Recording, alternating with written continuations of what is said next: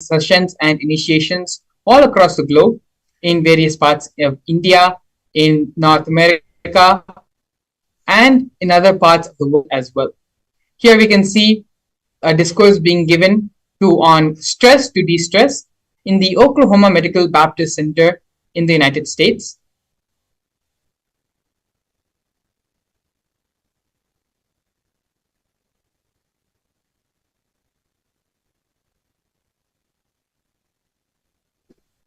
Further, in the history of the Kailasa and the Nithyananda Sangha, the Supreme Pontiff of Hinduism, in the 2015 Nasik Kumbh Mela and the 2016 Ujjain Kumbh Mela. In both Kumbh Melas, the Supreme Pontiff of Hinduism initiated thousands into the science and gave thousands the mass living enlightenment initiation.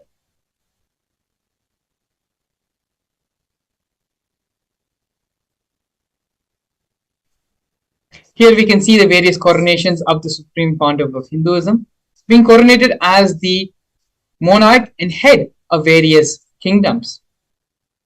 The first coronation which happened to the Supreme Pontiff of Hinduism was the coronation of the Kanchi Kailasa Saranya Peetham as the 233rd Guru Mahasannidhanam. Next, we have the coronation of the Suryavamshi Surangi Samrajya, the Supreme Pontiff of Hinduism, being coronated as the incumbent emperor of the Surangi Samrajya. We then have the Supreme Pontiff of Hinduism being coronated as the present 23rd Guru Mahasannidhanam of Dharma Mukti Swargapuramadina. In the year 2012, the Supreme Pontiff of Hinduism was coronated as the present 293rd Jagat Guru Mahasannidhanam of Kailasonatha Shyamapita Sarvanyapita. In the same year, the Supreme Pontiff of Hinduism was also coronated as the Mahamandaleshwar of the Mahanirvani Akhada, which is the largest apex monastic order in Hinduism. In the following years, the Supreme Pontiff of Hinduism was coronated as the 1008th Acharya Mahamandaleshwar of the Atal Akhada, which is the head of all the spiritual leaders, and the Atal Akhada is the ancient apex body of Hinduism.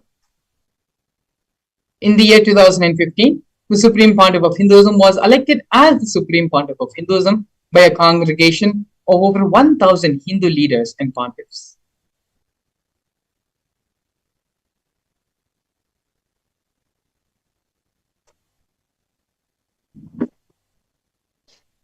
The sovereign state of Sri Kailasa is a macrocosmic, ancient, Hindu enlightened civilizational nation whose vision is living enlightenment for all of humanity.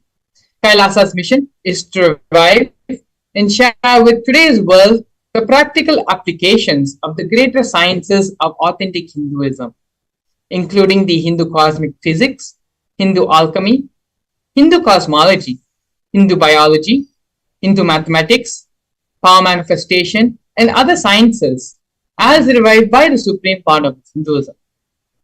These sciences were once practiced freely in over 56 different nations across the continent, but are now facing extinction due to persecution happening over a millennium.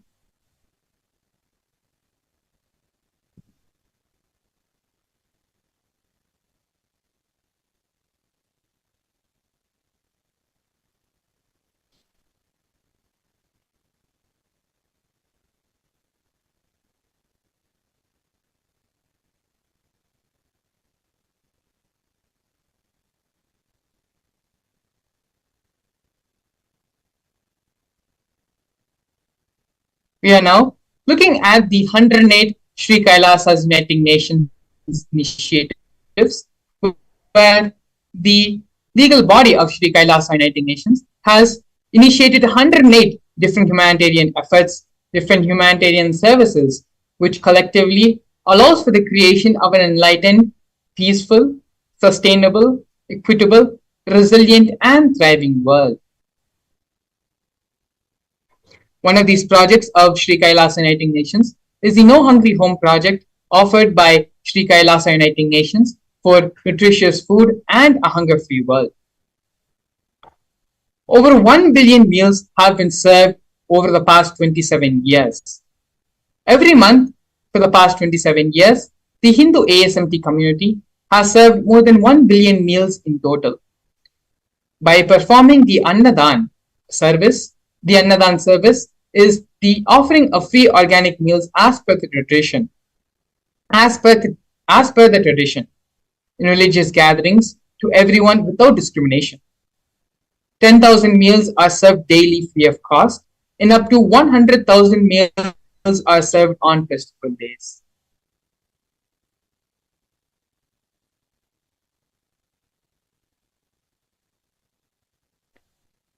Next, we are looking at Kailasa's protective and preventive COVID care centers offered by Sri Kailasa Uniting Nations for affordable and holistic health care.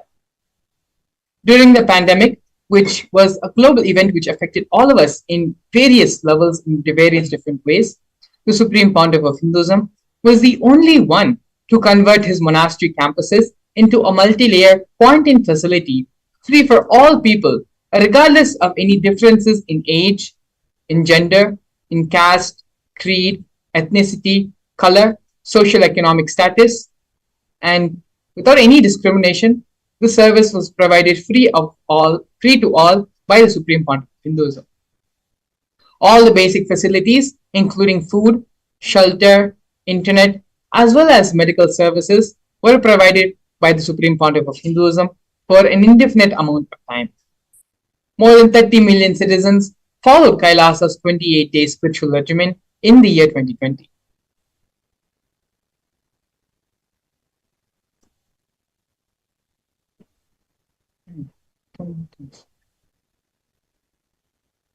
Next, we're looking at the Nithyananda Hindi University and the Nithyananda Gurukul offered by Sri Kailasa Uniting Nations for education reform and development.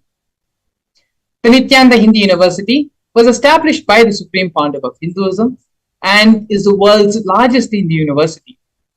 The Nithyananda Gurukul was inaugurated by the Supreme Pontiff of Hinduism on the 2nd of October in the year 2006. The Nithyananda Gurukul is the revival of the ancient Adi Shaivite Guru-disciple education system, which is the authentic knowledge transmission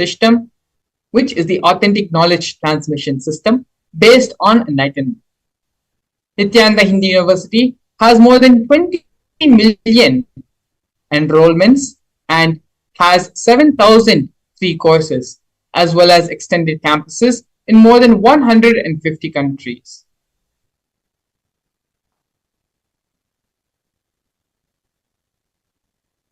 Next, we're looking at the Nithyananda Jnanalaya project and Hinduismpedia offered by Sri Kailasa Uniting Nations for the protection of Hindu scriptures.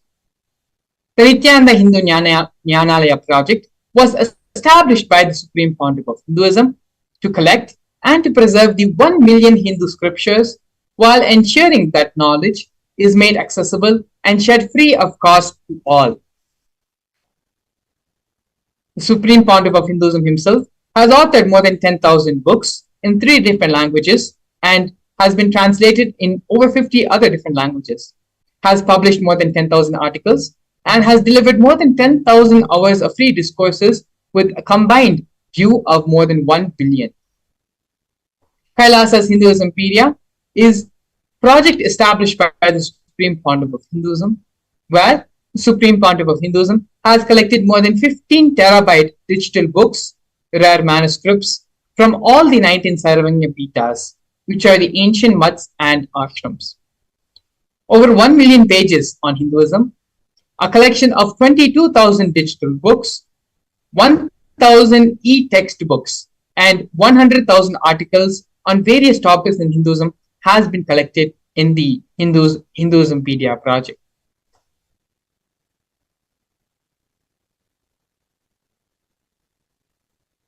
The next project which we are looking at is the Confluences for World Peace offered by Sri Kailasa Uniting Nations for global peace and religious harmony. In the year 2009, the Supreme Pontiff of Hinduism organized a month-long peace walk covering 1,000 kilometers and 1,000 villages to bring together harmony from all walks of life, to promote feeling connection and oneness among people. During the walk, health camps were conducted in villages along its path. As you can see here, photos of thousands and thousands of people coming together and doing the peace walk.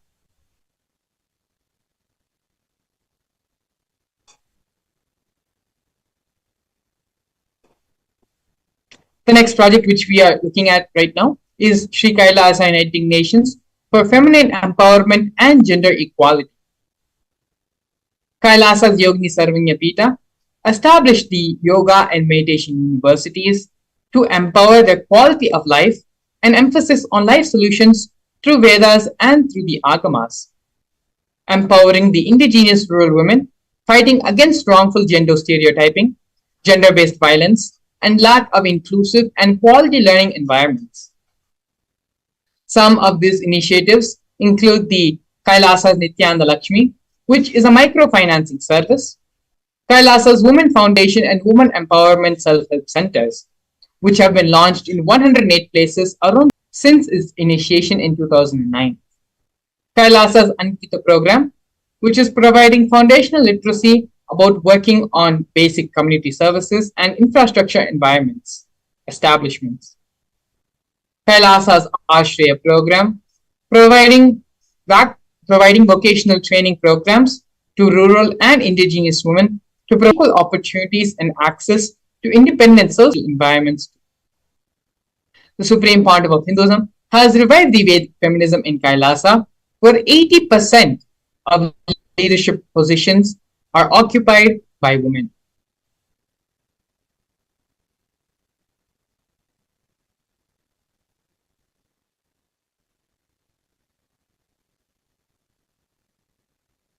Next here, we're looking at the Nithyananda Yoga offered by Sri Kailasa Uniting Nations for Yoga. The Supreme Pontiff of Hinduism has revived 108 scientifically validated kriyas, specifically targeting the 108 major diseases and disorders such as diabetes, arthritis, blood pressure, and rheumatism.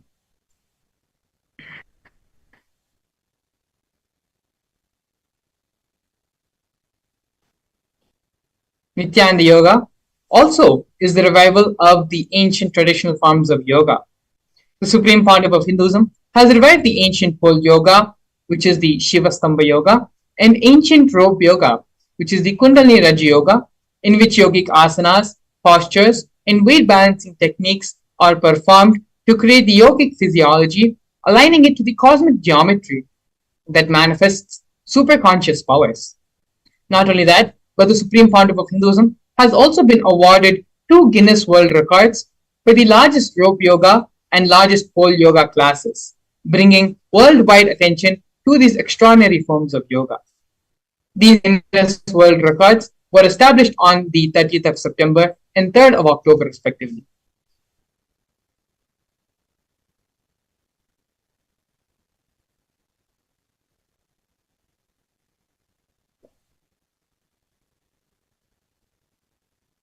Here, we can see one of the most historic moments in the history of Sri Kailasa, where Kailasa, the first nation of Hindus, led by the Supreme Pontiff of Hinduism, Bhagavan Sri Nithyananda Paramashivam, spoke on behalf of the 2 billion global Hindu diaspora at the 14th session of the United Nations Forum on Minority Issues.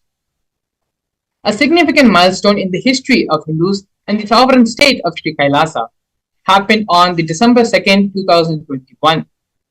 His Excellency Sri Nitya Moksha Priyananda, Ambassador Extraordinary and Plenipotentiary of Kailasa, represented the persecution of Hindus at the 14th session of the United Nations Forum on Minority Issues. The theme of the forum was conflict prevention and protection of human rights of minorities. This was the first time the plight of persecuted Hindu minorities was represented in the United Nations. The systematic generational attacks on Hindu traditions were highlighted in this.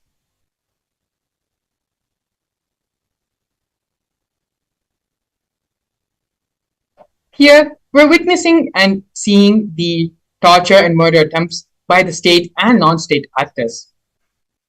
Over 70 assassination attempts and physical attacks on the Supreme Pontiff of Hinduism have happened in India and abroad. More than 40 attacks on community members, destruction of monasteries and temples, over 60 incidences of attacks and molestations, of rape of women and women monks, intense lawfare through the 100 false legal cases being falsely accused on the Supreme Court of Hinduism, intersectional persecution using the entire government mechanism, politically owned media, police, and judiciary controlled by politicians, inciting mob violence through social media. These are just few of the many, many ways the Supreme Pontiff of Hinduism is being illegally persecuted and attacked for reviving Hinduism and for giving humanity the superconscious break. Despite all this illegal lawfare happening on the Supreme Pontiff of Hinduism, the Supreme Pontiff of Hinduism, against all odds, has built Sri Kailasa, has built the only Hindu nation for Hindus, and to revive, protect Hinduism, and to give the superconscious breakthrough to humanity.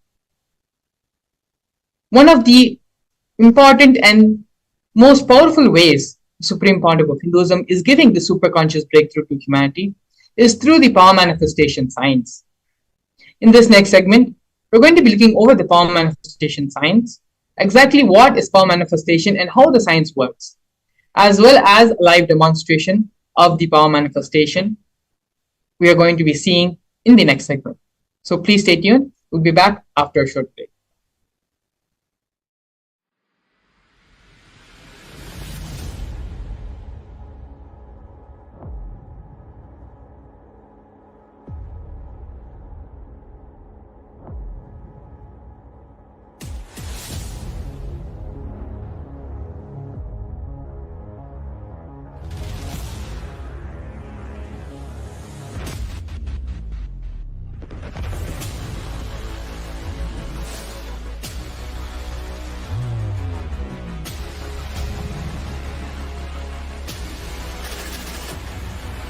You will become Paramashivam.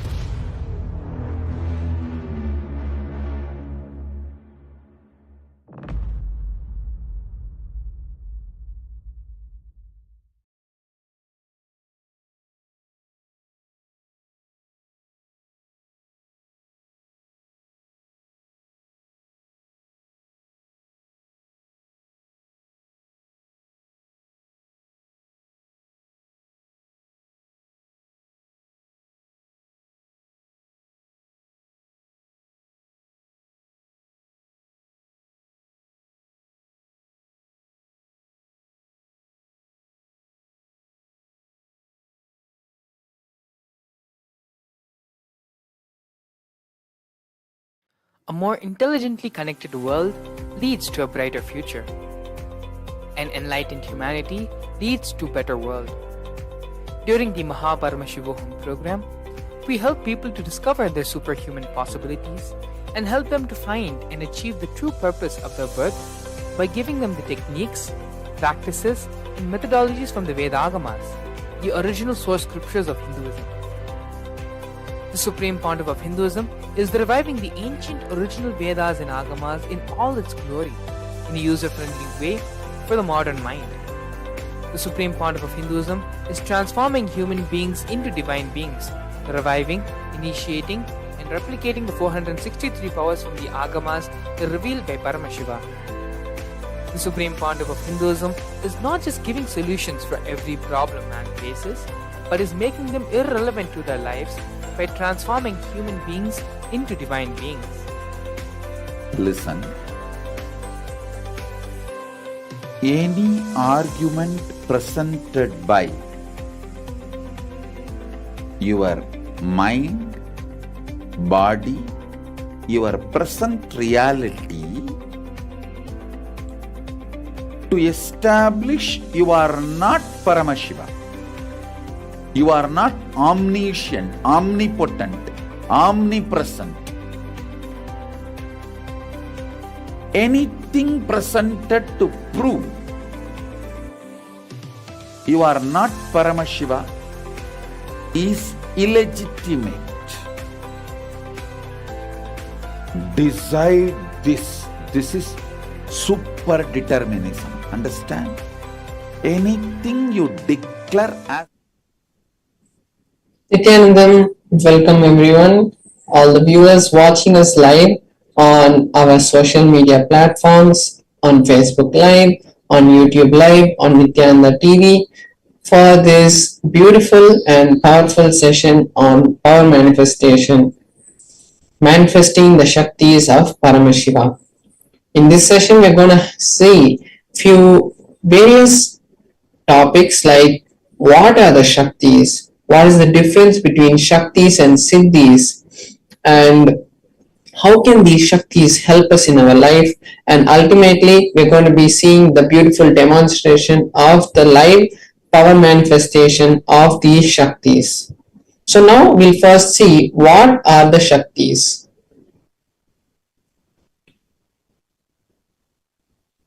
So in the Vedagamas, the source scriptures of Hinduism, Paramashiva reveals in elaborate detail that every human is hardwired to be able to manifest the Shaktis, extraordinary Shaktis of Paramashiva.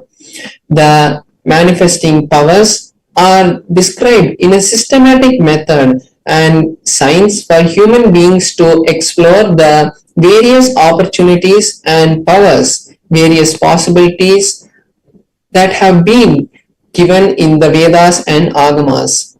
Shaktis manifest from the fundamental space that I am divine, I am Paramashiva, and not that I am a human being going to manifest Paramashiva.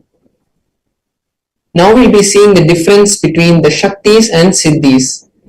So we have on one hand the Shaktis which express from the space of Paramashiva.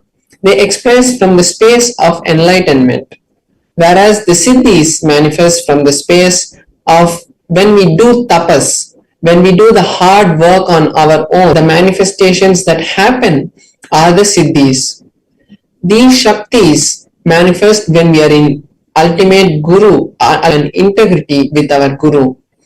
And the Shaktis is the manifest from the source of enlightenment. So when we get to the space of enlightenment, these Shaktis manifest, whereas the Siddhis manifest only on the path of enlightenment, and they are not the ultimate goal. The Shaktis are manifested from Paramashiva, and after the initiation of the Guru, any human being can manifest these Shaktis, but Siddhis are not for everyone because it takes that hard effort of that physical penance that you have to do to manifest them. And the Shaktis are permanent, whereas the Siddhis are not permanent and distract us from the path of enlightenment. Now we're going to be seeing the Pramanas. So Pramanas are the evidences for the power manifest. There are 4 different evidences that prove and time test and foolproof these Shaktis of Paramashiva. The 4 Pramanas or the 4 evidences are the Shastra Pramana, the scriptural references which are directly from the Vedas and Agamas, as these 2 scriptures are directly revealed by Paramashiva to humanity. These are the ultimate source scriptures. And then we have the Apta Pramanas, who are the ancient rishis, the experience of the ancient rishis and enlightened masters who were the scientists of Sanatana Dharma. Their experiences, their experiments, and their sharings to the world come to us as the Apta Pramana. The Atma Pramana is the time-tested and foolproof and verified manifestations and experience from the life of the Supreme Pontiff of Hinduism, who after manifesting these Shaktis verifies it with the Shastra Pramana and the Apta Pramana, and then shares it to us as his personal experiences, the Atma Pramana.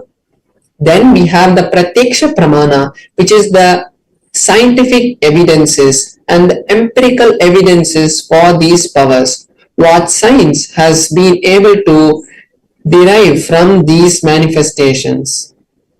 So first we'll be seeing the Shastra Pramana for the power of third eye.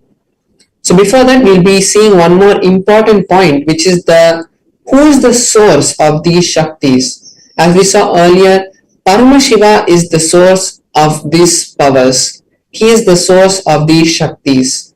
Paramashiva is the supreme divinity, and he is omnipresent, self-effulgent and omnipresent all around us, because from him this whole creation is created, whether it is me who is talking or it is the whole universe that is being created and being rejuvenated through the 5 actions of Paramashiva. This whole cosmos is manifested from Paramashiva.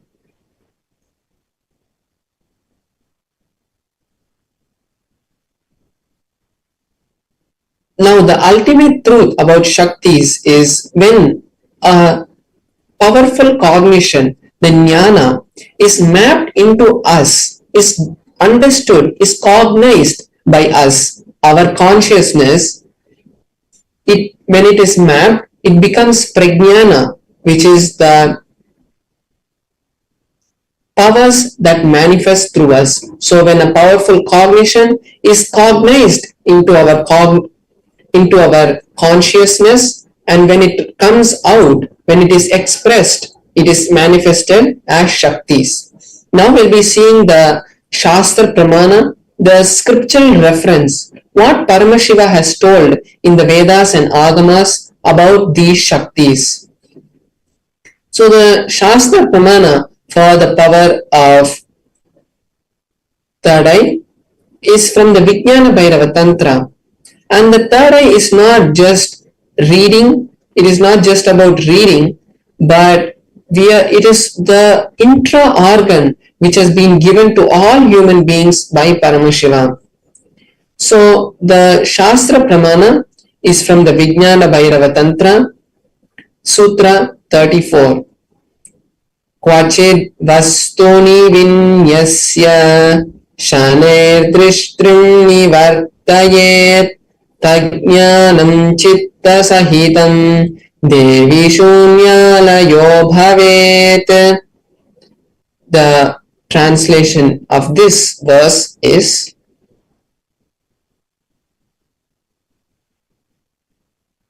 by fixing the mind on the inner space within the crown center and sitting stably without any movement and having the eyes closed in succession to the third eye, by that stability of the mind and inner space through the power of the third eye, one directly sees the ultimate goal, Lakshyam, by having the vision beyond the sight that reveals any object or place, attaining the space of oneness with the source Paramashiva. So as we can see here, the beautiful explanation of the methodology of how to use the third eye to have the extraordinary powers manifest has been revealed by Paramashiva in this verse. Next, we'll be seeing the Apta Pramana, which is the experience and the happenings that have happened in our history, in the lives of various enlightened masters and incarnations. In this Apta Pramana, we'll be seeing the beautiful Pramana from the Bhagavad Gita, this historical event of the Bhagavad Gita in the Mahabharata. Bhagavan Shri Krishna is asked by Arjuna that Arjuna wants to see the cosmic form, the Vishwarupa Darshana of Krishna. But Krishna tells in the 8th verse of the 11th chapter, but you cannot see my cosmic form with these physical eyes of yours. Therefore, I grant you the divine vision of the third eye. Behold my cosmic form. So we can see in this verse how directly Bhagavan Shri Krishna is initiating Arjuna into the science and the power of third eye. And also in the same story, we can see how Sanjaya, the charioteer of a blind king who is Dhritarashtra, the father of the of the Kauravas, and the uncle of the Pandavas, who was blind, was told the whole was he was narrated the whole story of the Mahabharata war which was happening by Sanjaya, who was also initiated. Next, we can see the Atma Pramana, the personal experience of the Supreme Pontiff of Hinduism, how he experienced this Pramana. In his own words, the Supreme Pontiff of Hinduism says, the first experience that I was able to see everything around me, above me, the whole 360 degrees, 10 directions and below me. Also, I realized not only I was able to see, I was able to feel and experience all that around me. So this is the beautiful experience from the life of the Supreme Pontiff of Hinduism. Now we are going to be seeing the Pratyaksha Pramana, which is the scientific evidence of this power. So we can see how here in this picture, the Supreme Pontiff of Hinduism itself is going under the PET scan, which is the positron emission tomography, which is a method that the scientists used on the Supreme Pontiff of Hinduism to measure the activity in the brain. And when they did that, they were able to see high activity measured in the frontal lobe where the third eye is located. Correctly in this area, in the images that they had got from the machines, they were able to see high amount of activity being radiated from the third eye region. So this is a beautiful Pratyaksha Pramana, how the test was conducted on the Supreme Pontiff of Hinduism itself, and they were able to see the experience that the Supreme Pontiff of Hinduism had. Now we're going to be seeing the power of consciousness over matter, which is one of the powers from the third eye, which manifests from the space of the third eye. So first we'll be seeing the Shastra Pramana. The Shastra Pramana is also from the Vijnana Bhairava Tantra, Sutra 120, Dharana 95. Kvachid vastuni vinyasya shanay drishtim nivartayet tajnanam chitta sahitam devi shunyalayo bhavet. Beautifully, Paramashiva says, having fixed one's eyes on a particular object, vastu, one should slowly withdraw the sight from that object as well as slowly eliminate the knowledge of that object along with the thoughts and impressions. Then, O Devi, one abides in Shunya, the state where there is, which is the space of all inclusiveness and infinite oneness. So we can see how in this verse also, Bhagavan Paramashiva is beautifully giving us a step-by-step process of how to manifest the powers. Now, we will be having a live demonstration of this power, and I will be manifesting this power. So what I'll be doing is, I have my Atmalinga.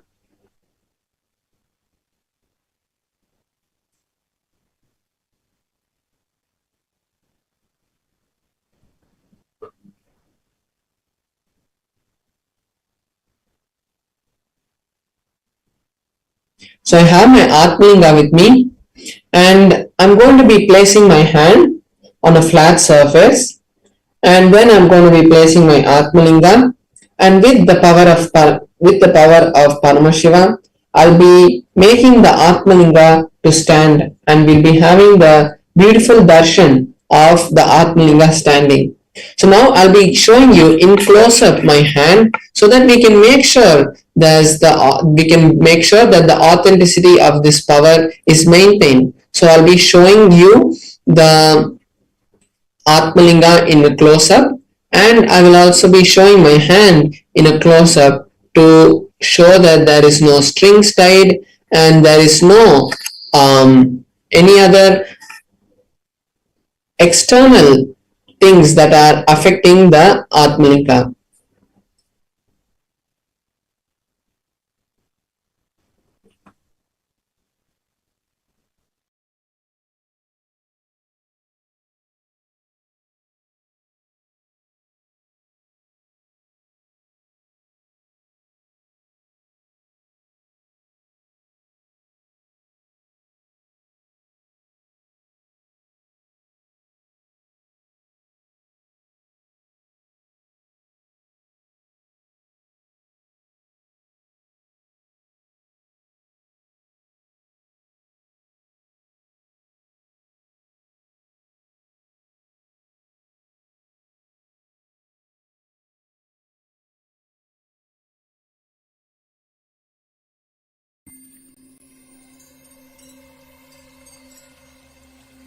I welcome you all with my love and respect.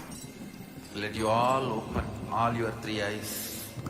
Om Nithyananda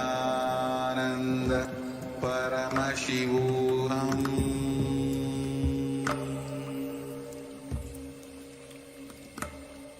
Om Nithyananda Paramashivam.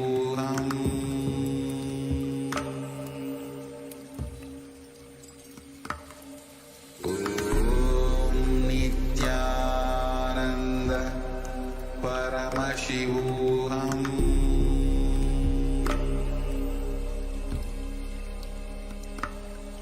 Om Nithyananda Paramashivam.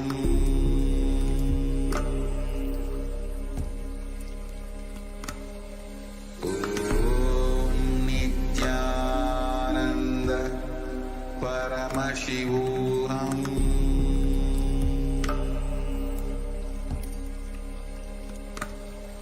Om Nithyananda.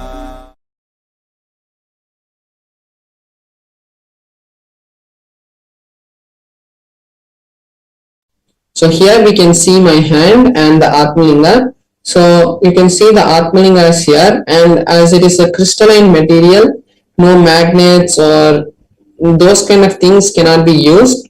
And also we can see, as I'm showing in a close-up, that there are no strings tied, there is no glue on my hand, and there is nothing in my hand which can be used to make the Atmalinga stand.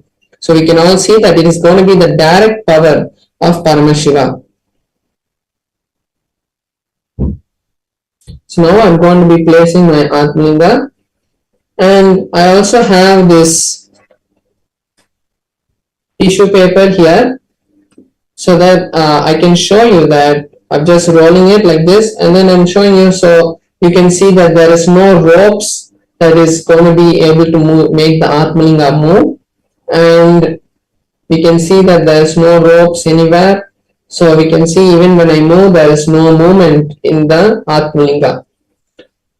So now I'll be chanting the Mahavakya intensely and connecting to Paramashiva, and from that space of oneness and Advaita, I'll be making the Atmalinga to stand. So all of you viewers watching us live now can also take this beautiful opportunity to manifest these Shaktis of Paramashiva, and any desire or reality that you want to manifest, you can take this time to do these, to post your requests in the chat, and when you post it, you will be able to see the direct manifestation happening, because when we manifest the powers of Paramashiva, we are also entangling with Paramashiva. So now I'll be chanting the Mahavakya, and we'll all be having seeing the beautiful manifestation, and you can also take this time to manifest any power that you want, because when we entangle, we are creating a beautiful ecosystem, a Vata Varna, to manifest the power.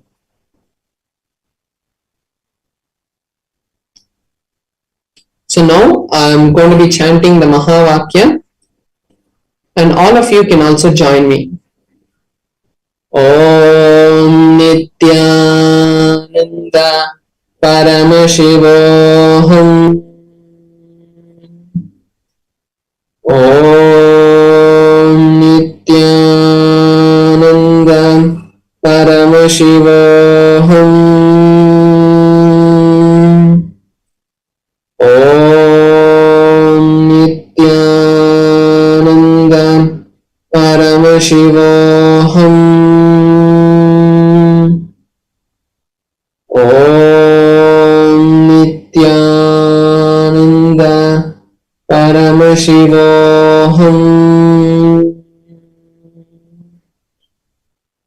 Om Nithyananda Paramashivam.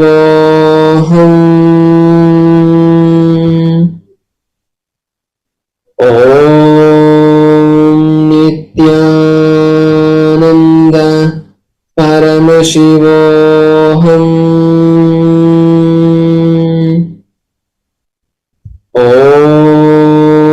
Nithyananda Paramashivam.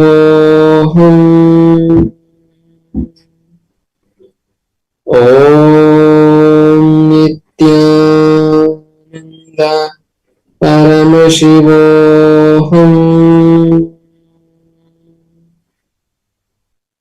Om Nithyananda Paramashivam.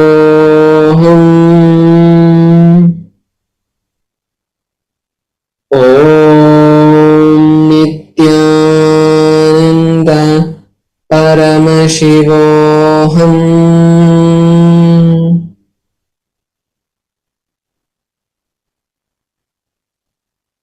Yes, now as we have seen the beautiful manifestation, we can all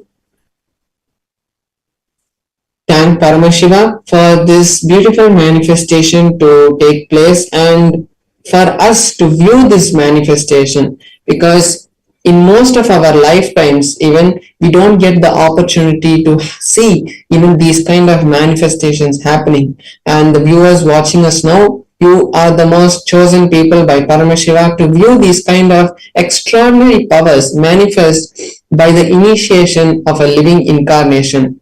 So now let's take these few minutes for us to also manifest this power, but we are going to manifest in a real life way. So you are going to scan the QR code and create the intention for manifesting the reality of Paramashivoham, because that is the best place where you can really manifest these powers, create the ultimate realities of your life, fulfill all your desires, and have the beautiful, intimate sessions with the Supreme Founder of Hinduism, where he is going to guide you to success in all the aspects of your life. And when you are going to create the intention for these manifest, the only time you are going to really create that is the time you are really going to create the happenings into reality, the desires into reality. So I request all the viewers watching us now to take this beautiful time to scan the QR code and go to paramashivoham.org and create your reality by starting with the intention. You may think, oh, I don't have money and I have no way it's going to happen, but all of us know that when the Supreme Founder of Hinduism can make a crystal linga to stand up, it is the same as bringing money to you. So let's now take this beautiful time to register ourselves and manifest that reality. So now we'll be going to the next session, and in the next sessions we'll be having a direct session from the Supreme Founder of Hinduism, where he will be guiding us in various satsangs. He will be guiding us on the aspects of karma. So that is going to be what we're going to mainly learn from today's session. So we'll be right back with you after a short break. Thank you, Nithyanandam. A more intelligently connected world leads to a brighter future. An enlightened humanity leads to a better world. During the Paramashivam program, we help people to discover their superhuman possibilities and help them to find and achieve the true purpose of their birth by giving them the techniques, practices, and methodologies from the Vedagamas, the original source scriptures of Hinduism. The Supreme Pontiff of Hinduism is reviving the ancient original Vedas and Agamas in all its glory, in a user-friendly way for the modern mind. The Supreme Pontiff of Hinduism is transforming human beings into divine beings, reviving, initiating, and replicating the 463 powers from the Agamas revealed by Paramashivam. The Supreme Pontiff of Hinduism is not just giving solutions for every problem man faces, but is making them irrelevant to their lives by transforming human beings into divine beings. Listen. Any argument presented by your mind, body, your present reality to establish you are not Paramashiva, you are not omniscient, omnipotent, omnipresent. Anything presented to prove you are not Paramashiva is illegitimate. Decide this. This is super determinism. Understand? You declare as illegitimate, will lose power over you, will die in few days, few minutes, maybe in few weeks, whatever few days it takes. It will not have power over you. Understand, this is the method for sudden enlightenment. This is the method for sudden enlightenment. It happens by the Shaktipada. Here Paramashiva is sitting to tell you all, you are Paramashiva, you are me, with Shaktipada and Shaktinipada. The Dvitiya Vijnasa Krama is an extensive sequence to prepare your body to receive the experience being given by the Supreme Pontiff of Hinduism. Through the yoga, which is aligned as per the source scriptures laid down by Paramashiva and the Agamas, you break all the impossibility in your body and in turn break the very cognition of possibility. The program leads you to go beyond your human frame and limiting human ideas, which prevents you from living your highest possibility. I will reach you wherever you are, whichever corner of the world you are. I will reach you with enlightenment. Again I tell you, I am not here to prove I am God, I am here to prove you are God. Don't wait to become divine. Register now at paramashivoham.org.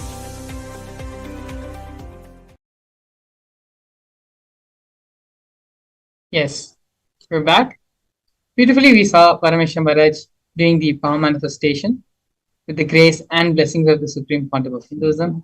He was able to manifest the power of consciousness over matter, which are one of the many powers of third eye, in which Paramashivam Maharaj was able to lift the Atmalinga from a horizontal position to a vertical position.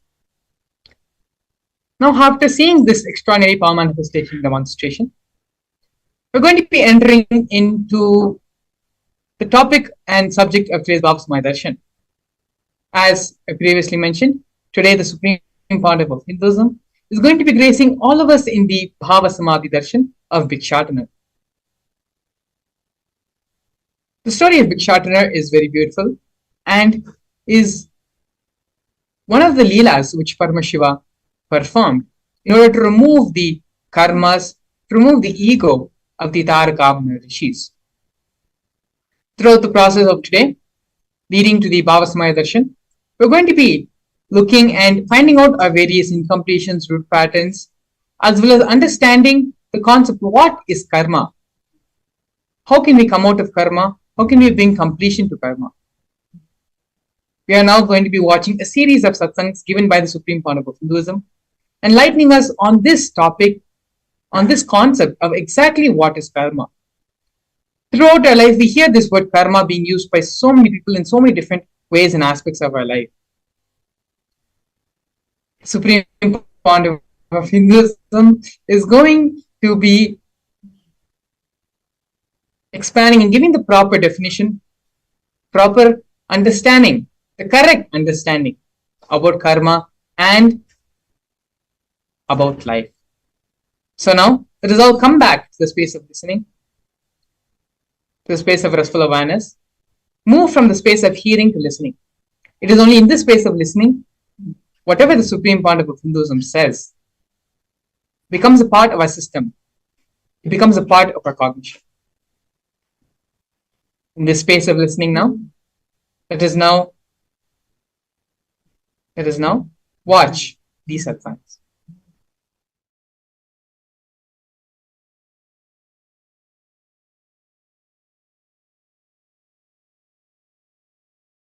Paramashiva's direct message from Kailasa.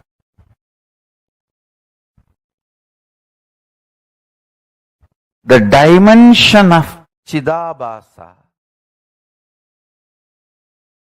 of the universe, where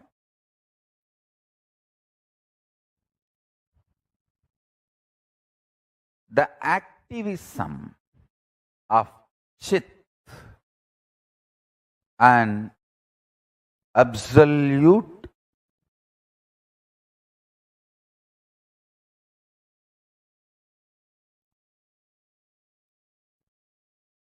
pure existential reality of Chit. Listen, the activism of Chit, we call it as Shakti. Its pure existence of Chit is called Paramapurusha.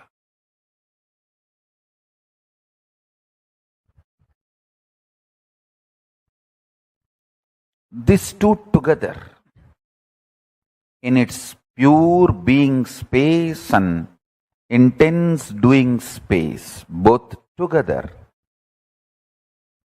is Chidabhasa.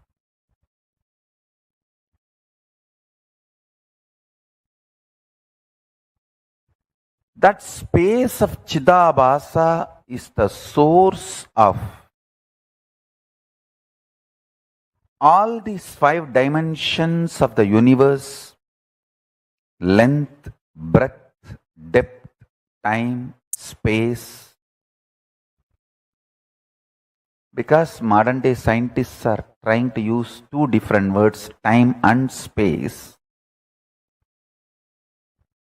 I am also using the same way, but in reality, time and space is a single sheet. One edge is called time, another edge is called space. There is no watertight compartment or clear fourth wall built between these two. As I said, for some people, that same 100-meter cloth, 70-meter will be time, 30 will be space. For some, the 30-meter will be time and 70-meter will be space. That the time, space, both are same sheet. Imagine. I can even use the word sheath. Avarana. Sheath. Sheath is also apt word. Understand?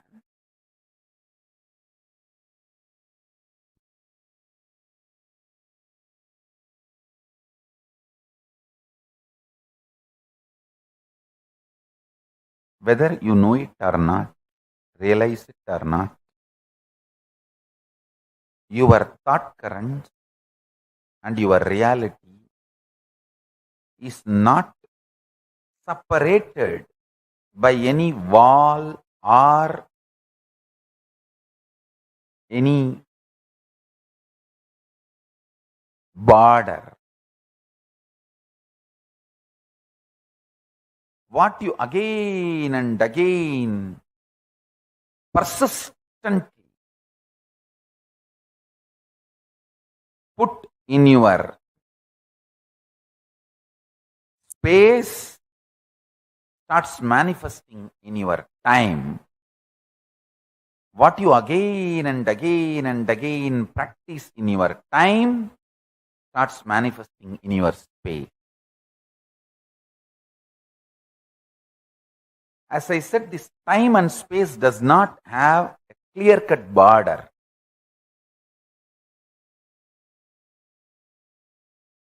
For some people,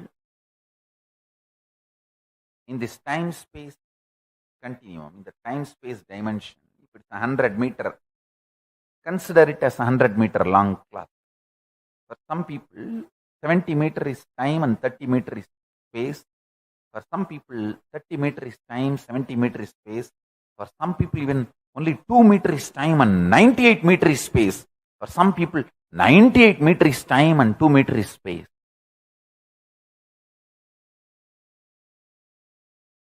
Listen. When the length dimension starts manifesting its possibilities in all its multiple level, it gives birth to breadth dimension.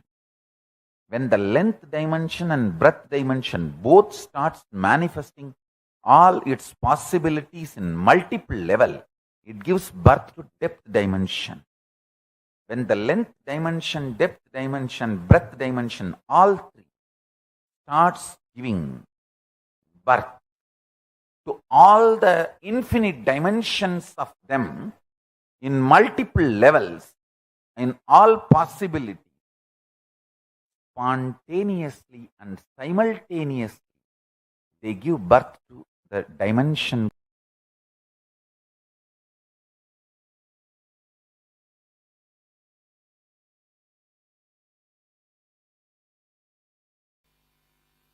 Any thought current or thought pattern in which you are stuck is karma. Listen. The thought current or thought pattern, any thought current, any thought pattern in which you are stuck is karma. Stuck thought current, suffocating thought current, suffocating thought pattern, suffocating thought trend is karma. Apply this one line definition in any zone of your life or any dimension of your life. Health. Any idea you have, thought current you have, thought pattern you have, which is not bringing health in you, is karma. Wealth. Any thought current, any thought pattern you have, which is not bringing wealth, what you want to cause as your reality in your life, is karma. Anything which is not letting you cause your reality, the stuck thought current which is in your reality, is karma. Understand? It can be in the field of your relationships, in the field of your wants, in the field of your needs, in the field of your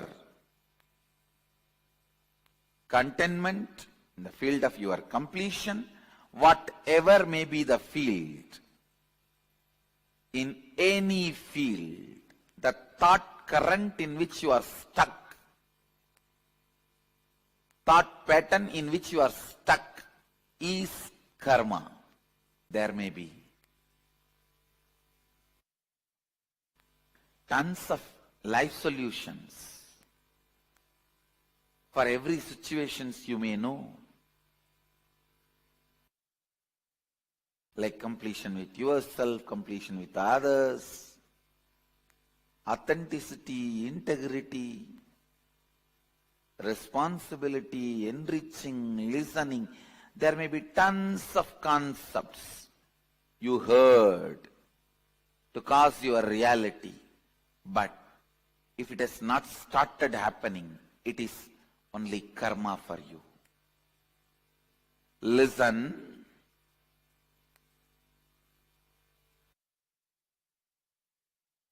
It means still somewhere your logic is not opened up. Any thought current which makes you feel stuck, suffocating, caught, is karma. Any thought current or pattern, thought pattern or lifestyle in which you are stuck, your reality is not caused, is karma. Any thought current, thought pattern which gives you a breakthrough, push to the next level of your reality, which is making you cause your reality, is liberation, is completion. Please listen.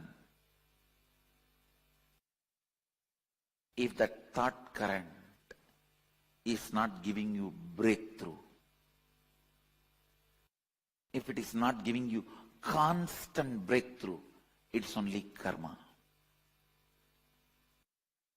Please understand, including my teachings. Only if it gives you breakthrough, it is completion. A thought current which can solve your problems partly, thought current which can cause your reality partly, is also karma. Good karma. That's all. But karma. The thought pattern which does not cause any of your reality is karma. The thought pattern which makes you more and more suffocating day by day is bad karma. The thought pattern which causes some part of your reality is good karma. The thought pattern, thought trend which causes all the things you want as reality is completion. If you are not able to cause even one reality you want, question the whole thought current you have. Question the whole series of thought current you have.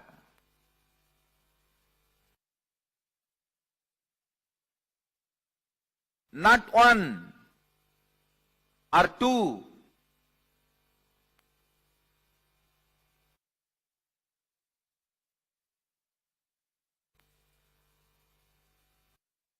Na iti. Not this. Na iti. Not this.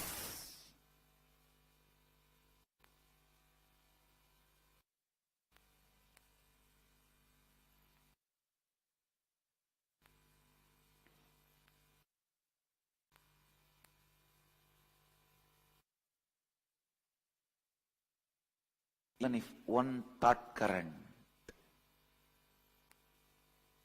is discarded completely, you master the method of discarding thought currents. Discarding thought currents is completion.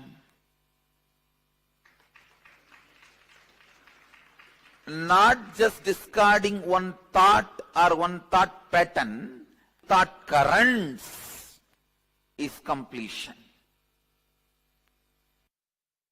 The time period you are stuck with one thought pattern is a year, season, in your life.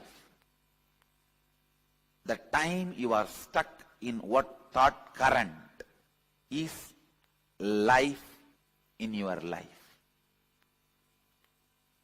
A thought current, the time you spend with one thought current in your long life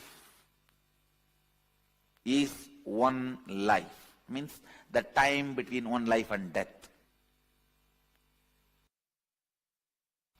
Understand?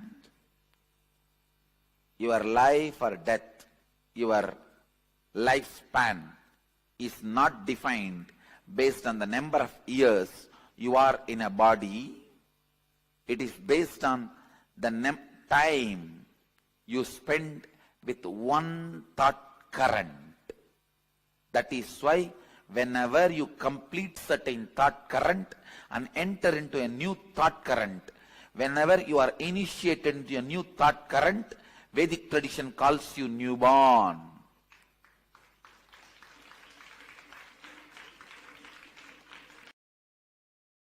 Karma is not something which you committed or omitted. It is not the dosha which comes due to something which you committed or omitted. It is the blind spots, unattended blind spots, are deluded understandings about the dharma, the software based on which you function, the source code of the software based on which you function. Blind spots about that software, delusions about that software's result is karma. People plan and work for poverty, but blame poverty on karma. Hey, listen. When you postpone what you need to do for money, you are doing what is needed for poverty. Understand? When you are postponing what needs to be done for wealth, you are preponing what is need to be done for poverty. When you don't want to be exposing your blind spots to yourself, when you want to be in delusion, when you are postponing what you need to do for wealth, you are preponing and doing what is needed for poverty. Learn to open your eyes to the software based on which you are functioning.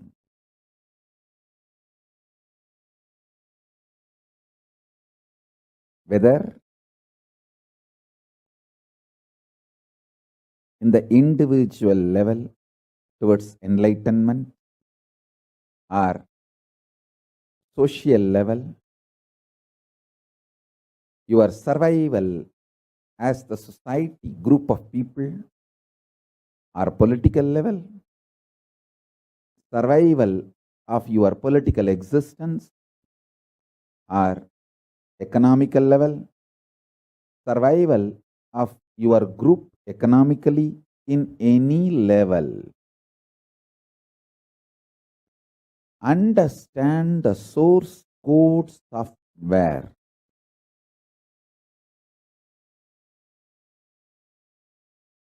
I understood the source code software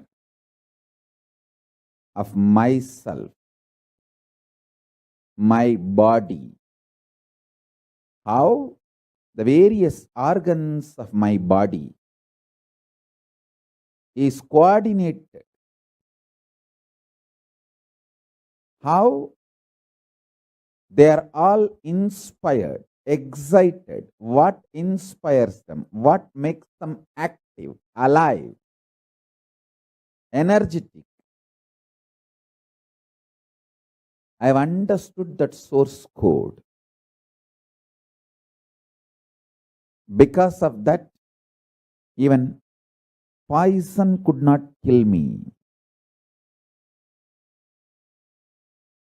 When anti-Hindu gang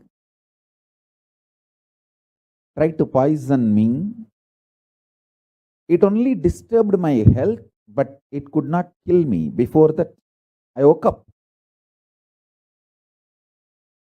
and did all the detoxing needed to be done. Now I am not only back with health, I have done anti-aging, the Kayakalpa process.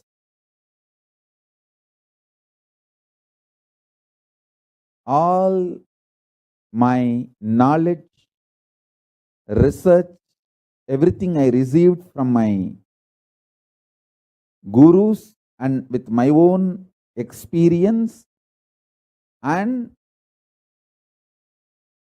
when I taught my disciples and from their experience, everything put together. Now the whole Kayakalpa science is ready, tested on my body. And when I understood the dharma of my body, how my intra-organs and internal organs and external body, physical body, all these are interconnected, coordinated, organized. How all my 5 structures relate with each other. The physical structure, breathing structure, mental structure, cognition structure, conscious structure, how all these 5 structures of me relate with each other. How?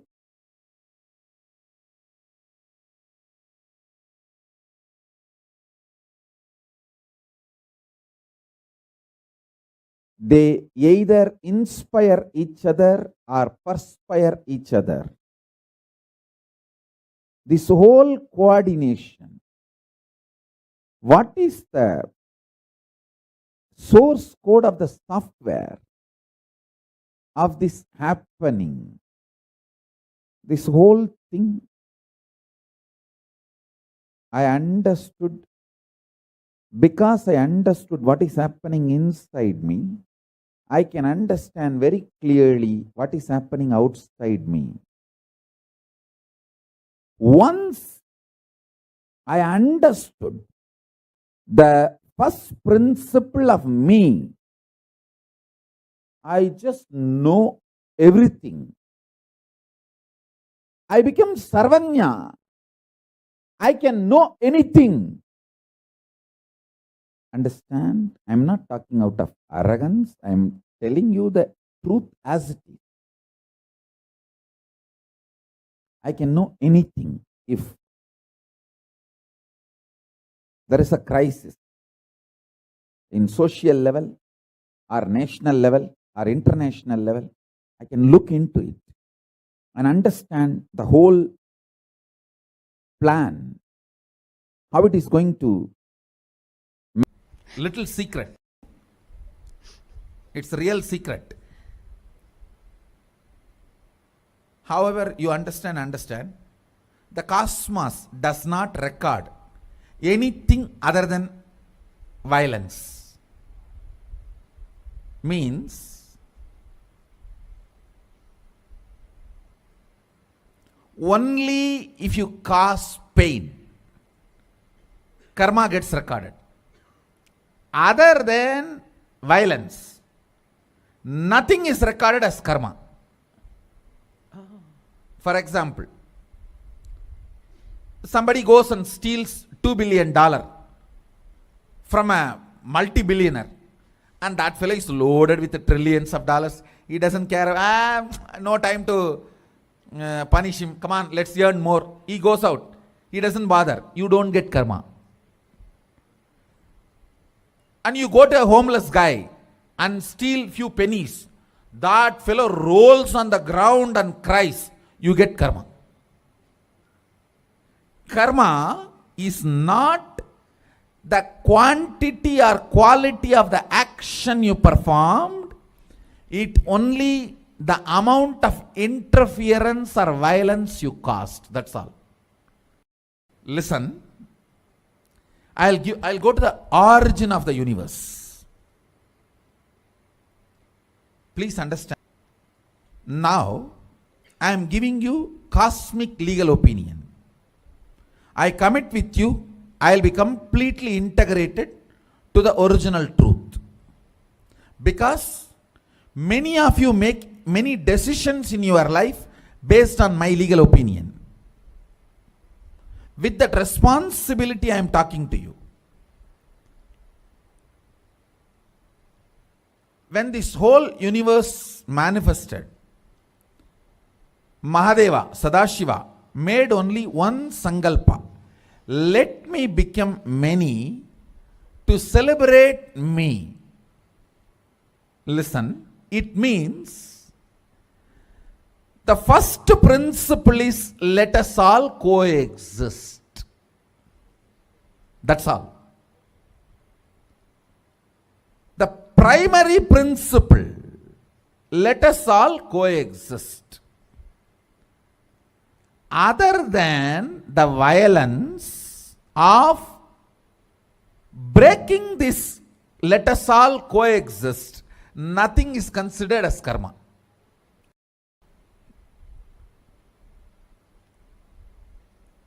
All of you are getting what I am saying? See, that infinity, when it decided to manifest as this universe and as all of us, only principle it declared is, let me become many to celebrate me. It means only one principle, let us all coexist, that's all. Only if you break that let us all coexist, karma comes. Other than that, nothing is a karma. Only thing recorded as a karma is violence, nothing else. All of you are getting what I am saying? For example, as I gave the example, that you take $1 billion and that fellow does not bother from whom you take, you don't get karma. You take 1 penny and that fellow rolls on the ground and cries, you get karma. Karma is only the suffering cost, nothing else. Good karma, the celebration cost, that's all. See, Mahadeva, he becomes many. He declares, let me become many to celebrate me. So more and more celebration you cast becomes good karma. More and more pain you cast becomes bad karma. That's all. The same rule applies. You may give $1 billion to somebody and he is not happy about it. You don't get good karma. You may be giving a penny to somebody and he is just praising you and glorifying. He is just ecstatic. You get good karma. It is the experience cost matters, not the other money or quantity or quality or the work of or any of that done. All of you are getting? Because the principle in which the universe, Brahmanda, is expanded. See, the universe manifests. It becomes that multiverse. That universe becoming multiverse, the principle or the first declaration with which it explodes is, let me become many to celebrate me. So anything you add as a celebration of ourself is a good karma. Anything you add to break that fundamental principle of coexistence is bad karma. That's all. Wow. Nothing else matters. What is karma? Disturbing the natural expansion process of the universe. Supporting the natural process of expansion is good karma. Trying to disturb is bad karma, that's all.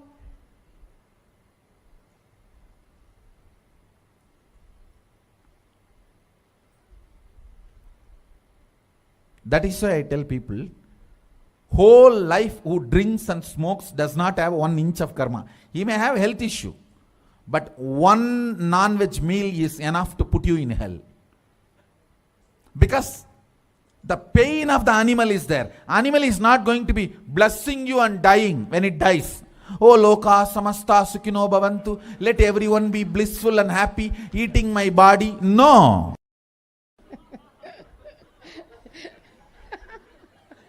No, tell me. Is there any animal? See the Facebook video, how they skin the animals. Tons of Facebook videos are there. There's on Facebook page that slaughterhouse without glass doors. Sorry, glass doors, slaughterhouse, something. There's on Facebook page. I get regularly. No. Maybe next session when I come, I'll try to get that. They say that if we put glass windows for the slaughterhouses, whole world will become vegetarian. Because you don't know what goes on for that meat to be in your plate. Karma is cosmic logic. In simple words, if I have to define karma,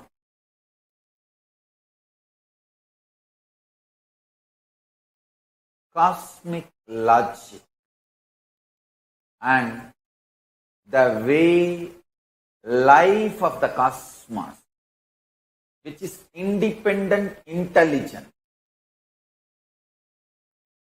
acts, reacts and responds is karma. Beautifully, Brihadaranyaka Upanishad defines karma.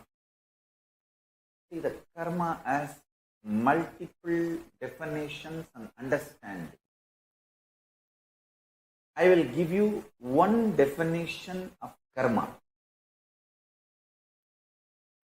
which is apt for us to listen and internalize during this situation, for this crisis.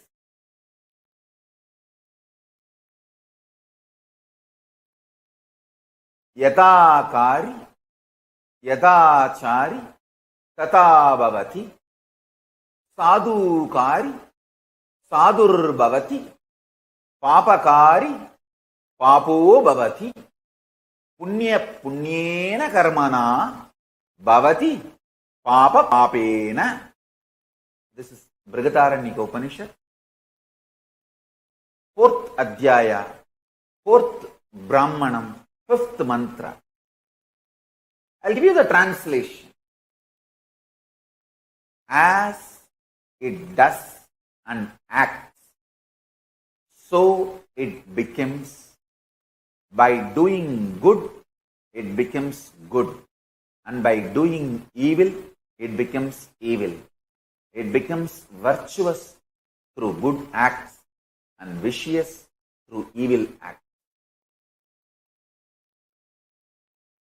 I'll give you one more definition of karma, cosmic logic, which is needed for all of us to listen and internalize during this crisis. Again, this definition is from Brihadaranyaka Upanishad, which is the source of Hindu scriptures. 3rd Adhyaya, 2nd Brahmanam, 13th mantra. Karma haiva tat prasatu punyo vai punyena karmana bhavati papa pape neti. Therefore, one indeed becomes good through good work and evil through evil work.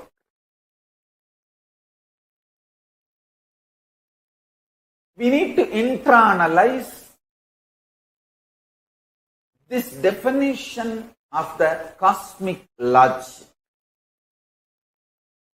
What is the papa we did? Understand?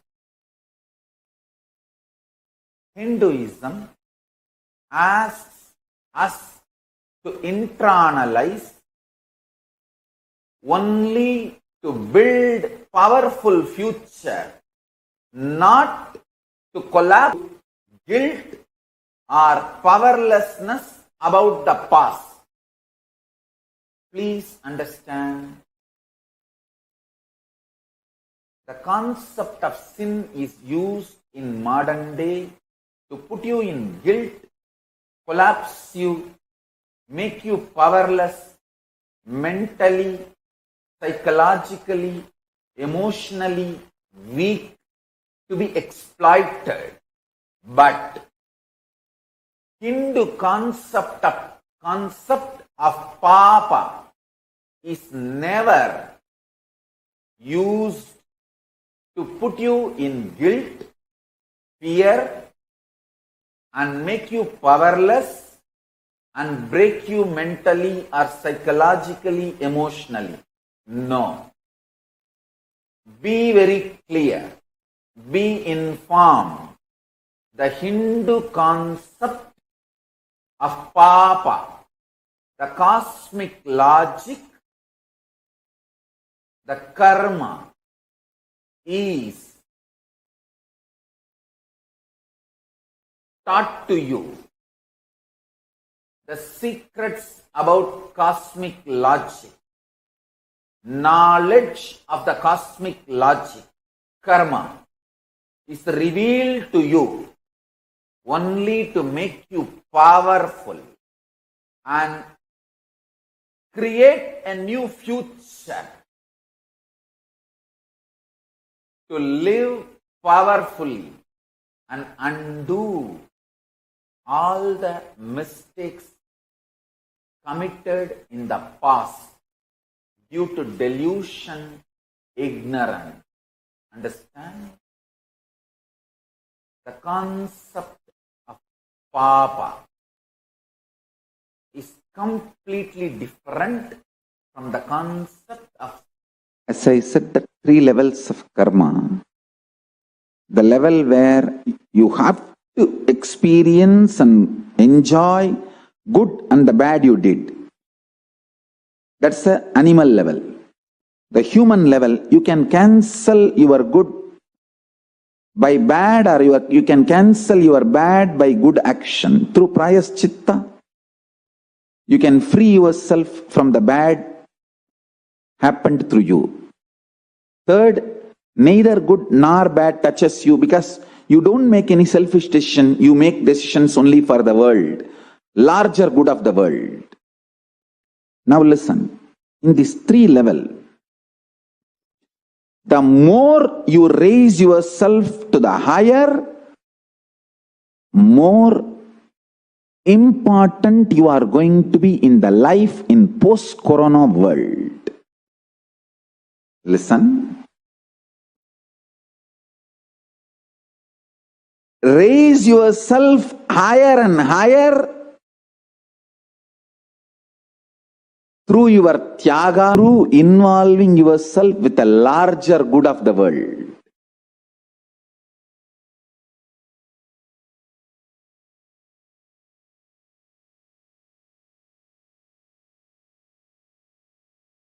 Yes, Nithyananda.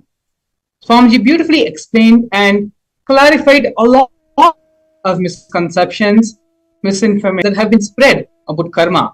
The fundamental concept of what is karma, how we accumulate karma, as well as how we can complete all our karma and become one with Paramashiva.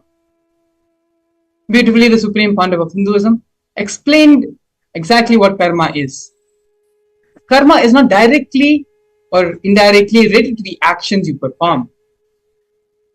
Swamiji beautifully explained, it is only when you inflict violence upon someone is only when karma is created. The only founding principle for accumulating bad karma is the pain and suffering that you inflict on another person. And the only way you can gain good karma is by the decisions and actions you make on becoming one, on bringing the oneness experience with everyone, in becoming inclusive and making more and more the space, the concept, and the community of oneness around you. Let us now look at the internalization exercise, which is going to help us understand this concept about karma in a much more deeper way.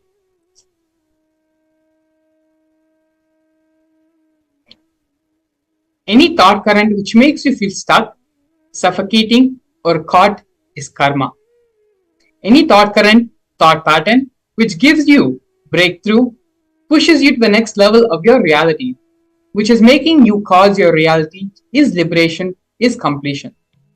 Actually, earlier in the satsang, Swamiji also mentioned that even if it is his own teachings, his own powerful cognitions, which the Supreme Pandava of Hinduism has given for all of us, even if that is keeping us in even if those cognitions, those thought currents are restricting us, constricting us, not allowing us to expand or bring health or manifest our realities, even those are karmas. It is only the thought currents, the thought patterns, or the reality in which the space of completion manifests more and more in our life. It is only those which brings us good karma and which liberates us from this continuous cycle of karma.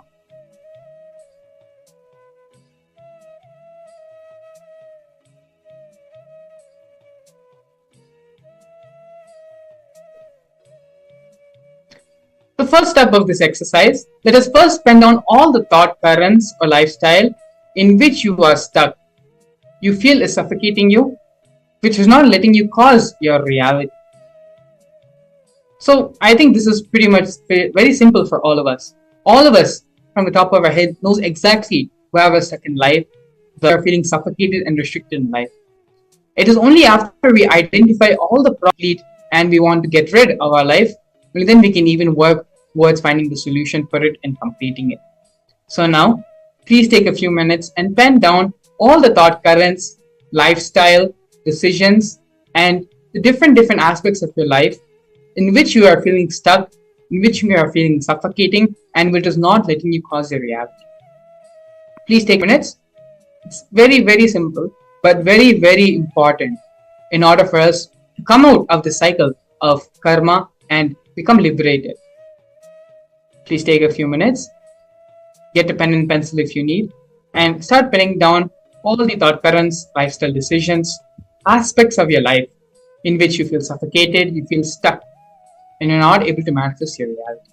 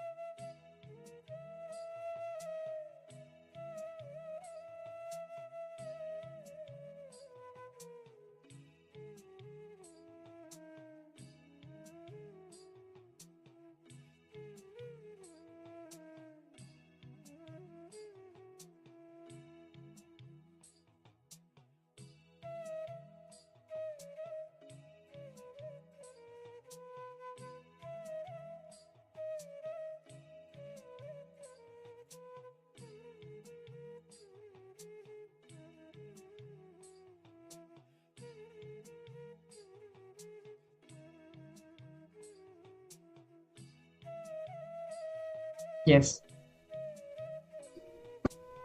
The most beautiful thing about all these exercises which we are doing before the program starts, before we have the Bhava Samadhi Darshan of the Supreme Pontiff of Hinduism, is that each and every day the Supreme Pontiff of Hinduism is giving a different way, completely different direction, different methodology, so that we can manifest our reality, so that we can live the life the way we want. So this is so exciting and so inspiring, so much of bliss just even talking about it. The way you can manifest the reality which you want right now just by doing this simple exercise and having the darshan of the Supreme Pontiff. Throughout our life, from the time we were small, from the time maybe we even start cognizing and remembering ourselves, whether we realize it or not, there have been many places where we know, we feel we are stuck, we are suffocating, there's something. Swamiji is giving the answers. We feel that way in those moments. Not only is he giving us the clarity and explaining to us about our own lives, Swamiji is also teaching us how we can manifest the reality which we want. And that starts by first penning down all the things which you want to change in your life, which you want to transform in your life. Manifest the reality, the life which you want to live. So please, with utmost sincerity, all the patterns, all the thought currents, the lifestyle decisions, every way you feel stuck, you feel suffocated, you don't know what to do, pen all those things now. Swamiji is going to be getting rid of all these incompletions in the Bhava Samadhi Darshan today. Continue to pen down all the patterns, problems, everything which you want to be removed from your life.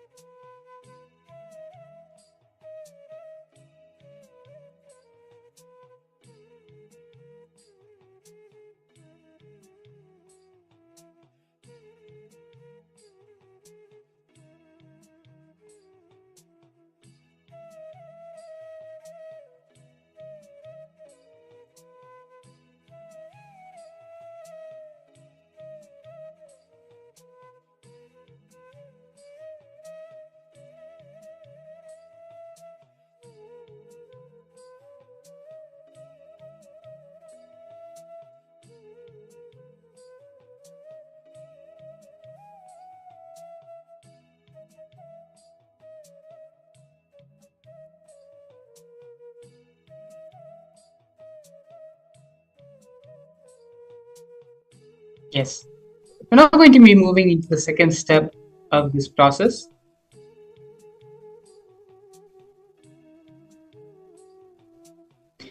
If you're not able to cause even one reality you want, question the whole thought current you are having. Question the whole series of thought currents you are having, not just one or two. Na iti, not this. Na iti, not this. Even if one thought current is discarded completely, you have mastered the method of discarding thought currents. Discarding thought currents is completion. Not just discarding one thought or one thought pattern, discarding thought currents is completion.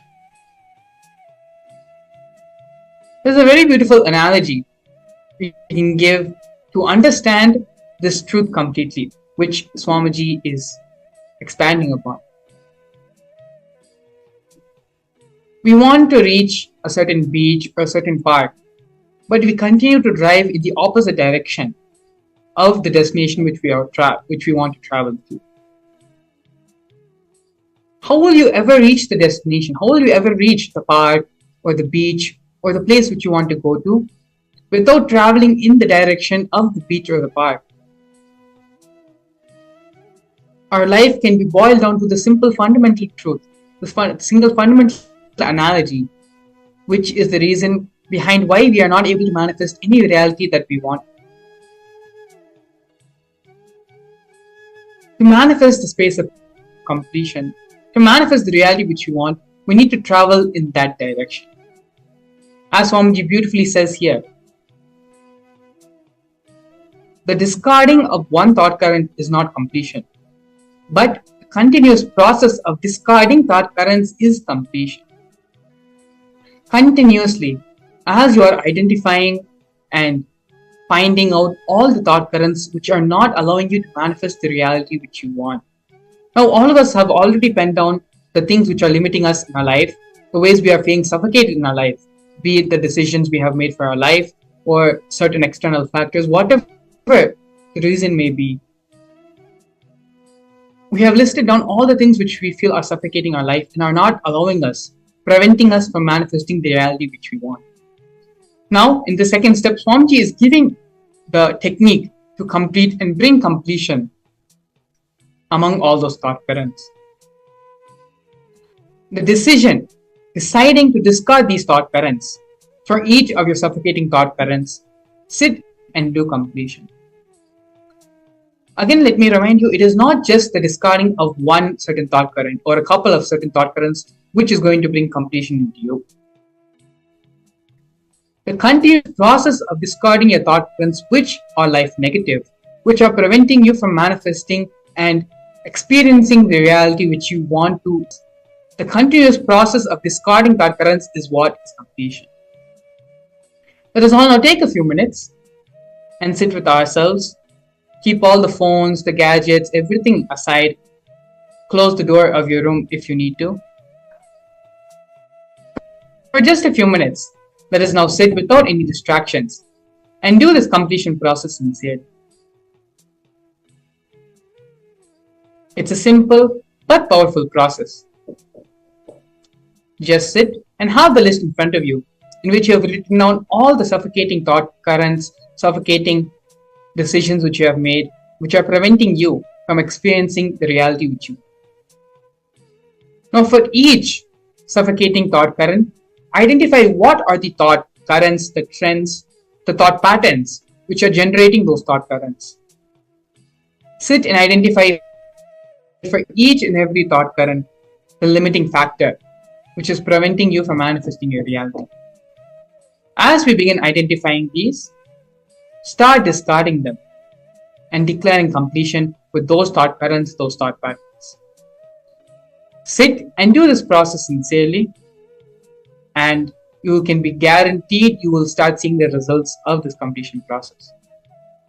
Not only that, once we have done this initial completion of identifying all the thought currents, the thought patterns, which are limiting us from experiencing our reality, the Supreme Pontiff of Hinduism, in a few hours, is going to be giving the Bhava Samadhi Darshan of Bhikshatana, through which the remaining thought currents, thought patterns which are beyond us which we are not able to see, which we are not able to identify, Swamiji will do them for us.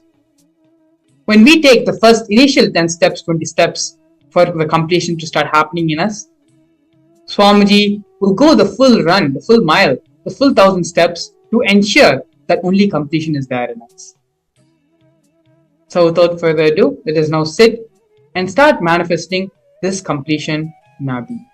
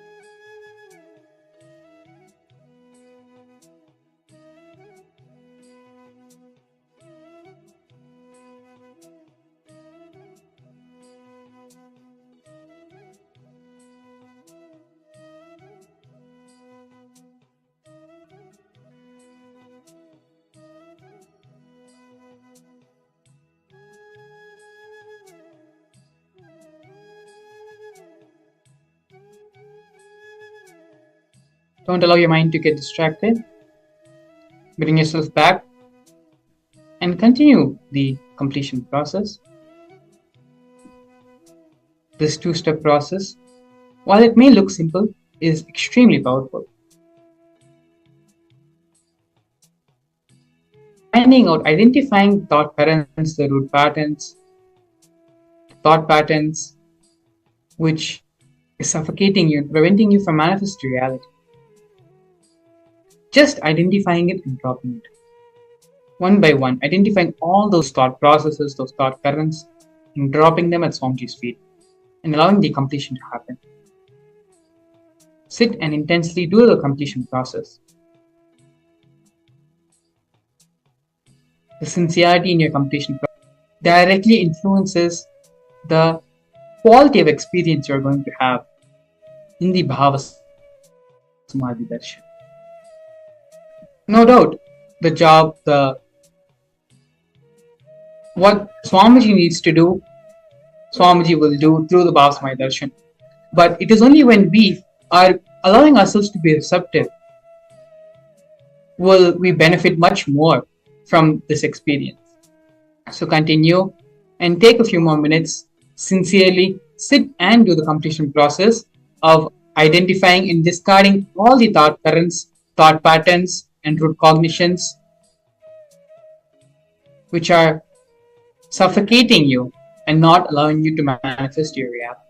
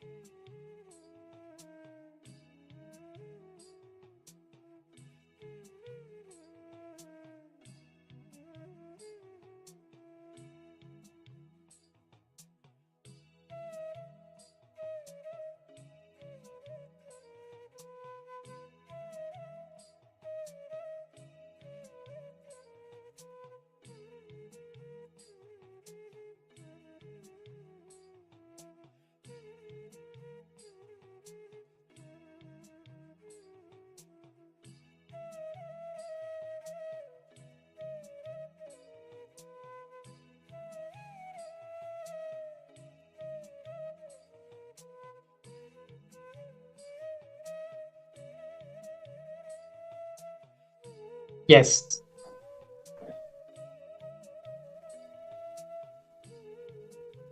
Now that we have going through the completion process and identifying and discarding all our old thought currents, all our suffocating thought currents, it is now time to move into the next step, next process of relieving and coming out of these karmic cycles.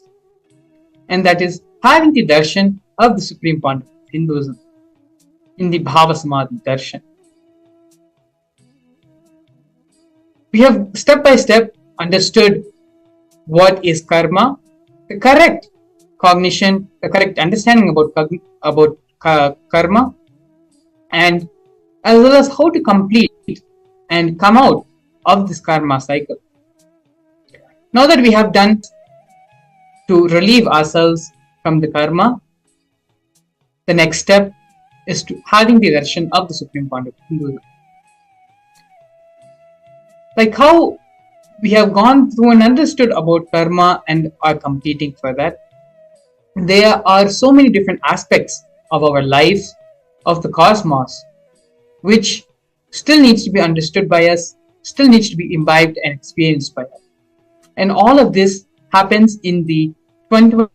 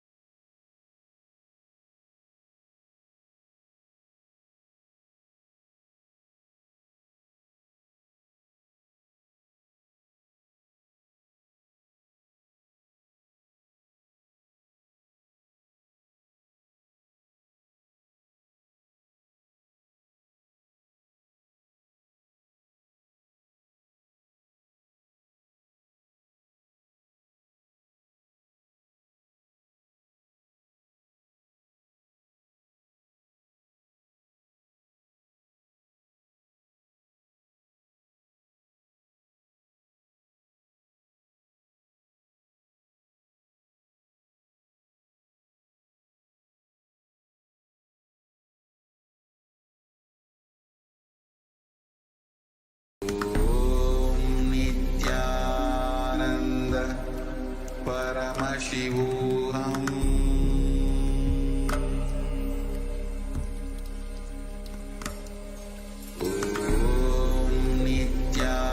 Nithyananda Paramashivam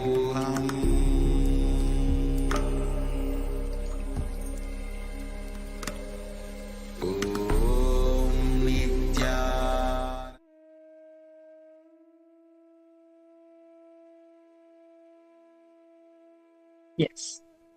So now, please follow the link in the description, in which is running as a scroll, paramashivahom.org. There's also the QR code which you can scan. And through the Mahaparamashivahom program, not only will patterns and restrictions which are happening on your life, which is preventing you from manifesting your ultimate reality, will be relieved, but also the experience of the multiple dimensions, the vertical time zones, and all these various aspects of reality of the cosmos can be experienced by you. Not only that, but Bhava Samaya Darshan is also happening when you register yourself for the program. After registering yourself for the Mahaparamashivam program, you will be sent an email where you can join the private two-way video conferencing and have the Diksha, have the darshan of the Supreme Pontiff in Hinduism. Now, take some time to register yourself for the Mahaparamashivam program, and we'll be back with you shortly after a break.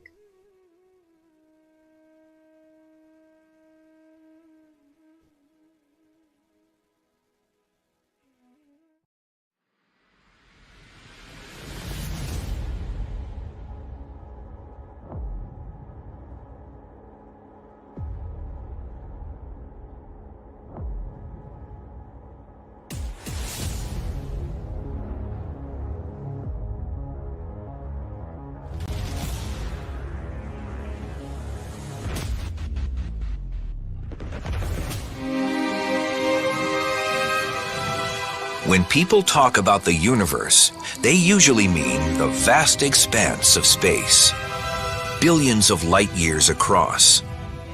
However, there is another universe, an unseen world that governs everything we see. When we go down in size, trillions of times smaller, to the microscopic world, the rules are much less intuitive than the ones we're used to from the large-scale world. The magic of the microscopic universe begins at about a 10/1000th of a meter, or the size of an atom. Matter behaves so differently at this level that scientists have developed an entirely new set of rules to describe what's going on. They call it quantum theory, and what it says is extraordinary. This baseball represents a subatomic particle, like an electron or a photon of light, that routinely does all sorts of weird, strange things in the microscopic universe. The subatomic version of this baseball can be invisible, can go through solid objects with ease, can be in multiple places at the same time, and can seemingly go backwards in time and change the past. This means I could throw this microscopic baseball to first base and to home plate at the same time, or change the seemingly predetermined outcome of a play while it's still going on. Now, this is the stuff of science fiction, but really, we know it to be true, or at least it appears to be true in our quantum world. We get all sorts of weird things happening. If scientists can understand how these weird things work, they'll be able to put them to use in our everyday world, revolutionizing modern computing and perhaps even allowing us to communicate across the cosmos instantly. The key to making these miracles come true is a process called quantum entanglement, and scientists are already harnessing this astounding discovery for both civilian and military purposes. In quantum physics, what happens to an object over here can instantly affect an object over here, and over here could be millions of miles away. This is how it works. When two subatomic particles interact, they can become entangled. That means their spin, position, or other properties become linked through a process unknown to modern science. If you then make a measurement of one of the particles, then that instantaneously determines what the behavior of the other particle should be. The experiment is done, it's found that indeed the other particle's quantum state is exactly determined once you've made a measurement of the partner particle's quantum state. That means if a scientist observes one entangled particle and forces it to spin clockwise, the other entangled particle will immediately start spinning in the opposite direction. That seems intriguing, but it's hardly earth-shattering until you consider that the two entangled particles can be separated by billions of light years. And still, the moment you observe one particle spin, you've dictated the other particle's spin. That's weird because it may suggest that information has traveled instantaneously, faster than the speed of light, from one particle to another. I don't understand it. I don't know that anyone does. Spooky action at a distance, as Einstein called it. What's surprising is that when you make a measurement of one particle, you affect the state of the other particle. You change its state. There's no forces or pulleys or, telephone wires. There's nothing connecting those things, right? How could my choice to act here have anything to do with what happens over there?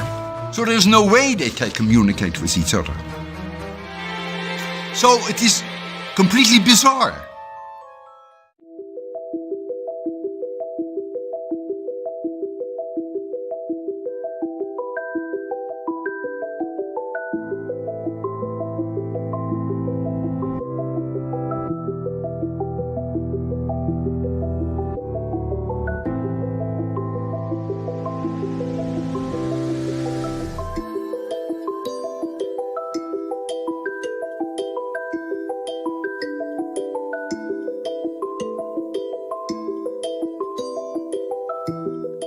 In quantum physics, there is a term entanglement.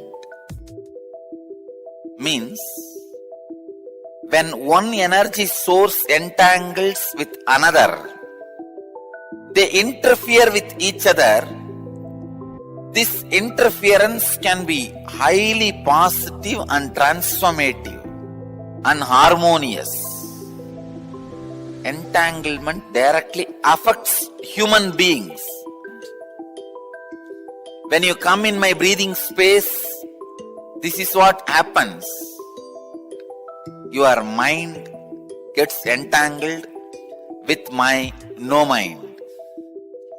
If your mind entangles with my no mind, it is entanglement, thought level. Next, if your muscle memory gets entangled with my muscle memory, that is called entrainment. If your biomemory gets entangled with my biomemory, it's called enlightenment. Entanglement can move to entrainment, then entrainment can become enlightenment. Entanglement means two person falling in tune with same thought. Entrainment means two person falling in tune with the same idea. Enlightenment means two person beyond ideas. Understand, when you are in entanglement with me, I give my inner space to you, which is lighter than the outer space. All I do is, for few minutes, a few seconds, I make your inner space lighter than the outer space by removing the mass, dirt. Those few seconds you are in entanglement with my inner space, purest consciousness. Once you are exposed to that, by and by your biomemory, muscle memory, inner space, everything starts enjoying that space and starts living. It becomes living enlightenment. This is the way the entanglement becomes entrainment, entrainment becomes enlightenment. Entanglement is initiation. Entanglement is the most powerful way. Entangling yourself with an enlightened being is the most easiest and powerful way to raise yourself to the higher level and get enlightened.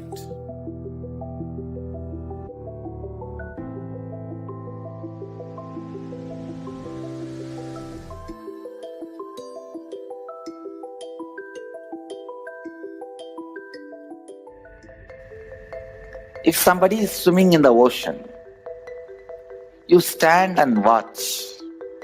Whatever brain activity is happening in that person's brain, even if you are watching, the same activities are mirrored in your brain.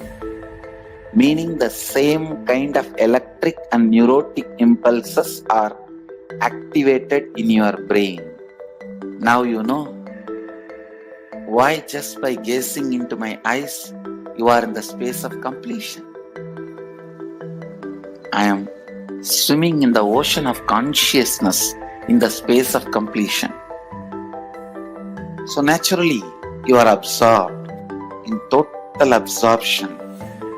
Actually, total absorption, totally being absorbed happens during energization. Whether you are there or not, it's my job. I just pull you to that space during the energization so you cannot escape. It's replicating the highest neural activities inside me, experiencing and living life with the cognition, energy, and the inner space of an incarnation. You just sit and absorb. That's all.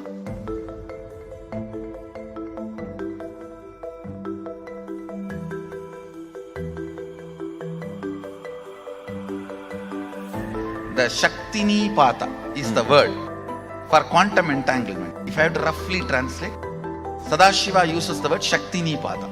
He goes even one step further, even taking bath in the same water in which master took bath or the deity has been given bath, and sprinkling that same water on your head. So, to the extreme level, Sadashiva describes this quantum entanglement not only in the physical level, even thought currents. If I express certain thought current and you are wow, you feel wow about it, then the entanglement has started. What is being told to you? What for I stand? What is the concept I share? And what I inspire in you only will get strengthened and become experience when I am entangling with you. The Shaktinipada with me means the concepts for which I am standing will be reality for you. I am very clear, you are Sadashiva, whether you understand or not. And more of that truth I will manifest in your body, mind, muscle memory, biomemory, everywhere. That manifestation is powers, and more you manifest, play with the powers, more and more you will be grounded into the reality you are Sadashiva, ultimate. I am entangling you for this experience.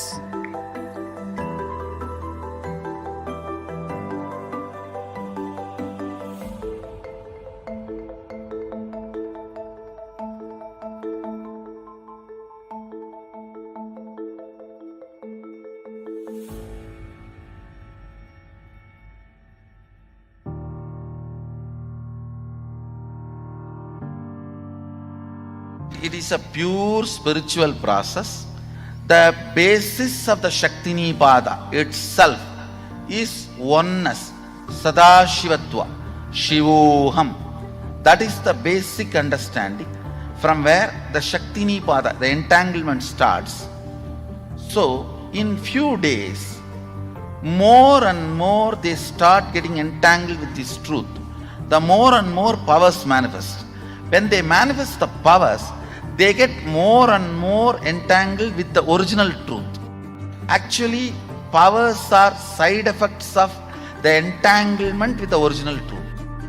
When we express, manifest, we inspire the people who are seeing to come back to this original Shivoham space which they are also carrying. When you see somebody swimming, your biomemory gets the confidence you can also swim. That neuron, mirroring neuron effect starts happening. When you see power manifestation going on, even you get entangled with the Sadashiva space of the person who is manifesting the power. It's not bound by time and space. You are teleported to that space. You are transported to that mystery. You are transported to that level, to that initiation, to that experience. The entanglement happens more between the person's core consciousness and me. The moment he decides he is seeing me, that is enough. Even if he does not see me, his decision is powerful enough for me to entangle with that person. Shaktinipat is not limited to the physics of time-space. Even the two-way video conferencing screen is just to trigger that first few minutes. They need to be triggered. That software need to open up. Just for that only, the two-way video conferencing screen. After that few minutes, you may not even need that screen. The entanglement has started happening. How I heal through healers. Each one of my healer is continuously in entanglement with me. He may be wherever he is. That is what I prove when I materialize. See, when a devotee can receive vibhuti or kumkum and materialize, same thing. The deity also receives vibhuti, kumkum and materializes. How? When somebody's kundalini is awakened, when somebody is initiated as a healer, is in entanglement with me, same way the deity is also in entanglement with me. Once the prana pratishtha is done, the deity is continuously in entanglement with that super consciousness.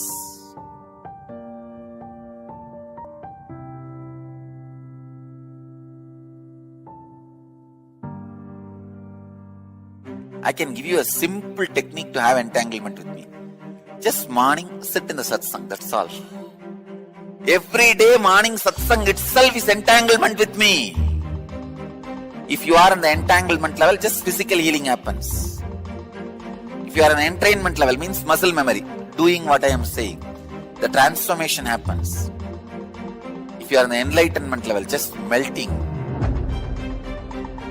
the very mystical doors of life opens and the enlightenment, conscious explosion happens. And my every satsang is programmed, I can say, entanglement enabled. The constant entanglement happens. That is why many times the ideas which you never heard directly from my mouth or from the discourse, you will be telling to others. You would have heard only 5 ideas, but when you expand it to others, explain it to others, when others question you, you will have 25 ideas coming out of you. You may be thinking, where did I get this entanglement? This levitation, kundalini awakening, everything happens just through this great truth of entanglement. Nothing else. Blessings to all of you. This quantum entanglement will make quantum enlightenment manifest in all of you.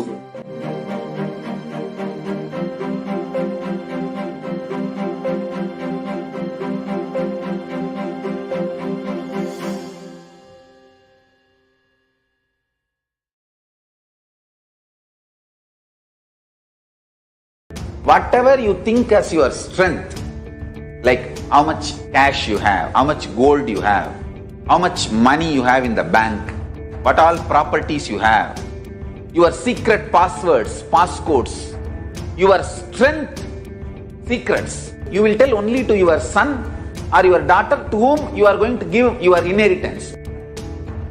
Same way, most important, powerful secrets Paramashiva has given to his son Muruga, Subramanya, in Agama called Sarvajnanottaragama. All the powerful secrets the father will tell only to his son. It is too secret. I am going to open that Agama and give all the essence of all those secrets.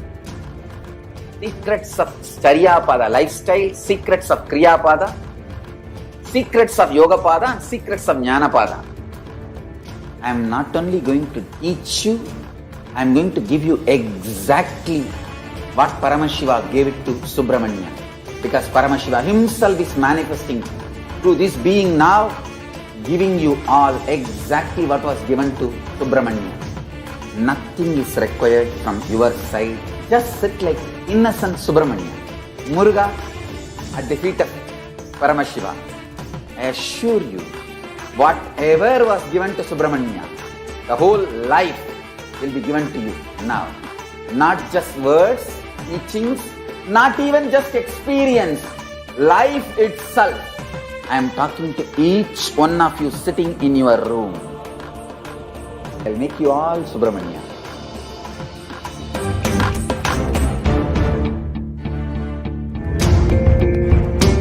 Since the beginning of time and space, Bhagwan Paramashiva, the all-powerful, all-pervasive, and all-knowing ultimate Sukchis existence, revealed in the Vedas and Agamas, the source scriptures of Hinduism, the truths about himself and the manifested universe and its multidimensional and simultaneously existing dimensions and worlds, also known as parallel universes or vertical time zones. त्रुट्यादि प्रत्ययस्यार्थ कालो माया समुद्भवः. The Kala Tattva, which gives rise to the knowledge of various time zones and parallel universes such as Truti and others, is originated by Ananteshwara from the impure Maya. Bhagwan Paramashiva mentions that as we experience the various higher states of consciousness, we simultaneously experience the various time zones associated with them. We get transported to the parallel universes and experience the other dimensions of our own existence, of our own personality. Listen, Suvarloka is all about stable bliss, absolute health and stable bliss. Maharloka is all about the highest peak possibilities. Jana Loka is the place where you can exist in multiple bodies at a time. You experience oneness as the super reality. Tapaloka is that last struggle you go through. Sometimes you know you are Paramashiva, sometimes you just slip off, but again you say, I am Paramashiva. That space is the Tapoloka, an absolute surrender. Whether I am remembering, I am manifesting Paramashivatva, or I am deluded, I surrender both to Paramashiva. When you take that decision, you are lifted to Brahmaloka. You move to the Brahmaloka. The deep surrender lifts you to Brahmaloka. Then from there you move to Parandama, Vaikunta, and Kailasa, then Mahakailasa itself. The key to unlock these parallel universes is hidden in the spine of the human body. Human beings, only human beings on this planet Earth are empowered, hardwired, capable of migrating to parallel universe. Understand? Your spine is not only hard, capable of fuel, charged to lift you off to different parallel universes. Sukritan manava jnani chen mokshamapnuyat chaturashita-laksheshu eshu sharirinam namanusyam vina yatra tattvahanantu labhyate. Of the 8.4 million bodily forms, the human body is the most important, for it is this form in which one gets knowledge of the essence. This knowledge of essence cannot be attained in any other form other than human. The possibility you have need to be told to you. Understand? Even though animals have spine, because the majority of the time they spend horizontally, the spine is not capable of getting fuel with a subtle fuel called ojas. The ojas need to be filled in your spine, and the kundalini need to be ignited for you to reach parallel universe and different vertical time zone spaces. When our state of consciousness is raised, we start experiencing these higher lokas, allowing the various possibilities and powers available in these universes to start expressing in our own human body.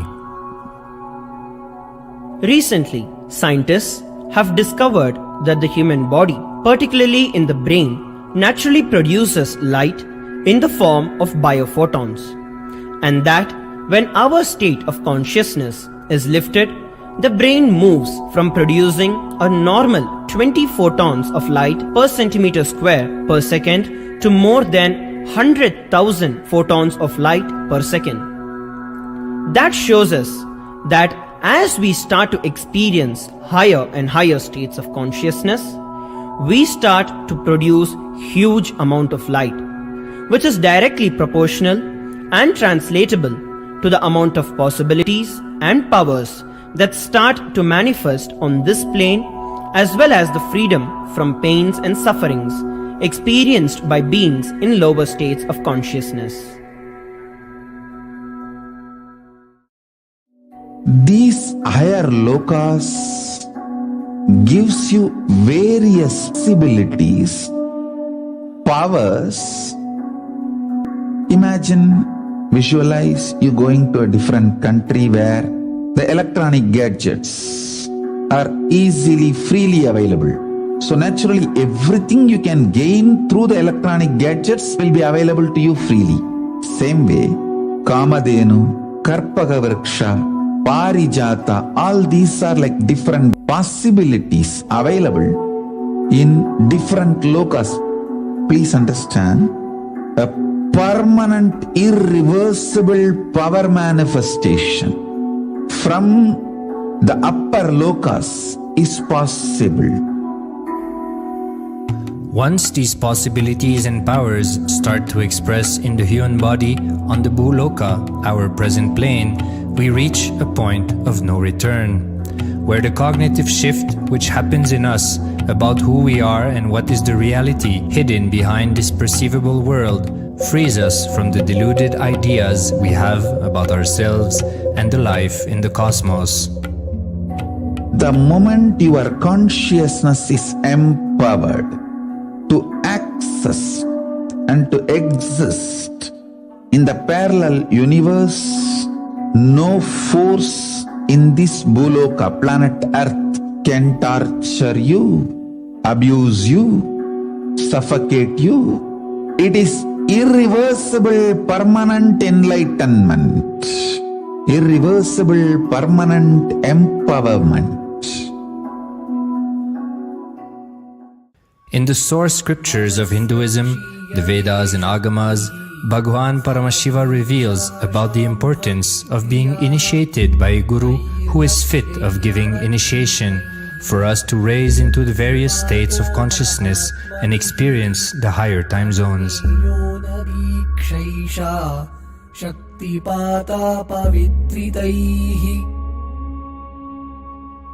The potency of Anavamala, which veils the innate and essential nature of the soul, is set into the decaying phase by this specific activity. Such specific activity is characteristically called Diksha. The intimate communion between the Blessed One and the Blessing One is very rare and difficult to occur. The Supreme Pontiff of Hinduism, Jagat Guru Mahasannidhanam, His Divine Holiness Bhagwan Nithyananda Paramashivam, is the 1008th incarnation of Paramashiva as per Hinduism, living amidst us today. Starting out at a young age and enduring years of intense penance, he persevered with the single-pointed vision of experiencing the ultimate oneness with Paramashiva, known as Paramadvaita. He traversed the length and breadth of India, initiated by his gurus into yoga, tantra, and other Eastern metaphysical sciences. After having many profound spiritual experiences, he finally received the ultimate experience of Paramashivoham, I am Paramashiva, from his guru Arunagiri Yogeshwara, an incarnation of Paramashiva himself in the holy town of Tiruvannamalai in South India.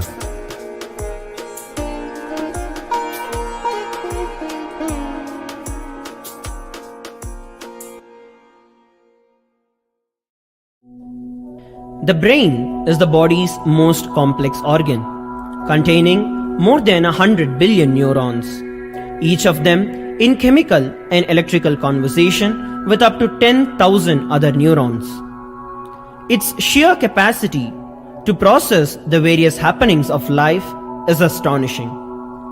The scientific studies on the Supreme Pontiff of Hinduism's brain remarkably shows that the complexity presents no difficulty for the Supreme Pontiff of Hinduism in managing his brain's activity. The Supreme Pontiff of Hinduism's capacity to control his brain is very fluid. He can easily shift his brain function and alter his brain waves, allowing the travel into various time zones possible and effortless. The results from the scientific studies conducted on the Supreme Pontiff of Hinduism showed that the human body and brain is able to choose to alter the body and to travel to other dimensions at will.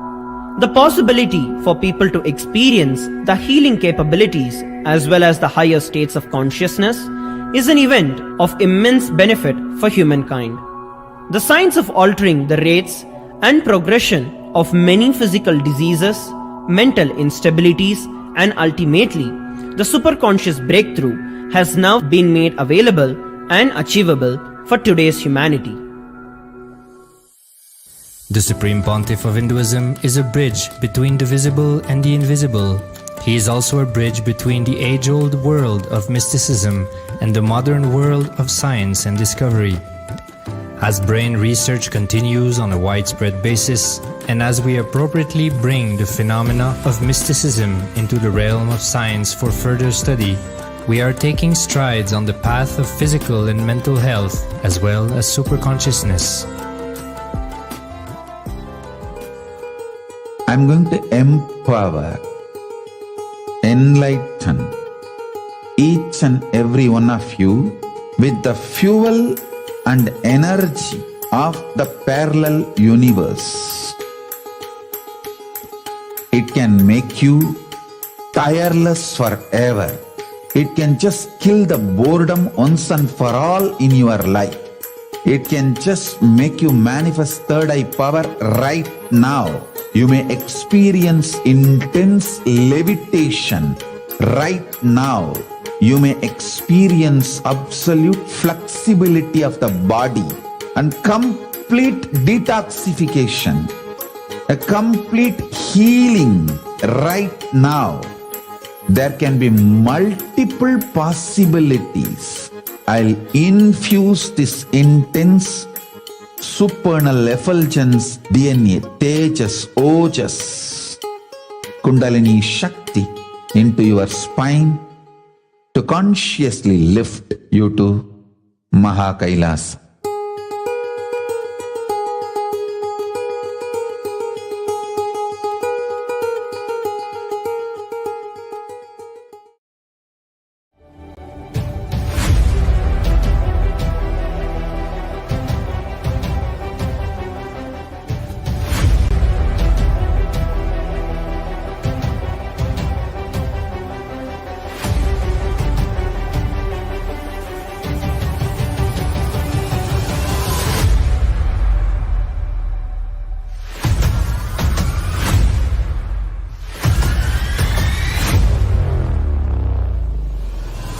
Whatever I shared till now, condensing the whole thing and reviving it as experience, starting from completion, unclutching,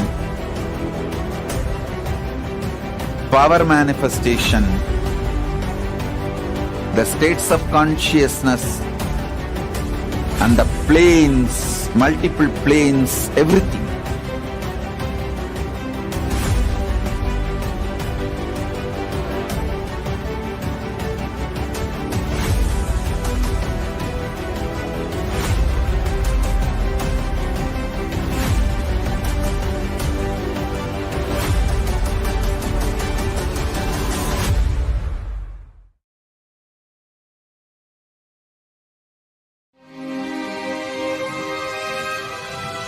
When people talk about the universe, they usually mean the vast expanse of space, billions of light years across. However,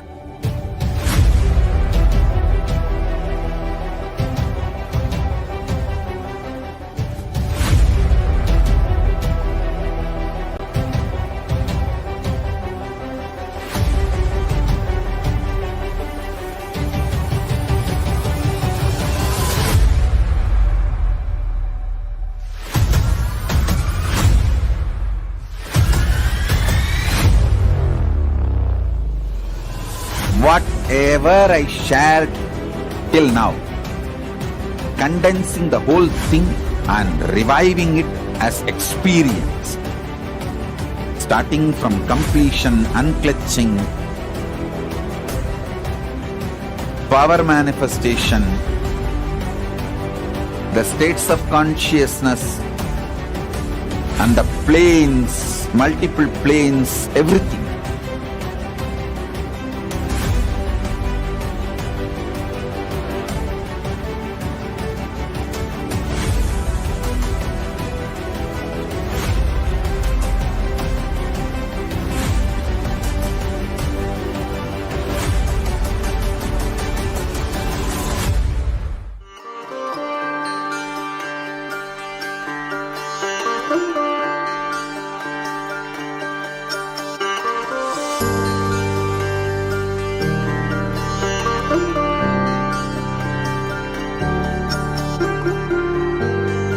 Kailasa, the good God country. Hinduism has something great to offer. Hindu God, Paramashiva, is good. We love him not just because he gives us what we want, but because he is good, and he has so much to offer to the world that makes the best nation. Hindu God has life positive, all-inclusive, good, spiritual, social, political, and moral principles.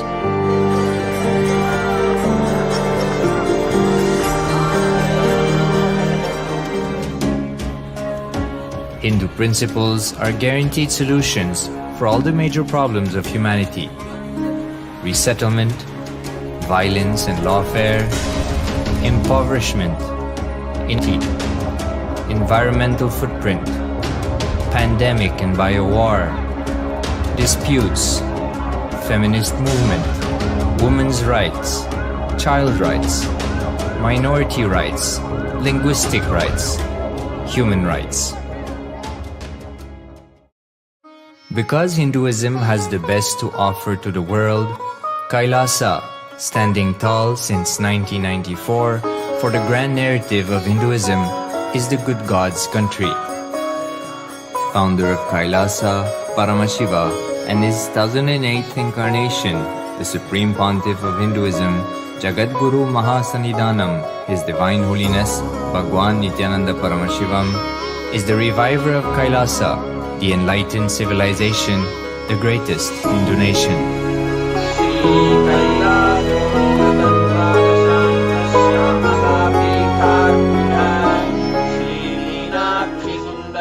His Divine Holiness was birthed by his predecessors of enlightened masters,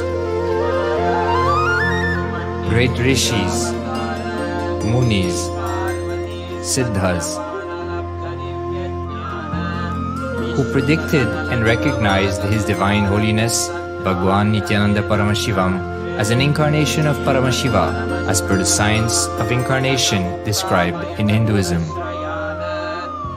From his first Chaturmasya at the age of 3 in the year 1980 until the age of 16 in the year 1994, the Supreme Pontiff was trained for the revival of Kailasa.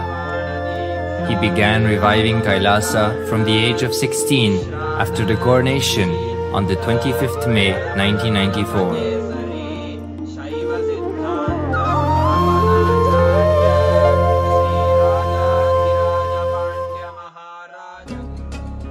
Kailasa that we see today is 26 years of sincere hard work of the reviver and Hindu diaspora all over the world.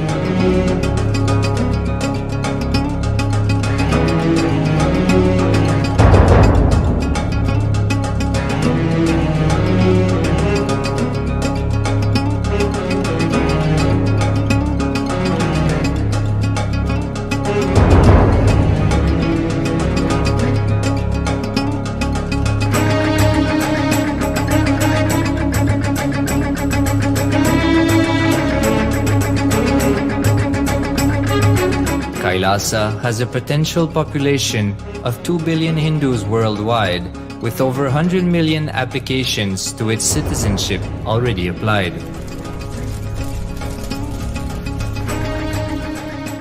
Hinduism has stood over 10,000 years as an enlightened civilization, has been a global beacon of spiritual and timeless wisdom,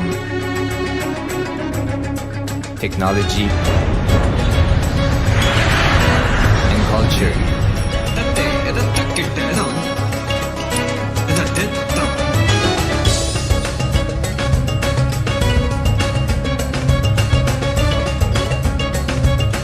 He's wearing a grey jacket. His name is Boris.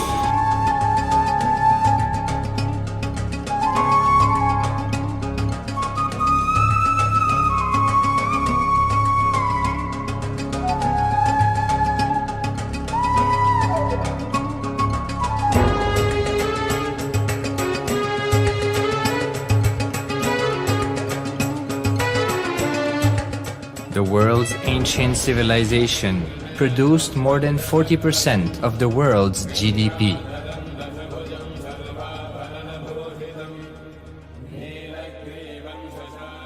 Purpose of life is to experience oneness with the ultimate reality, Paramashiva. Life exists on the planet Earth for last 40 billion years, and 5 times life faced complete extinction on the planet Earth. But somewhere one DNA, one cell, living organism is thrown out of planet Earth, preserved inside a volcano rock. After millions of years comes back to Earth due to gravity or whatever reason, into the ocean and starts the life again. Sanatana Hindu Dharma is the conscious science to give breakthrough to your DNA through natural selection process and to your consciousness through the conscious decision process.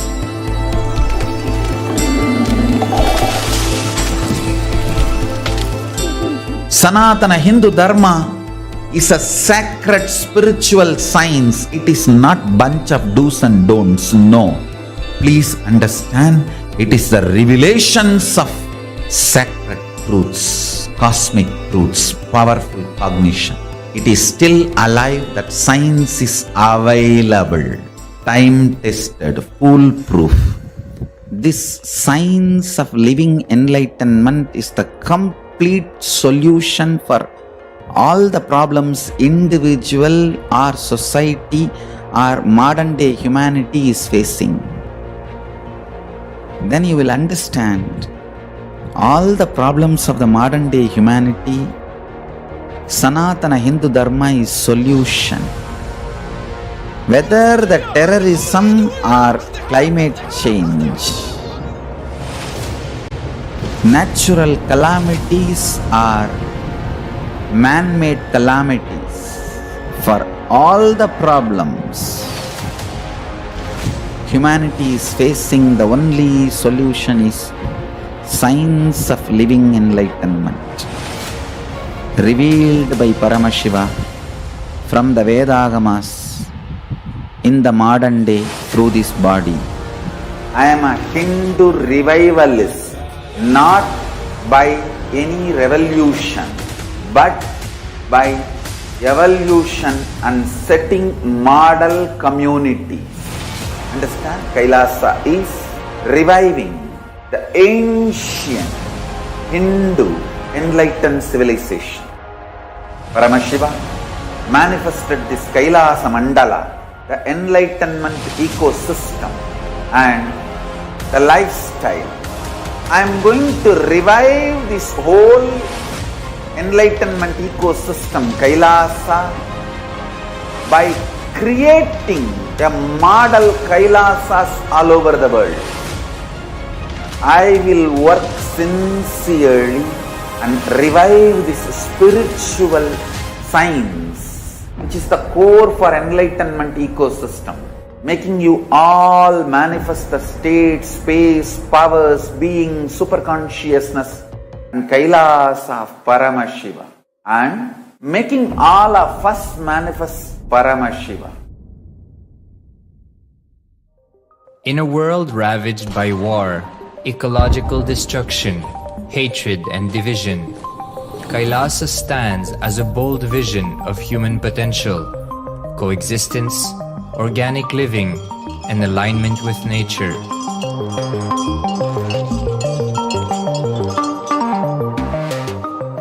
Over the past 50 years, the world has seen the creation of dozens of new countries, and so if anything, it would be odd not to see a new country formed in the 21st century.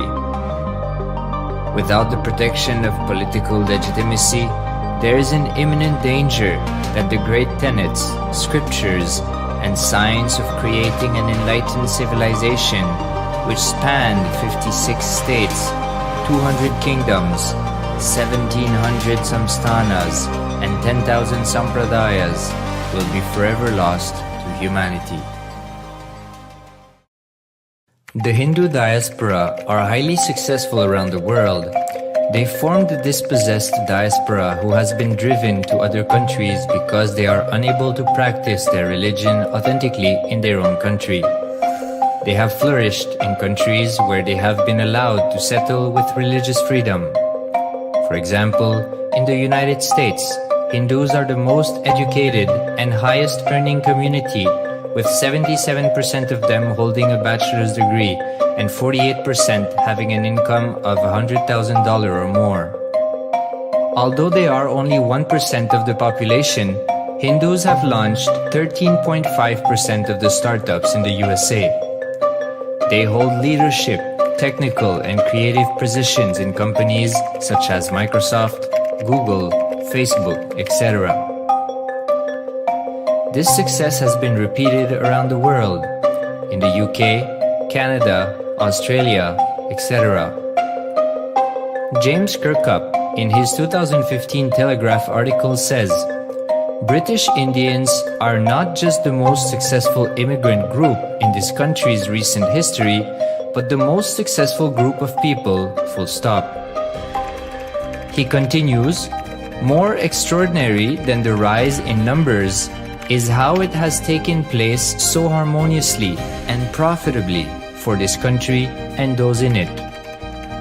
British Indians, quite simply, are among the most industrious, accomplished, and credible amongst us. The best of British, if you like. The same article says that British Hindus are barely 2% of the population, but 12% of all the doctors. Australia and Canada have understood the ingredients of fast economic growth of the country and are doing everything to attract the educated, rich Hindu community. Hindus are the fastest growing migrant population in Australia. In 2017, 200% more Hindus have received invitation for Canadian Permanent Residency Program. Even now, the Hindu diaspora worldwide are the richest. No divorce, have no cases of drugs and substance abuse, lowest mental disorder, no depression. Hinduism is the only religion which neither converts nor kills. Absolutely non-violent, the elite sect of mankind.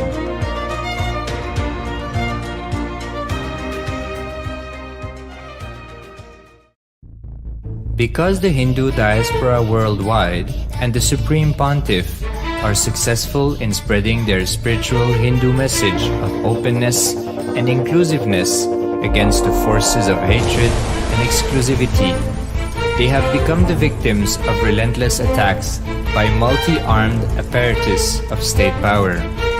Anti-Hindu forces, extremist caste, supremacist militant organization want a one ideology, Hinduism, under their exclusive domain. What they cannot digest into themselves, they systematically delegitimize and exterminate. Their assassination attempts, character assassination of the Supreme Pontiff of Hinduism, Jagadguru Mahasannidhanam, His Divine Holiness, Bhagwan Nithyananda Paramashivam.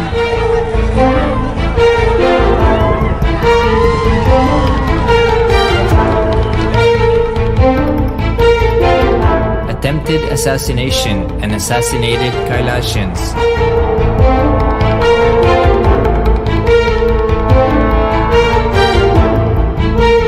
Sexual assaults and rape of female monks of Kailasa. Objectification. Character assassination.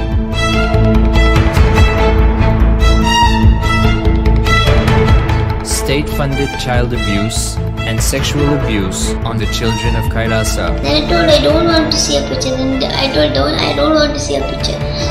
Then they showed him a picture. State-operated embezzlement of funds, properties and assets donated by the Hindu diaspora worldwide for the purpose of the revival of Kailasa.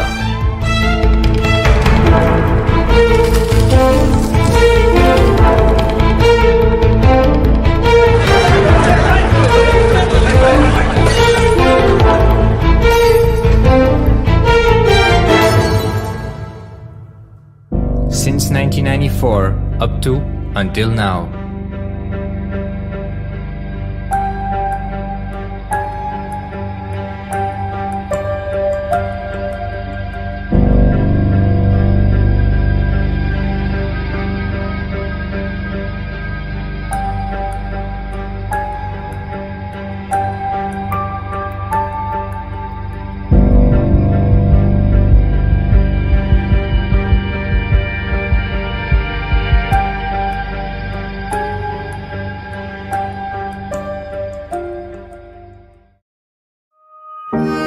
Building a nation is not a project accomplished overnight or by virtue of hope.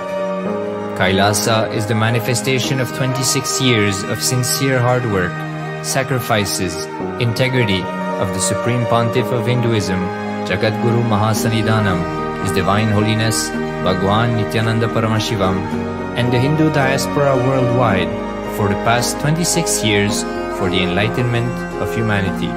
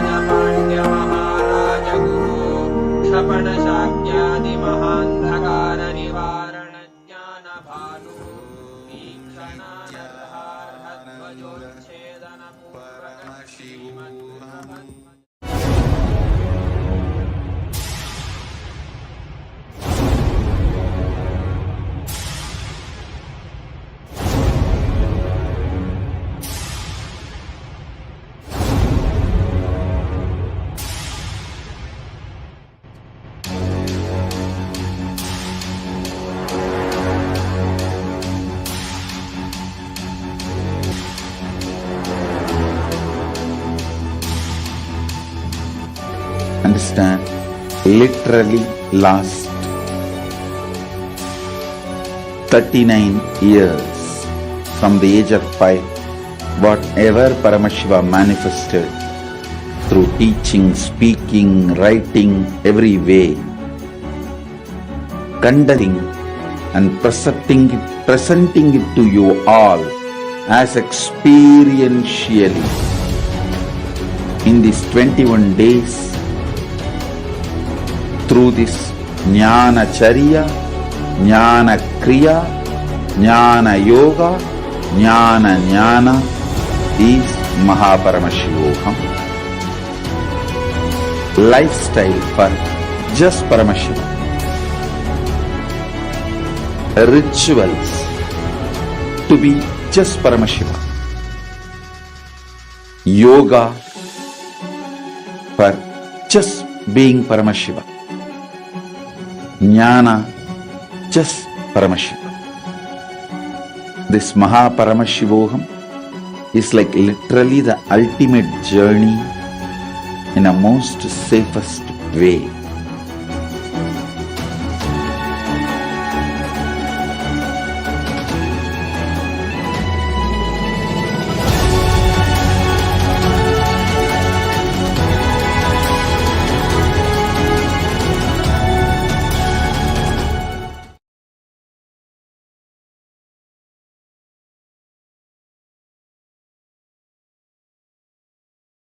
A more intelligently connected world leads to a brighter future. An enlightened humanity leads to a better world. During the Paramashivam program, we help people to discover their superhuman possibilities and help them to find and achieve the true purpose of their birth by giving them the techniques, practices, and methodologies from the Vedagamas, the original source scriptures of Hinduism. The Supreme Pontiff of Hinduism is reviving the ancient original Vedas and Agamas in all its glory, in a user-friendly way for the modern mind. The Supreme Pontiff of Hinduism is transforming human beings into divine beings, reviving, initiating, and replicating the 463 powers from the Agamas revealed by Paramashiva. The Supreme Pontiff of Hinduism is not just giving solutions for every problem man faces, but is making them irrelevant to their lives by transforming human beings into divine beings. Listen. Presented by your mind, body, your present reality to establish you are not Paramashiva. You are not omniscient, omnipotent, omnipresent. Anything presented to prove you are not Paramashiva is illegitimate. Decide this. This is super determinism. Understand? Anything you declare as illegitimate will lose power over you, will die in few days, few minutes, maybe in few weeks, what days it takes. It will not have power over you. Understand, this is the method for sudden enlightenment. This is the method for sudden enlightenment by the Shaktipada. Here Paramashiva is sitting to tell you all, you are Paramashiva, you are me, with Shaktipada and Shaktinipada. The Dvitiya Vijnasa Krama is an extensive and thorough yoga sequence to prepare your body to receive the experience being given by the Supreme Pontiff of Hinduism. Through the yoga, which is aligned as per the source scriptures laid down by Paramashiva and the Agamas, you break all the impossibility in your body and in turn break the very cognition of impossibility. The program leads you to go beyond your human frame and limiting human ideas, which prevents you from living your highest possibility. I will reach you wherever you are, whichever corner of the world you may be. I will reach you with enlightenment. I tell you, I am not here to prove I am God, I am here to prove you are God. Don't wait to become divine. Register now at paramashivoham.org.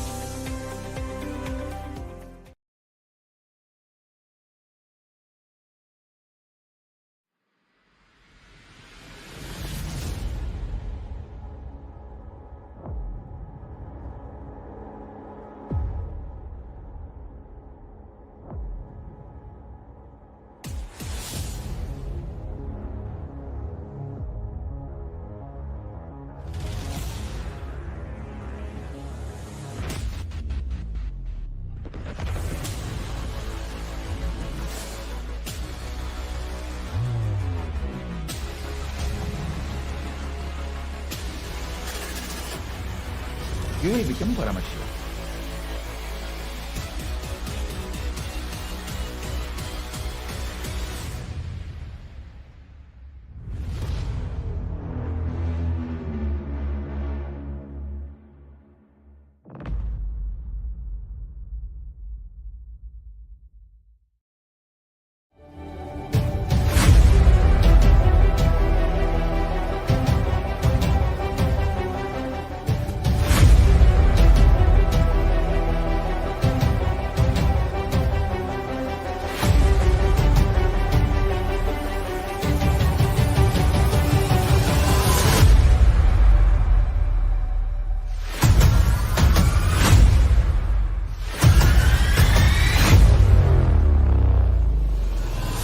Whatever I shared till now, condensing the whole thing and reviving it as experience, starting from completion, unclutching, power manifestation, the states of consciousness, and the planes, multiple planes, everything.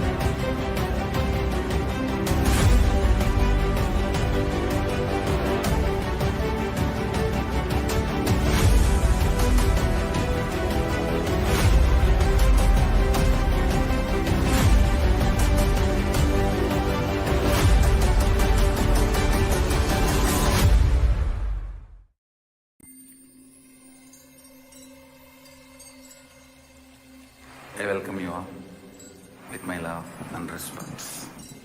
Let you all open all your three eyes. Om Nithyananda Paramashivam.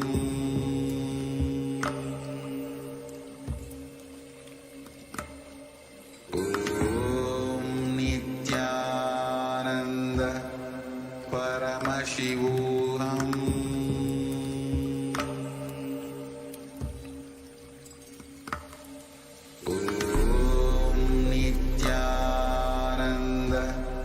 Paramashivam.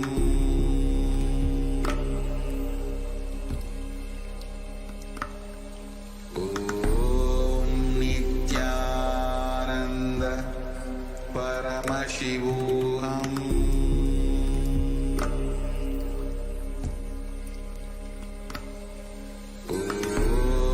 Nithyananda Paramashivam.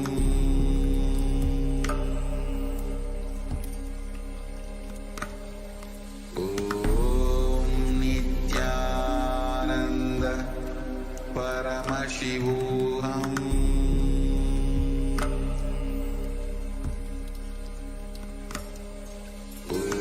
Om Nithyananda Paramashivam.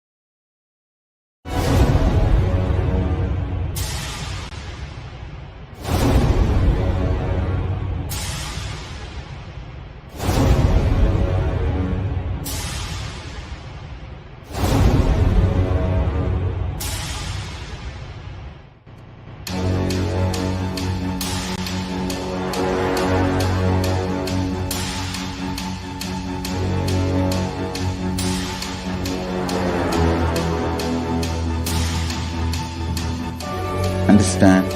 Literally last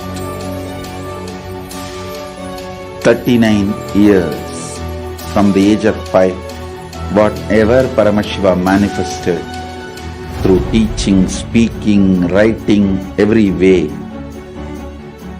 condensing the whole thing and presenting it to you all as experientially in these 21 days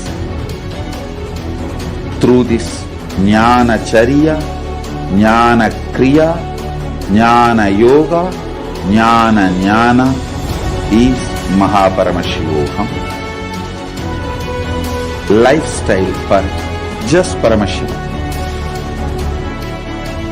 Rituals to be just Paramashiva. Yoga for just being Paramashiva. Jnana just Paramashiva. This Mahaparamashivoham is like literally the ultimate journey in a most safest way.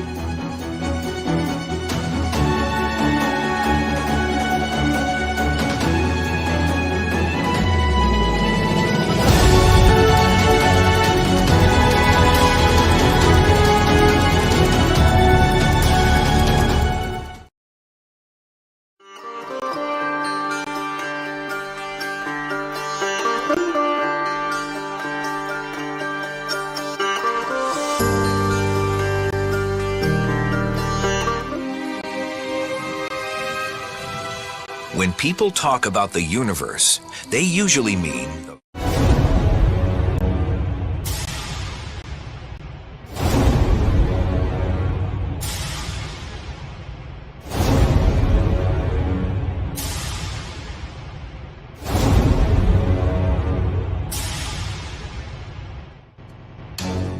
Since the beginning of time and space, Bhagwan Paramashiva, the all-powerful, all-pervasive, and all-knowing ultimate superconscious existence, revealed in the Vedas and Agamas, the source scriptures of Hinduism, the truths about himself and the manifested universe and its multidimensional and simultaneously existing dimensions and worlds, also known as parallel universes or vertical time zones.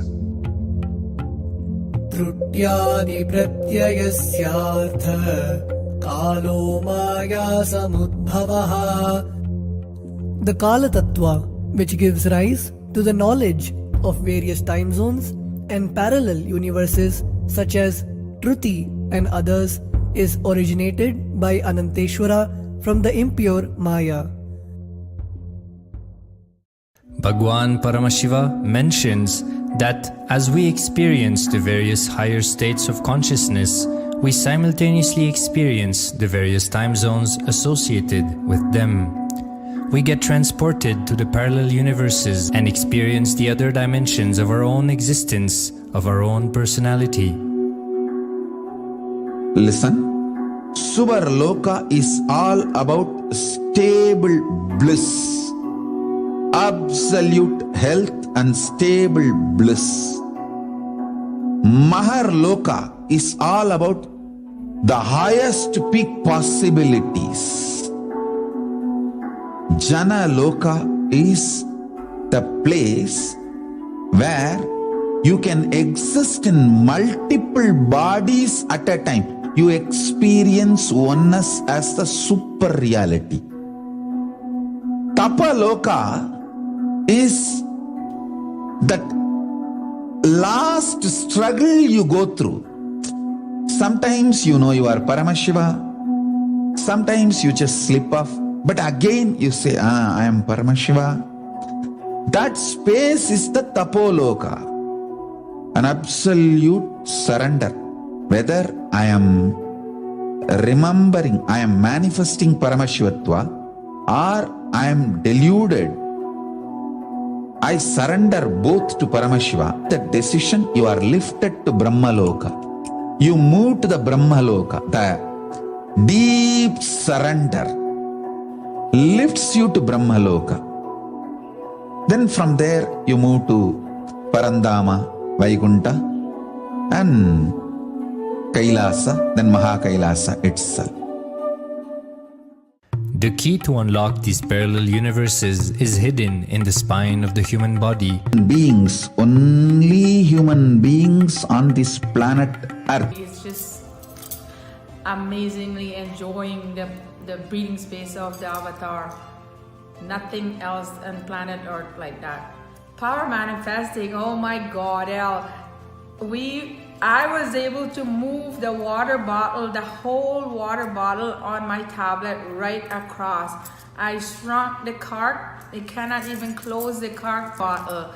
And the increase of the height, oh my God, my partner, I increased in more than 1 inch so many times and decreased the height in so many times. The water got so coming out of the cup.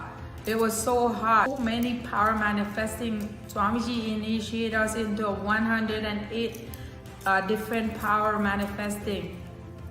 Never I have ever experienced this kind of powerful initiation.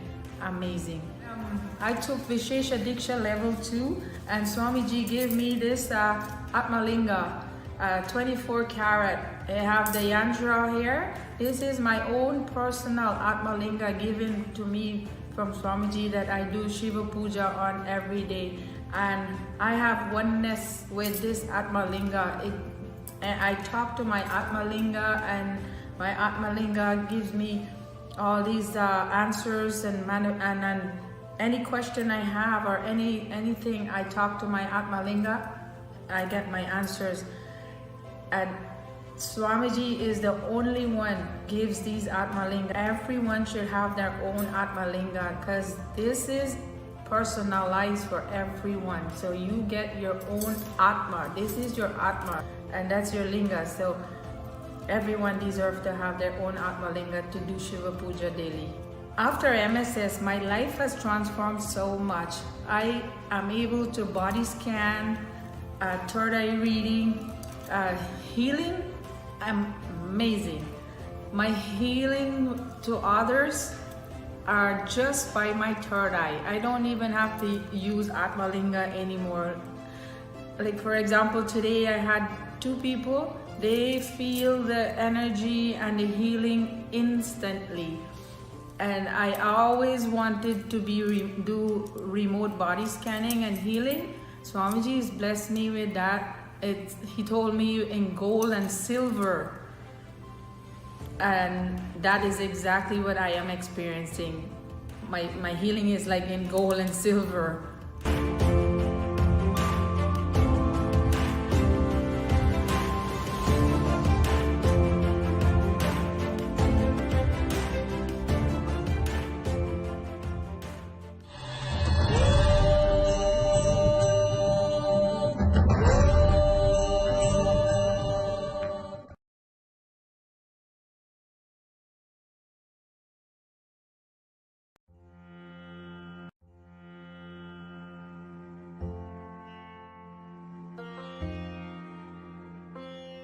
And the breakthrough that I had was while I was at Mahasadashivoham.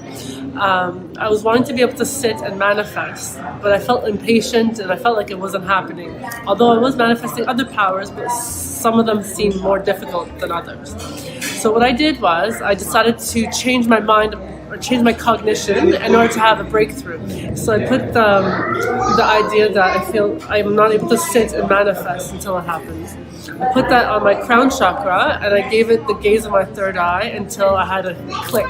And the shift that I experienced was Swamiji tell me, just like, for example, Mahasadashivoham was a possibility that was presented to me and I was not denied of it. I was able to manifest it even though I had obstacles. Same way, the power manifestation is also given as a possibility and he will not deny it from me either. And so from then I had a more friendly,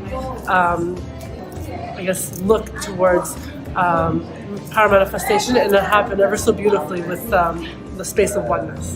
Thank you. Done.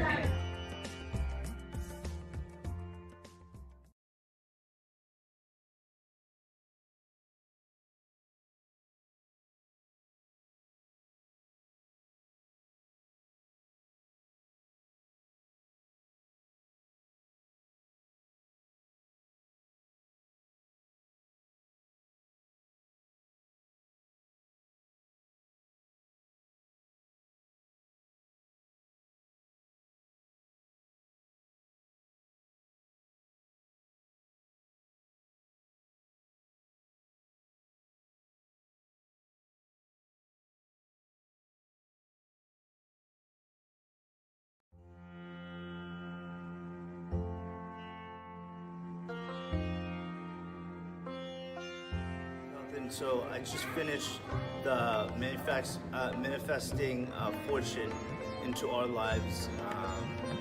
I learned a lot through the 2-day workshop. I learned that your body is actually a reflection of the cosmos.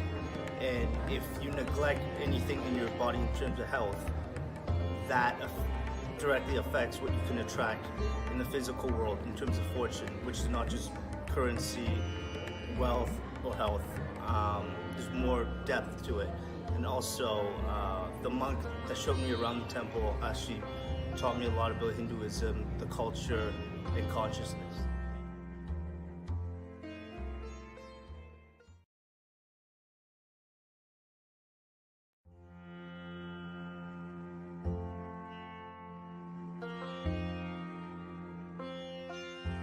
I came to the temple last week because I saw Swamiji on YouTube for over 1 year, or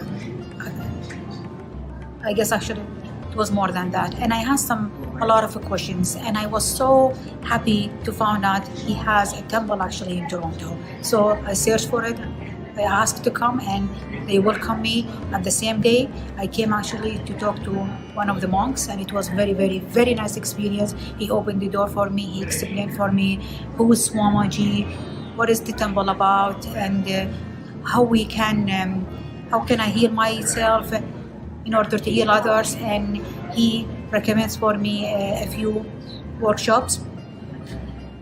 I did the puja on Friday, and Saturday, Sunday today is wonderful, wonderful puja. I get very, very good energy. I felt much relaxed, much centered. I felt there is a lot of things I can do, I can establish. And the workshop yesterday and today, it is very, very, very helpful and informative, and opened my eyes to know who's Swamiji, I should say. And now I have a clear vision, a clear understanding. And my goal is, because I came actually here to the temple, is to do the inner awakening and Maha Sadashivam. If you have any questions, if you have any misunderstanding, if you have any problem in your lives, come to the temple. It's a very nice place. Only the energy from the deities, you have a lot of good experience. I feel much better. And I did yesterday a healing session with one of the volunteers here, and who did a lot of things actually, and I feel much better. And I'm keep continuing to come here because I felt this is where I am and where I belong to be.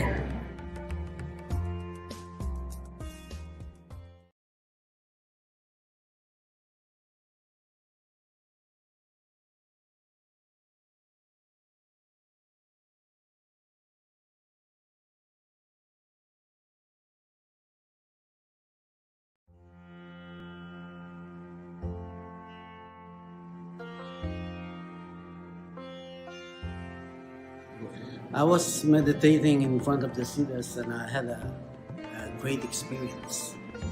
I saw it clearly. The Siddhas appear in my vision. He's a golden brown complexion, wavy hair, and sitting on a banyan tree. And he smiles at me. I thought I wasn't here in this temple. So when I opened my eyes, I'm here in the temple. So I closed my eyes again. I saw him again. He smiles at me. So that's my experience, though. And then the next day, I meditated the Siva Lingam, and Swamiji appeared like a giant red robes, and he never talked. He doesn't talk to me, but I got the frequency, the vibrations. Well, more than the Siddhas. That's because Sadashiva. That's my experience here, and this is all the deities here are alive. I think it's the energy is live, and I can feel it every time I came here. I meditate, and sometimes I saw little molecules, prana molecules, scattered around the area, and that's all my experience. When I came out of this temple, I'm sitting on the table. I just feel blissful. So I'm just quiet. I'm very. My mind is quiet, and I feel the bliss, joy in my heart right here. And I'm. That's all I can say because it's very clear that Nithyanandaswara temple is very powerful vibrations. Of all the Hindu temple in Toronto I've been through, this is the best, and I feel it deep within my heart.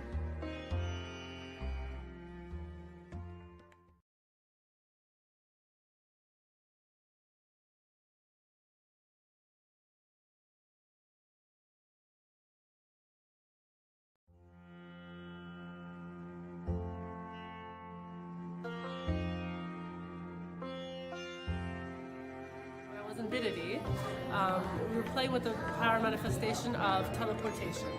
So I was able to manifest teleporting Vibhuti to a friend of mine in Toronto back home. It went on his hand, on his book. We celebrated, we were happy, we're grateful that the experience happened. Now fast forward when we came back to Toronto, I was playing with it, but it wasn't quite happening. I wasn't seeing the effects of teleportation, even though I was willing for it to happen.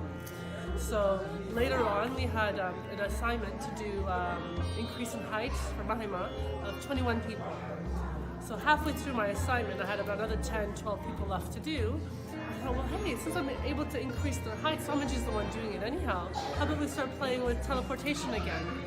I was doing increase in height over video conferencing, which was the people were in Europe, like hundreds of thousands of miles away, Europe, US, all over the place. So, well, Swamiji's doing it anyhow, let's play with teleportation and see what happens. And sure enough, more often than not, the recipients are actually receiving the teleportation of Vibhuti and experiencing the shift. One, Shakti is not more difficult or less difficult than the other. You just have to understand that the glorious of Swamiji, you're not taking the credit for it, therefore he's the one doing it anyhow. So just by having the will persistence and the will for it to take place and connecting with Swamiji and doing the space of oneness, it'll manifest. So that is all. Thank you again.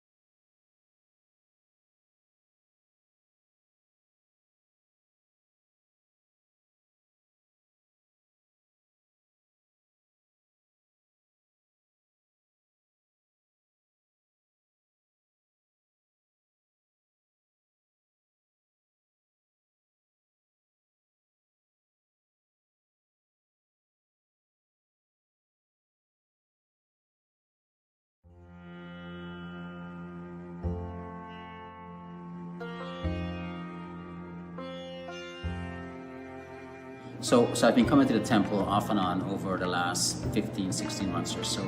And I've been coming in more regular recently, say about the last 4 weeks or so. And I actually sit into the, listen to the pujas that happens in the evenings. And what I've noticed is that when I go home at night, the days I'm here when the puja is being done and I witness it and I go home, I find that I'm more relaxed and I actually sleep better.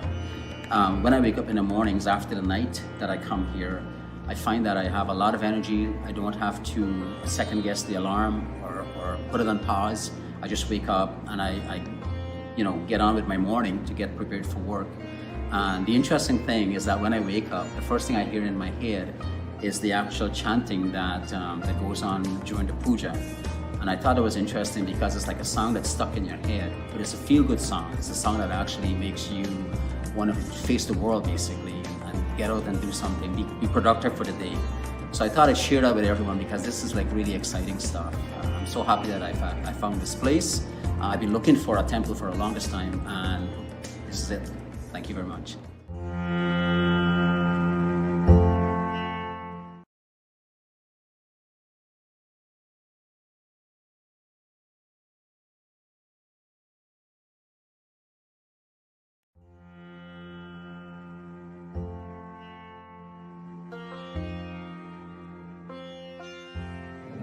And my experience today was when Swami was doing his prayer, I was in a meditation mode. And during that meditation mode, my hands opened up and I could feel somebody putting pressure on my left hand, like somebody was there holding my hand and comforting me and showing me that this is the way I want to go, meditation and spiritually wise. And I found it very emotional and uplifting for me.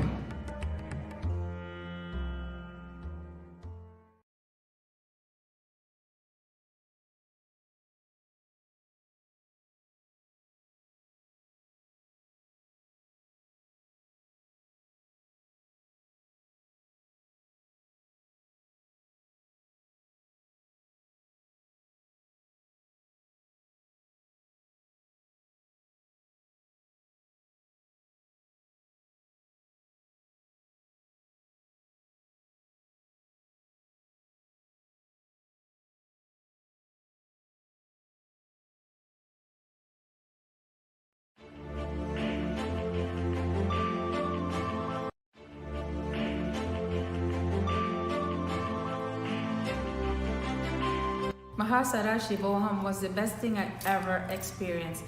The energy and the bliss that I experienced was nothing like ever before. Amazing.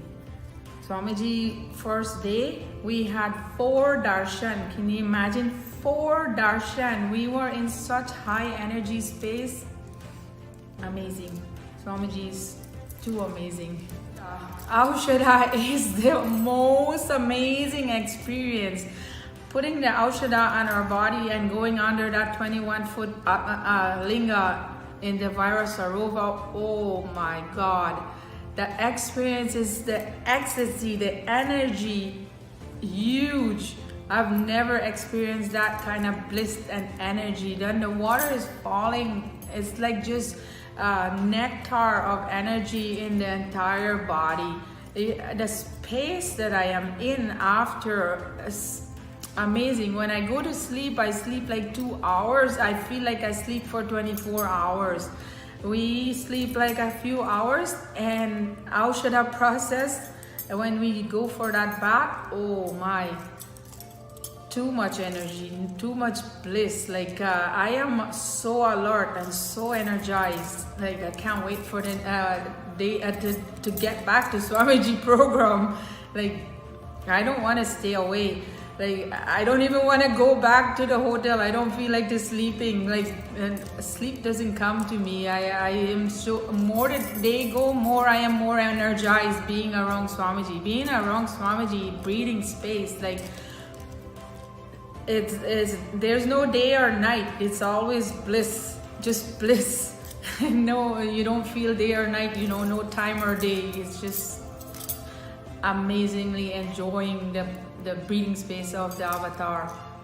Nothing else on planet Earth like that. Power manifesting, oh my God, El. I was able to move the water bottle, the whole water bottle on my tablet right across. I shrunk the cart. It cannot even close the cart and the water bottle. And the increase of the height, oh my God, my partner, I increased in more than 1 inch so many times and decreased the height in so many times. The water got so hot you can literally see the steam coming out of the cup. It was so hot. There are so many power manifesting. Swamiji initiated us into 108 different power manifesting. Never I have ever experienced this kind of powerful initiation. Amazing. I took Vishesha Diksha level 2 and Swamiji gave me this Atmalinga, 24 karat. I have the yantra here. This is my own personal Atmalinga given to me from Swamiji that I do Shiva Puja on every day. And I have oneness with this Atmalinga.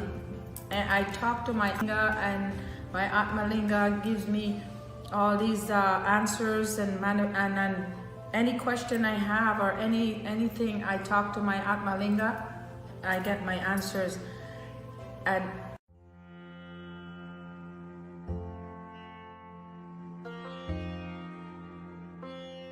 And the breakthrough that I had was while I was at Mahasadashivoham.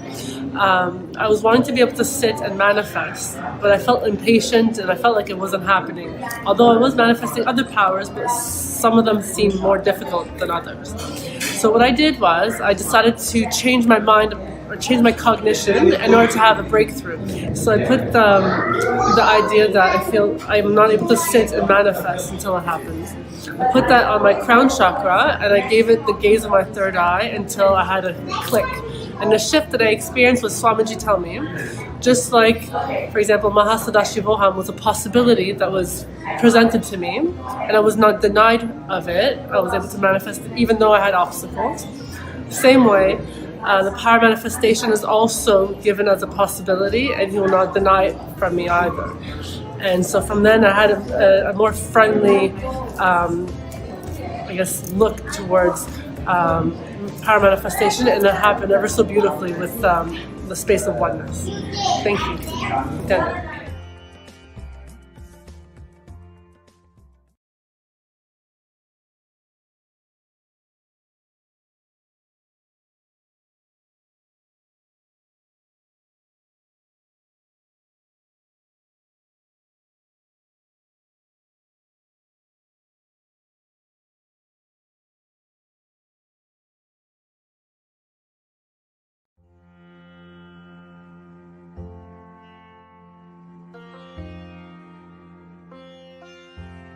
So I just finished the manifesting fortune into our lives. I learned a lot through the 2-day workshop. I learned that your body is actually a reflection of the cosmos, and if you neglect anything in your body in terms of health, that directly affects what you can attract in the physical world in terms of fortune, which is not just currency, wealth, or health, depth to it. And also the monk that showed me around the temple, the Hinduism, the culture, and consciousness.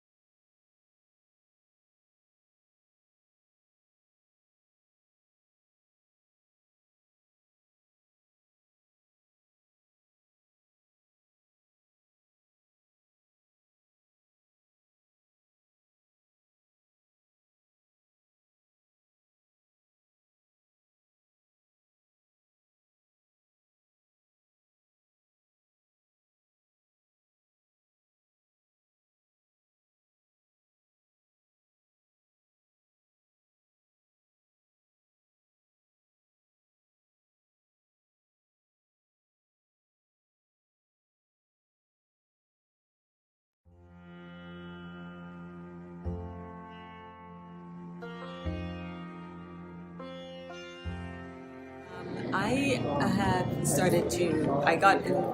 fell into watching some YouTube videos of Nithyananda, and it's been probably about a month now. And I watched like for a week straight, and I just got the calling or decided that I am going to Shiva at the end of this month. So I'm really excited. I've been like just listening to everything that I can. I'm here now at the Attract Fortune workshop, and got some.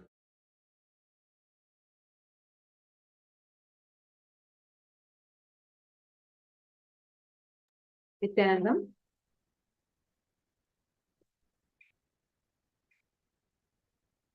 Welcome back, dear viewers. Now joining us, we also have viewers from YouTube and Facebook also that have joined with us. Nithyananda to every one of you that have joined us here. And in this segment today, we have so many people that want to be a part of Mahakailasa.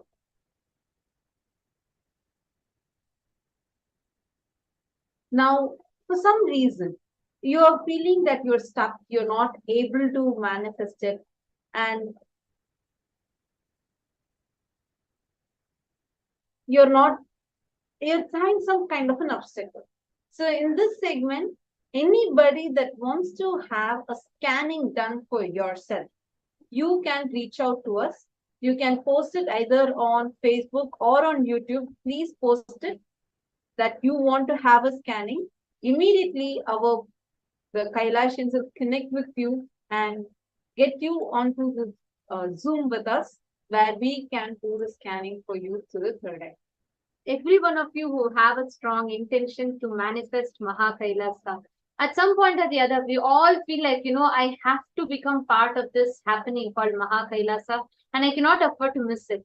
And you might feel like many times you're just stuck at some point without knowing how to have a breakthrough there. And you want to have a breakthrough in that place so that you can actually take the jump, take the step to become part of Mahakailasa, right? So I would like to request every one of you that are looking for having a breakthrough, that want to become part of Mahakailasa, to please let us know if you are ready and you want to be a part, but you're just stuck and you are ready to have the scan and the help with which you want to take a step. You can let us know in the chat.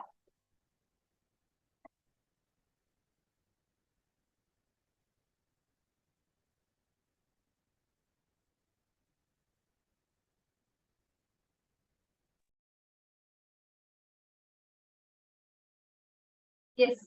Okay. So now, for many of us, many number of times, when we take a step to show once, like if we take a step to express our love for divine, our love for existence showers us with all the possible gifts, everything back to us. When you take one step, Cosmos takes 10,000 steps for you. This has been a rule, literally like a law with which the cosmos functions. Because something that is the most powerful is the prayer, which can even move Paramashivam. And that is the most powerful space, and that is why just through devotion you can manifest, you can move the biggest of obstacles, any issues or crises that we have in life. Just having the space of devotion in us can make us have an extraordinary breakthrough to manifest whatever we want as reality. Now, to every one of you that are there with us, that are watching us live right now, we might have all heard this story of Krishna and Sudama.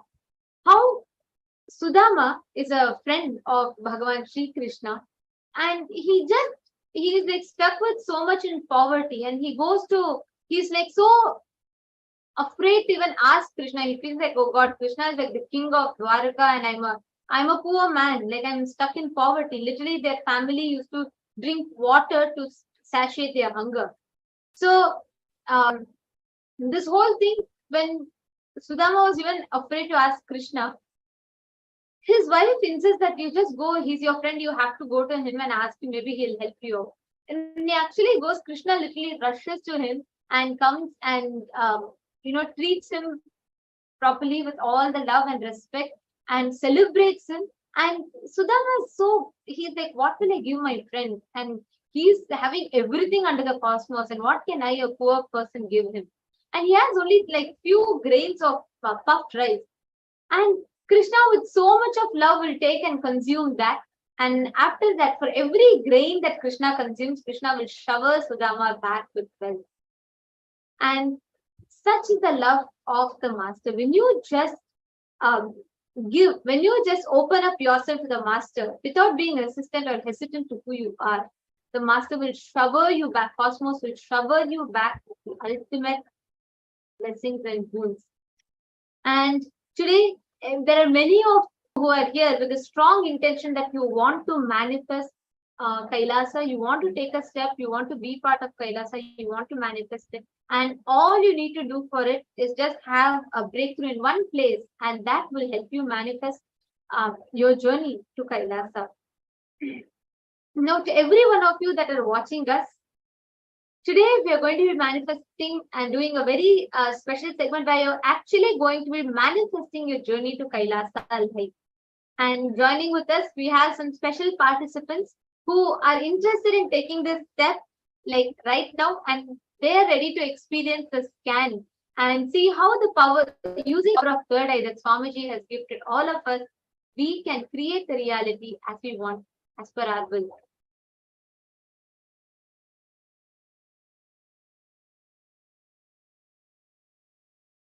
Yes, Nithyananda, Devika Rani. We have Devika Rani. We also have more other participants that are joining with us. Nithyananda, Devika Rani, you're able to hear us, ma?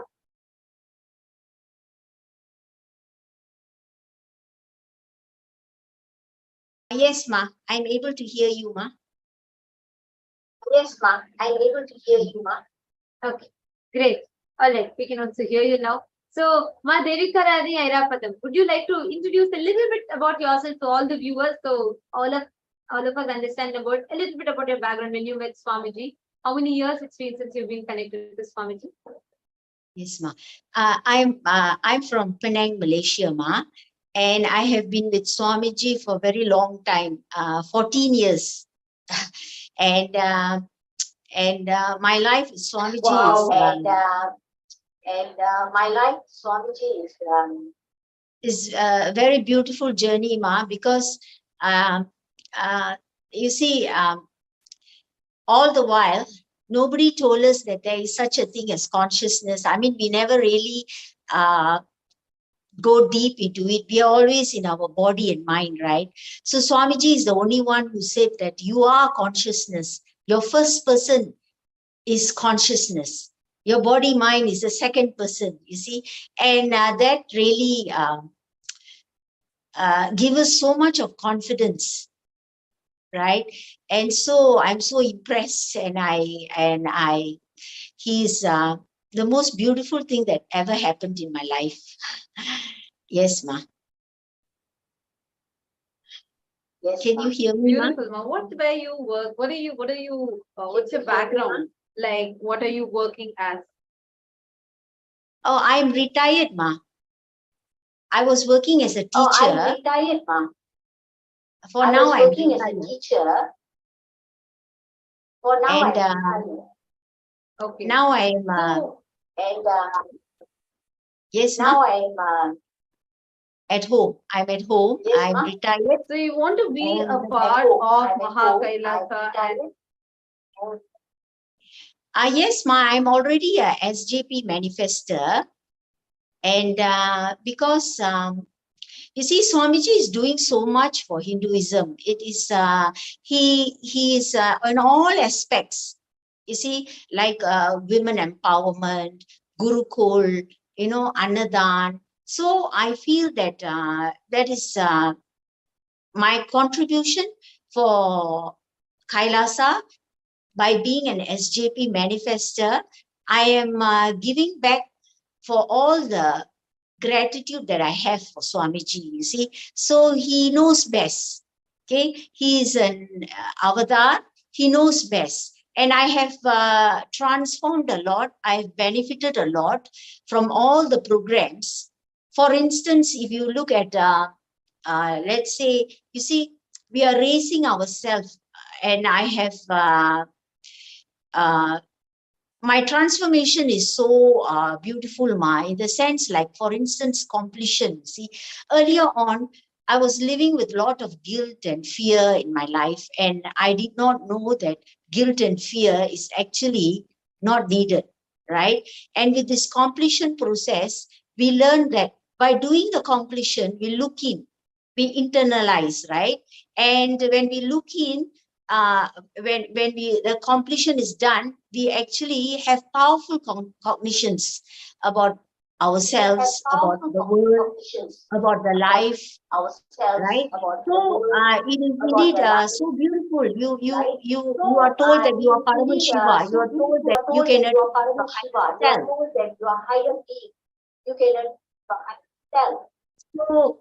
So that's why, Ma, I very true, Ma. Actually, there are so many. That's why, Ma, I really. So I think Yes, there's a Ma? small delay, Ma. Go ahead, go ahead. Because I hear echoes, Ma. That's why I'm wondering whether you can hear me. Can you hear me, Ma? Is it okay? Yes, we can hear. Okay.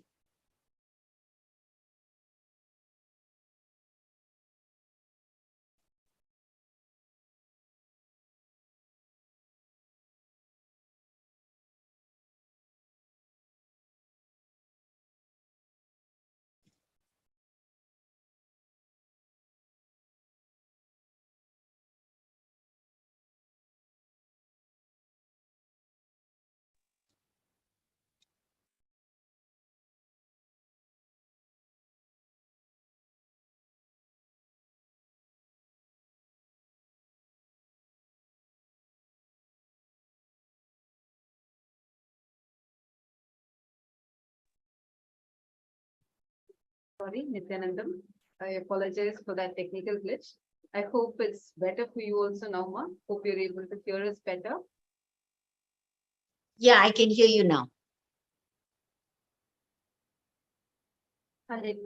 Actually, that's a beautiful thing you said, that Swamiji makes us actually realize that we are divine, that potential, that we are Paramashiva, giving us that experience that we are Paramashiva.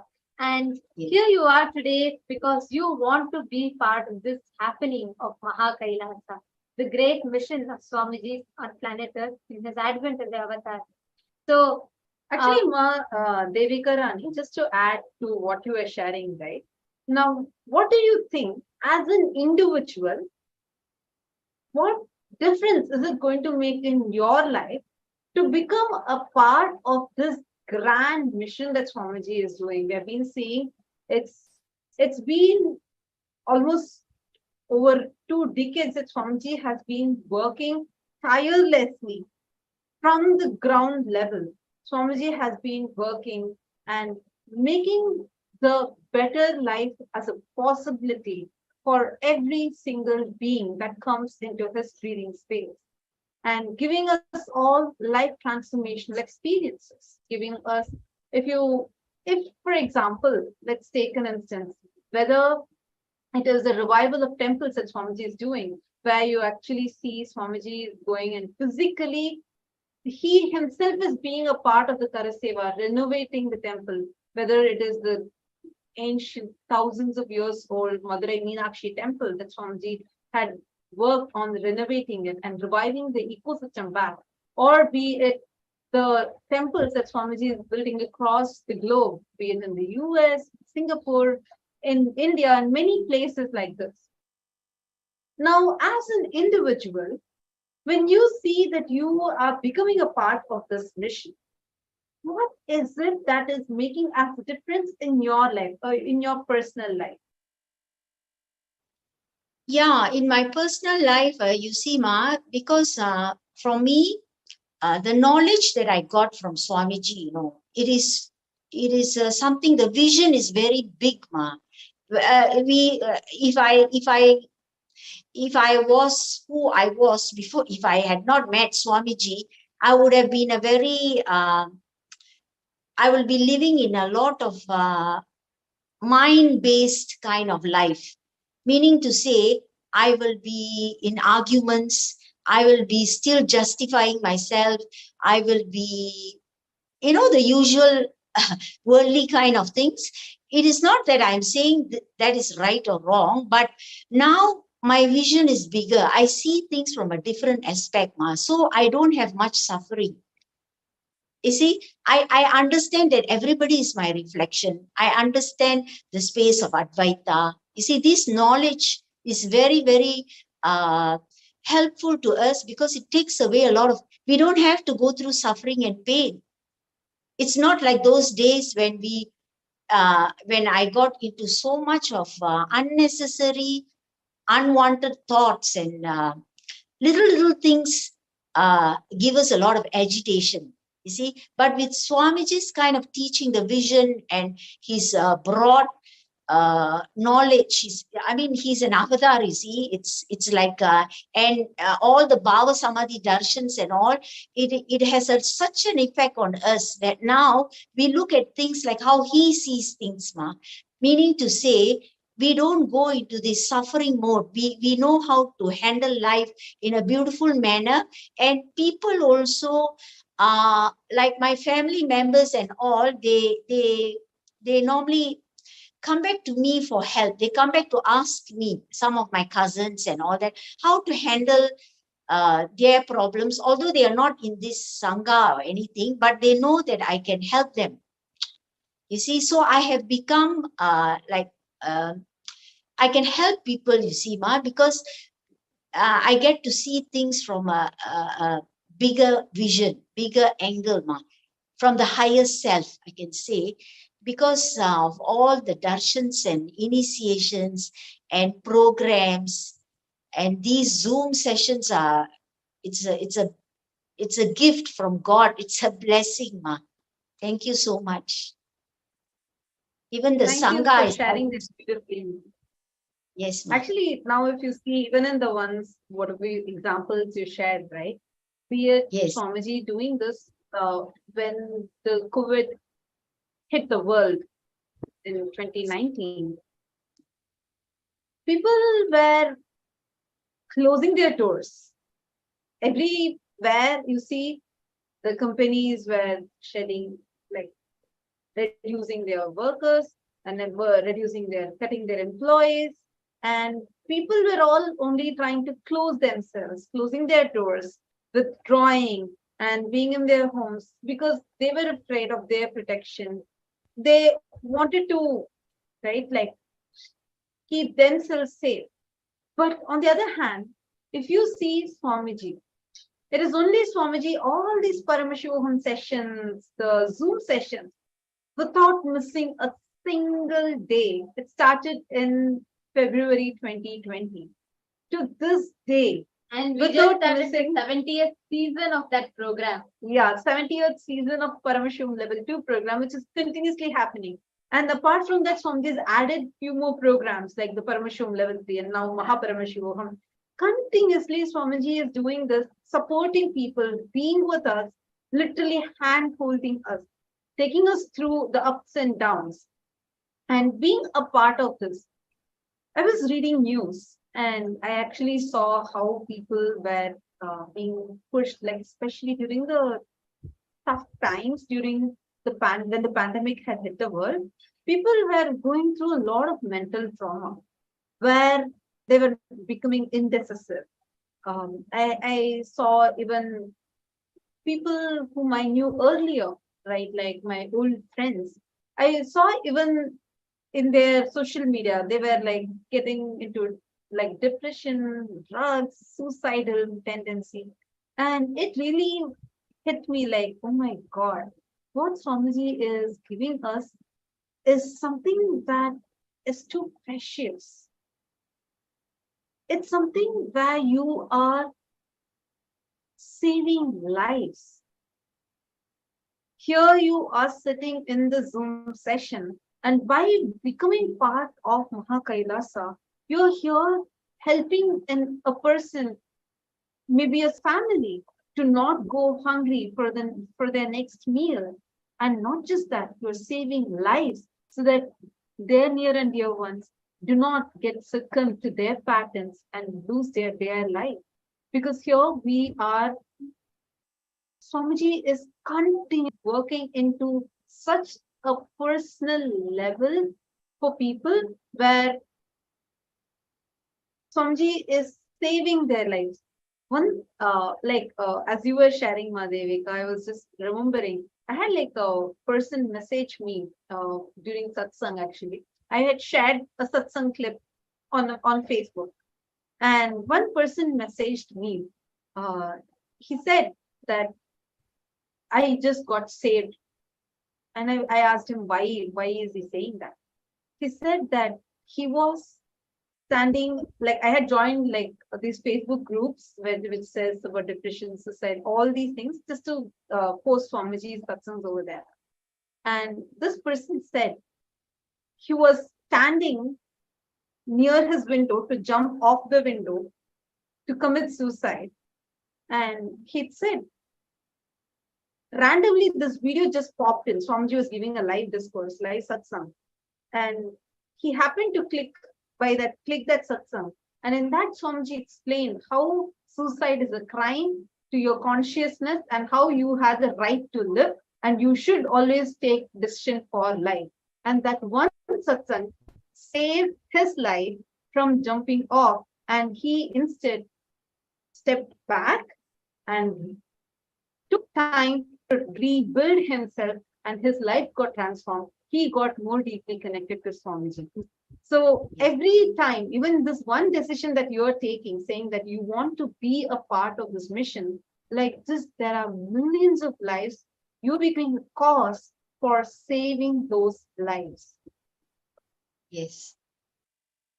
Yes, Ma, I truly agree with you because see, during when we were those 2 years when the COVID was there, we were all in the house, you see, and that was the time well spent, the Zoom sessions and all the Bhava Samadhi Darshans.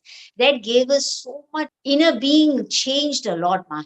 And I think that there's nowhere anybody had given more.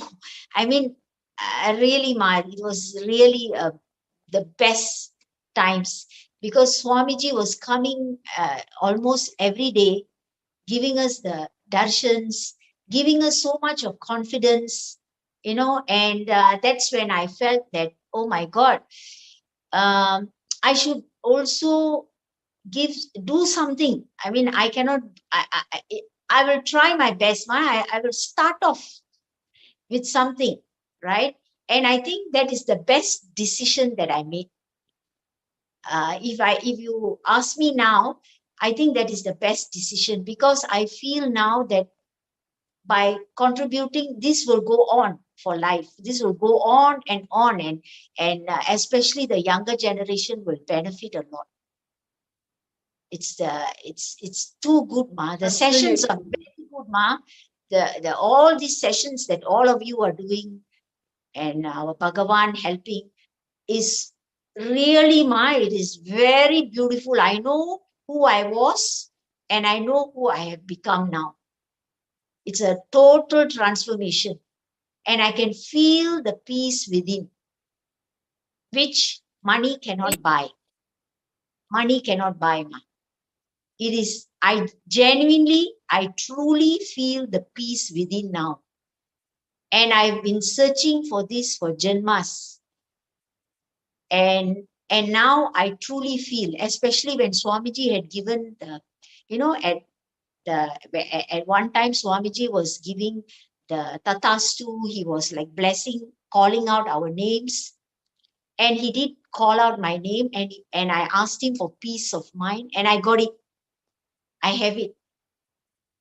Every word that Swamiji gives is truly, it has a deep, it's truly a deep blessing for us, Ma.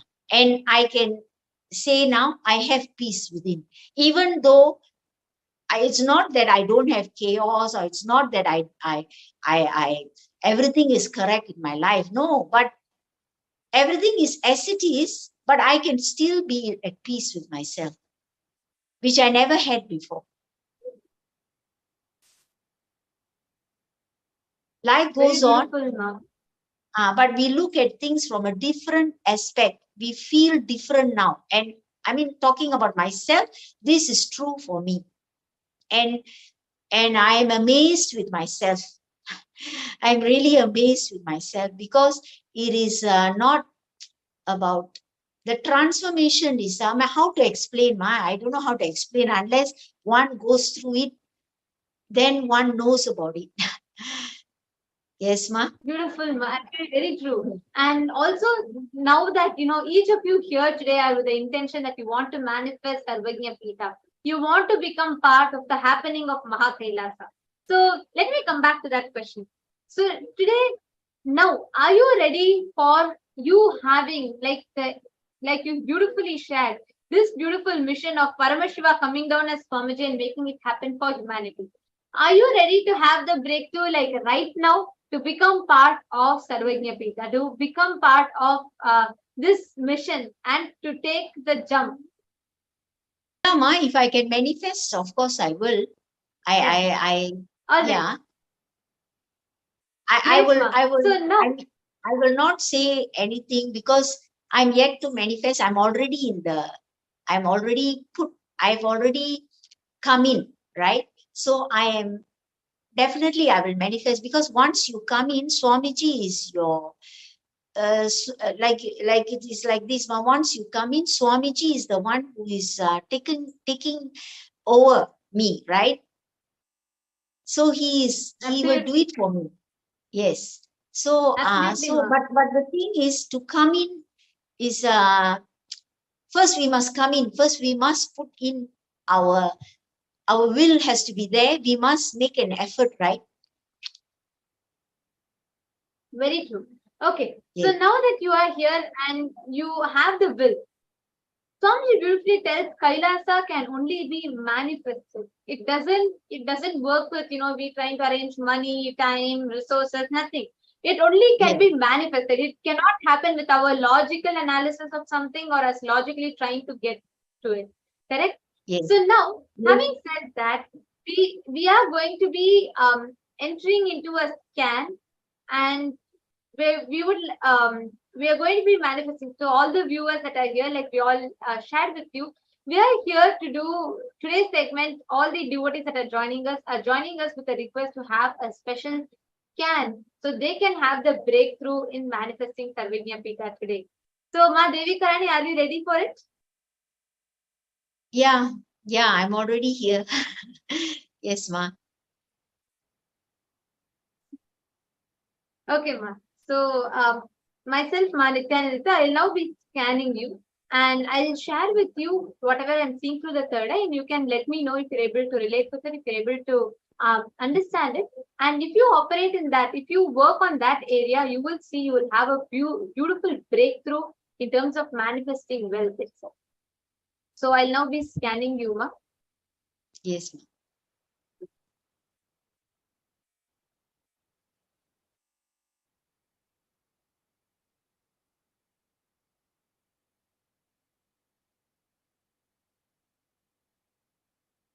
Now, she's going to be chanting Mahavakya, connecting with Swamiji and doing this scanning.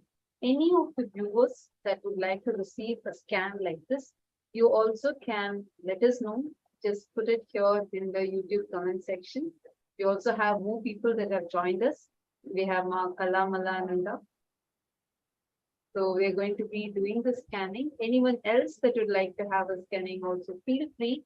You can put that you would also like to receive a scan in the YouTube comment section or the Facebook events page.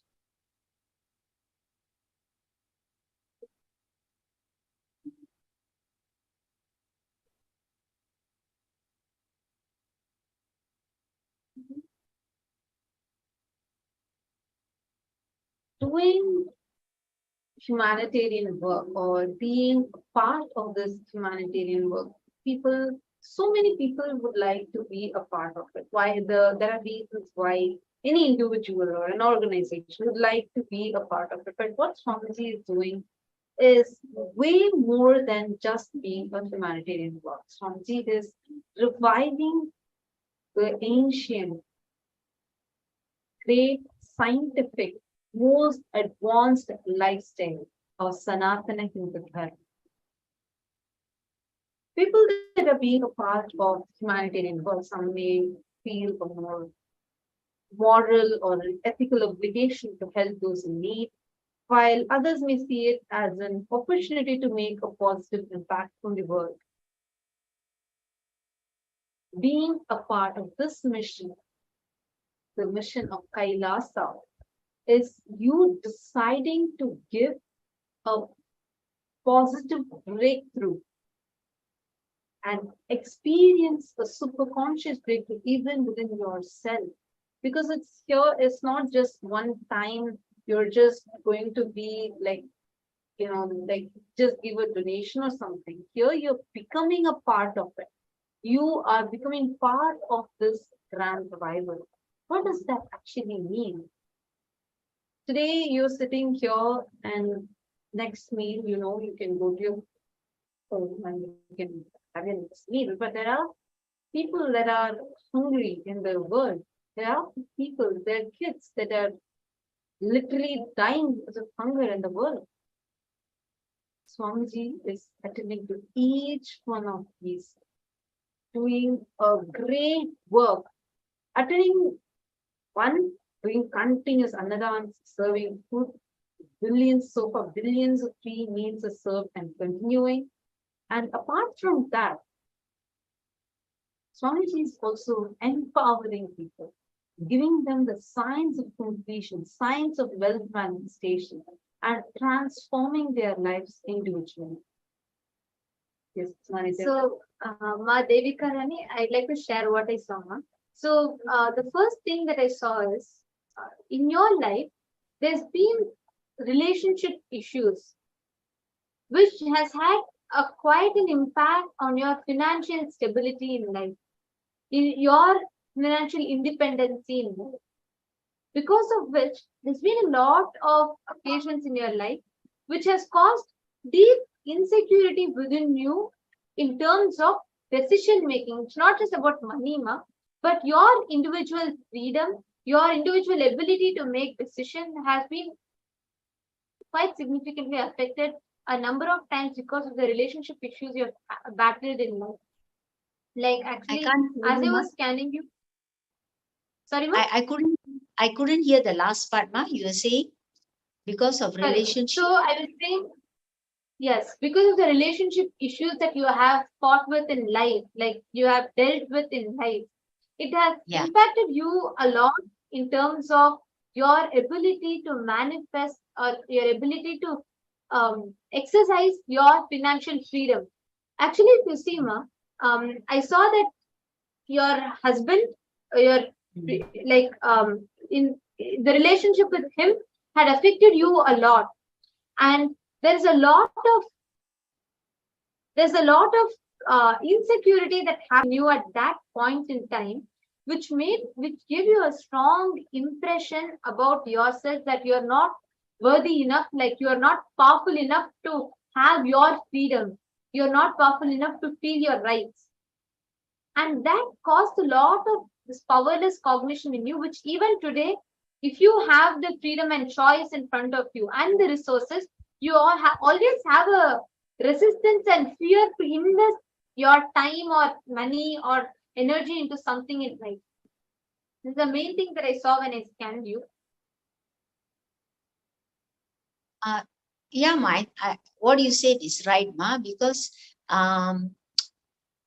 probably because my husband is not really involved in Sangha, but he doesn't say anything. I mean, I'm free to do what I want, but he doesn't come with me for anything with Swamiji, but it's not that he has come to Bidadi and all that. He follows me, but he's not involved. He doesn't follow Zoom sessions. He doesn't follow anything. He's just like he watches me and he's okay with it. And but of course, when it comes to manifesting Kailasa, I didn't involve him. I didn't tell him about it. Because as you said, Actually, it's Ma, that better. is what that insecurity Yes. in you, see, that Yes. insecurity in or not being able to exercise your individual, not being able to make an individual decision and stand by Yes. it, not having that powerful inner space, not like you have a lot of insecurity in your inner space, which is why you're afraid of expressing your choices or your decisions to others. Yeah, Actually, that's Ma, true. if you just go and talk to Aya today, if you just like right now, right after this, go and talk to Aya from the space of completion, from the space of understanding that your ability to manifest, express that complete oneness, complete freedom with life, absolutely without any type of insecurity, you will realize how cosmos will make everyone around you to support you in your decision. And you will see, you will be able to have a breakthrough in this.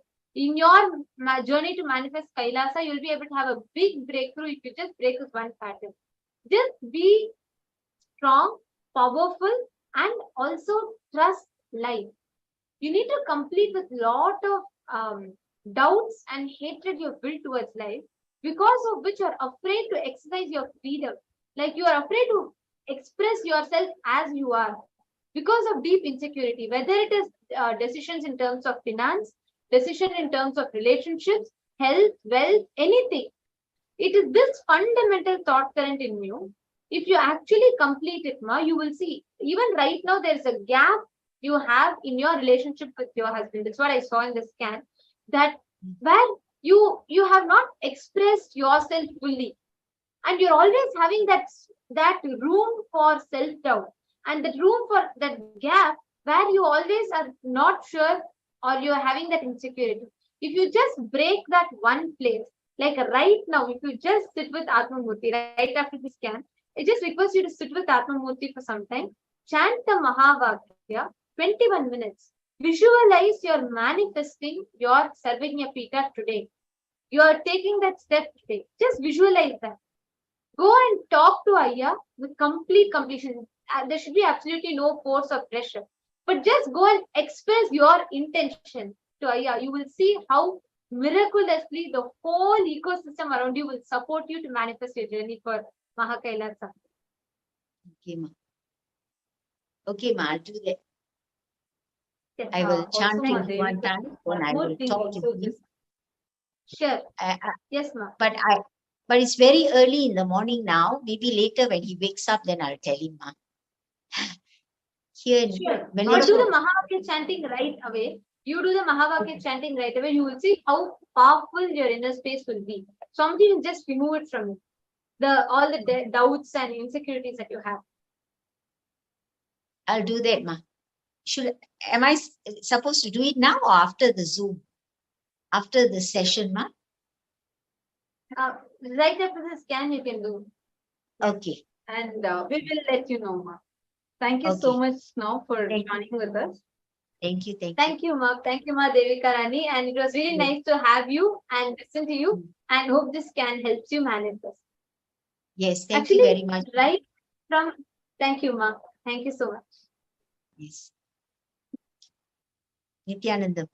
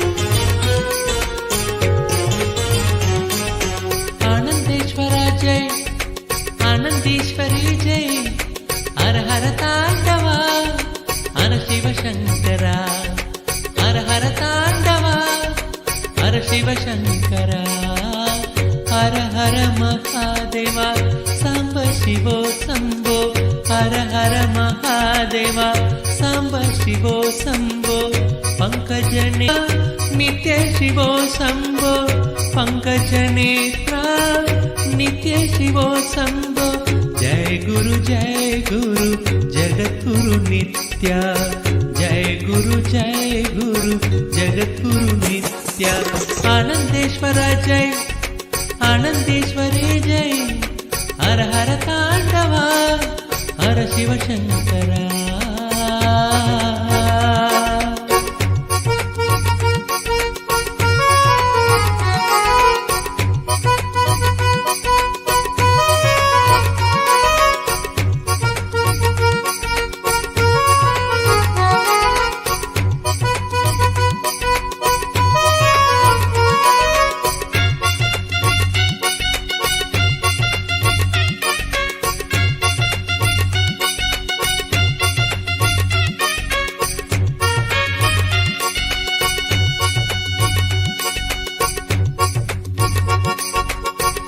Gokul बाला है नंदलाला नित्य कुमारा नवनीत चोरा गोकुल बाला है नंदलाला नित्य कुमारा नवनीत चोरा नित्य कुमारा नवनीत चोरा जय गुरुनादा नित्य गुरुनादा जय गुरुनादा नित्य गुरुनादा मुकुंद मुरारे नित्य गोविंद मुकुंद मुरारे नित्य गोविंद डम डम डम डम डम रंग द्रिमि नित्यानंद बोले डम डम डम डम डमर बोले शंकर द्रिमि नित्यानंद बोले आनंदेश्वरा जय आनंदेश्वरी जय हर हर तांडवा हर शिव शंकरा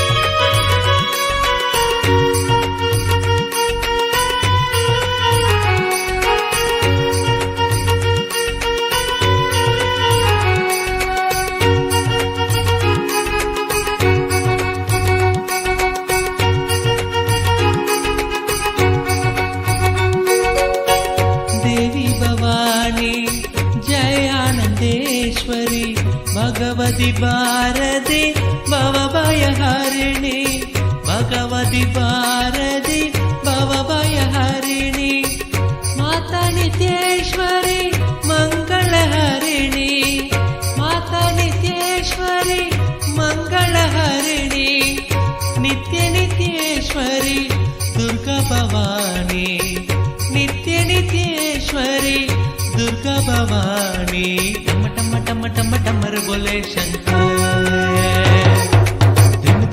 द्रिमि नित्यानंद बोले डम टमर बोले शंकर द्रिमि नित्यानंद बोले आनंदेश्वरा जय आनंदेश्वरी जय हर हर तांडवा हर शिव शंकरा हर हर तांडवा हर शिव शंकरा हर हर महादेवा सांब शिवो शंभो हर हर महादेवा सांब शिवो शंभो पंकज नेत्रा नित्य शिवो शंभो पंकज नेत्रा नित्य शिवो शंभो जय गुरु जगद्गुरु नित्य जय गुरु जगद्गुरु नित्य आनंदेश्वरा जय आनंदेश्वरी जय हर हर तांडवा हर Shiv Shankara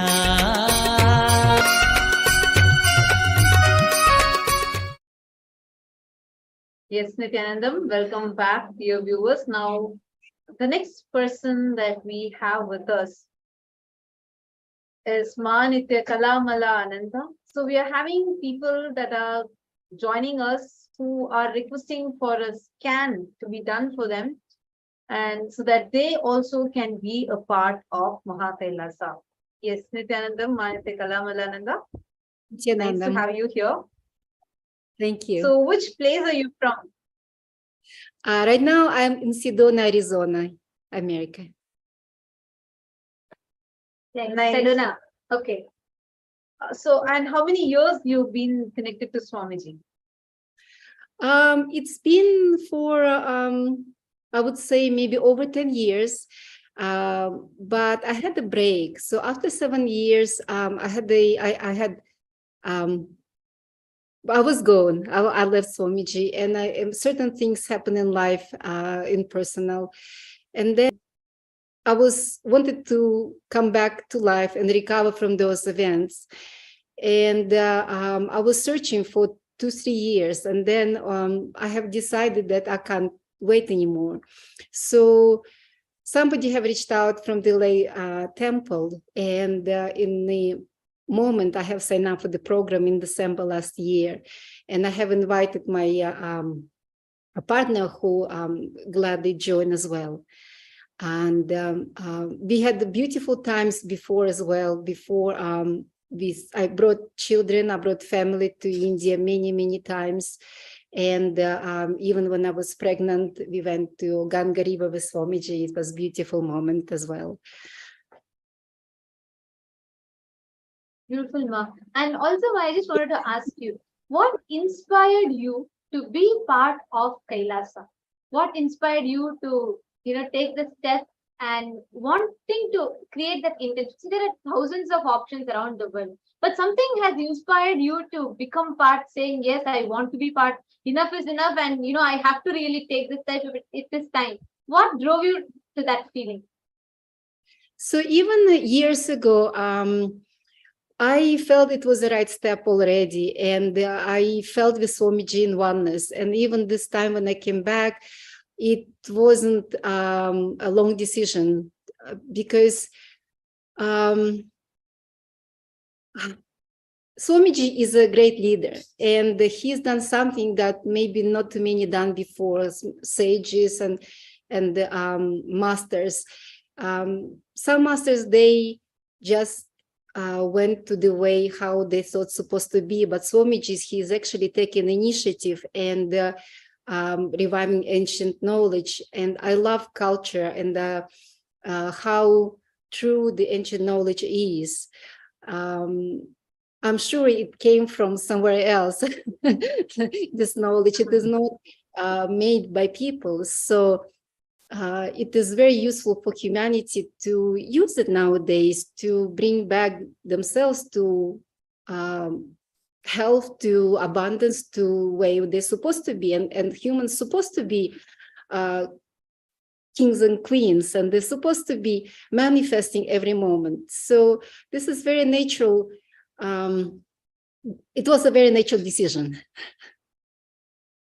Beautiful, Ma. Actually, I should say even not actually natural, because Cosmos already plans for you to be here, for you to have that breakthrough, and only then even that intention happens in your inner space. And so actually the fact that you took the decision, I would like to congratulate you for that, because that one decision is powerful enough to make you manifest your desire, your intention as reality. And I'm happy for you that you have taken this step and you want to manifest as a part of it.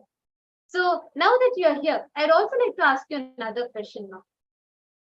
You might have had a different kind of an upbringing when you were young, right? Like a different, you would have been exposed to a different kind of a culture, upbringing. How does it feel for you to be a Hindu, to follow the Hindu lifestyle? And how does it feel for you after you met Swamiji? How did you understand about Hinduism? And why do you feel that this choice of yours in life is going to benefit you and your family? Well, I thought that in my previous life, I already was a yogi. Even when I was in my early teens years, I was already interested about energies and how to cleanse and purify my body. And I didn't even know where it came from. I was born in Russia, on the island. And then later I understood that cultures, they're very similar. The basis, the foundation of culture is very similar, because there were a lot of Vedas in Russia. And even when I grew up, the last Vedas still were there, living somewhere in the mountains. And they called Vedas. So the intelligence of Russian people also very deep, the wisdom. And that's why I think they catch very fast, because it's very close to their heart, to their nature. Yeah, so maybe I have spent my life with Swamiji before. Beautiful. And you said that how did you meet Swamiji? Like after that, how did you find it empowering you to be a Hindu, to practice this lifestyle with Swamiji? So I have met a girl in one of the workshops, and he suggested to go to Los Angeles temple. And I went there, and I loved it. I loved it from the first time. And then I started to take workshops and Nirahara Samyama, and I did not eat pretty much for 4 months. And when I said it to people, they're like, "Oh, how can you do that?" And I said, "This is only with the grace of Avatar, with his support." And life was amazing. And we started businesses, and I was just sparkling, and life was zesty and very alive, and just moving. And things were very harmonious and very beautiful. I had few practices, and I don't know if I can just share even one. I had a nanny, and I decided, okay, maybe I can have a live-in nanny. So I had no room really for her, and I said, well, maybe you can just spend, a night here where Swamiji's Murthy was there. And she woke up, and then she said, well, could you tell me what is this flower on the wall? I said, well, I don't know. It's a painting. And then she asked again, and I was wondering why. She said, well, when I open my eyes, I see this flower like a lotus opening right in front of me, above me. And then there's a man coming with trishula and long hair. And I said, well, this is Swamiji. And after this event, she actually was a little bit scared, because her third eye opened in that room, like immediately. And that's just one of the amazing stories that happened. So that's why I, with that hesitation, came back this time, because I came back. I feel like I came back to life. And I think that I feel like I can do things and move forward now. Now that being as SJP manifestor is working through me as well. He's moving me, and if there's some desire and to create a business, he just like pushes me. Okay, you do it, and he puts me in different stores. Like, here you're supposed to be, and how come I'm here? But I know that he is like saying, okay, you have to get this and that. So, and I just signed up for the program on Sunday to manifest a business online and private business, and create 6 figures number a month. So I have just started, and today is my second day to be in the program, and it's really great. Nice, Ma, wonderful. And yes, now that you're here and you have, like you beautifully put it, the decision is natural and already it is done. Swamiji happened and he will take care of it. So yes, now that you are here with this intention and decision, I would like to now get to the part of scanning and seeing. So you are here saying you want to manifest and you want to have a scan to have that breakthrough. Is that right? Yes. Yes? Okay, great. Okay. So glad that you're here, and I'd like to congratulate you for your decision. And now let's get to the part of scanning. And I'm just going to connect to Swamiji, and let us see what Swamiji reveals for you to have that through right now, today. Like Swamiji tells, for all of us through is possible. It is just that one moment away, just one step away. But unfortunately, because of our blind spots, we will not be able to many times identify what it is, where we are missing, what step do we need to take to manifest it. That is why the power of third eye helps us, where Swamiji, from the space of oneness, when you tune into that connection with Swamiji, Swamiji himself will reveal and show you where exactly you can have that shift. And that is what we are going to be doing live with Ma Nitya Kalamalananda.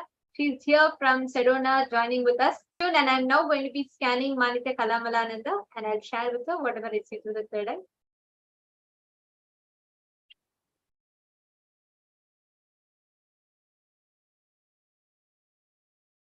And anyone else that would like to have a scanning also, feel free, go ahead and put it in the chat. Anyone that would like to have a scanning done for you, please go and put it in the chat, in the YouTube live chat, as well as Facebook.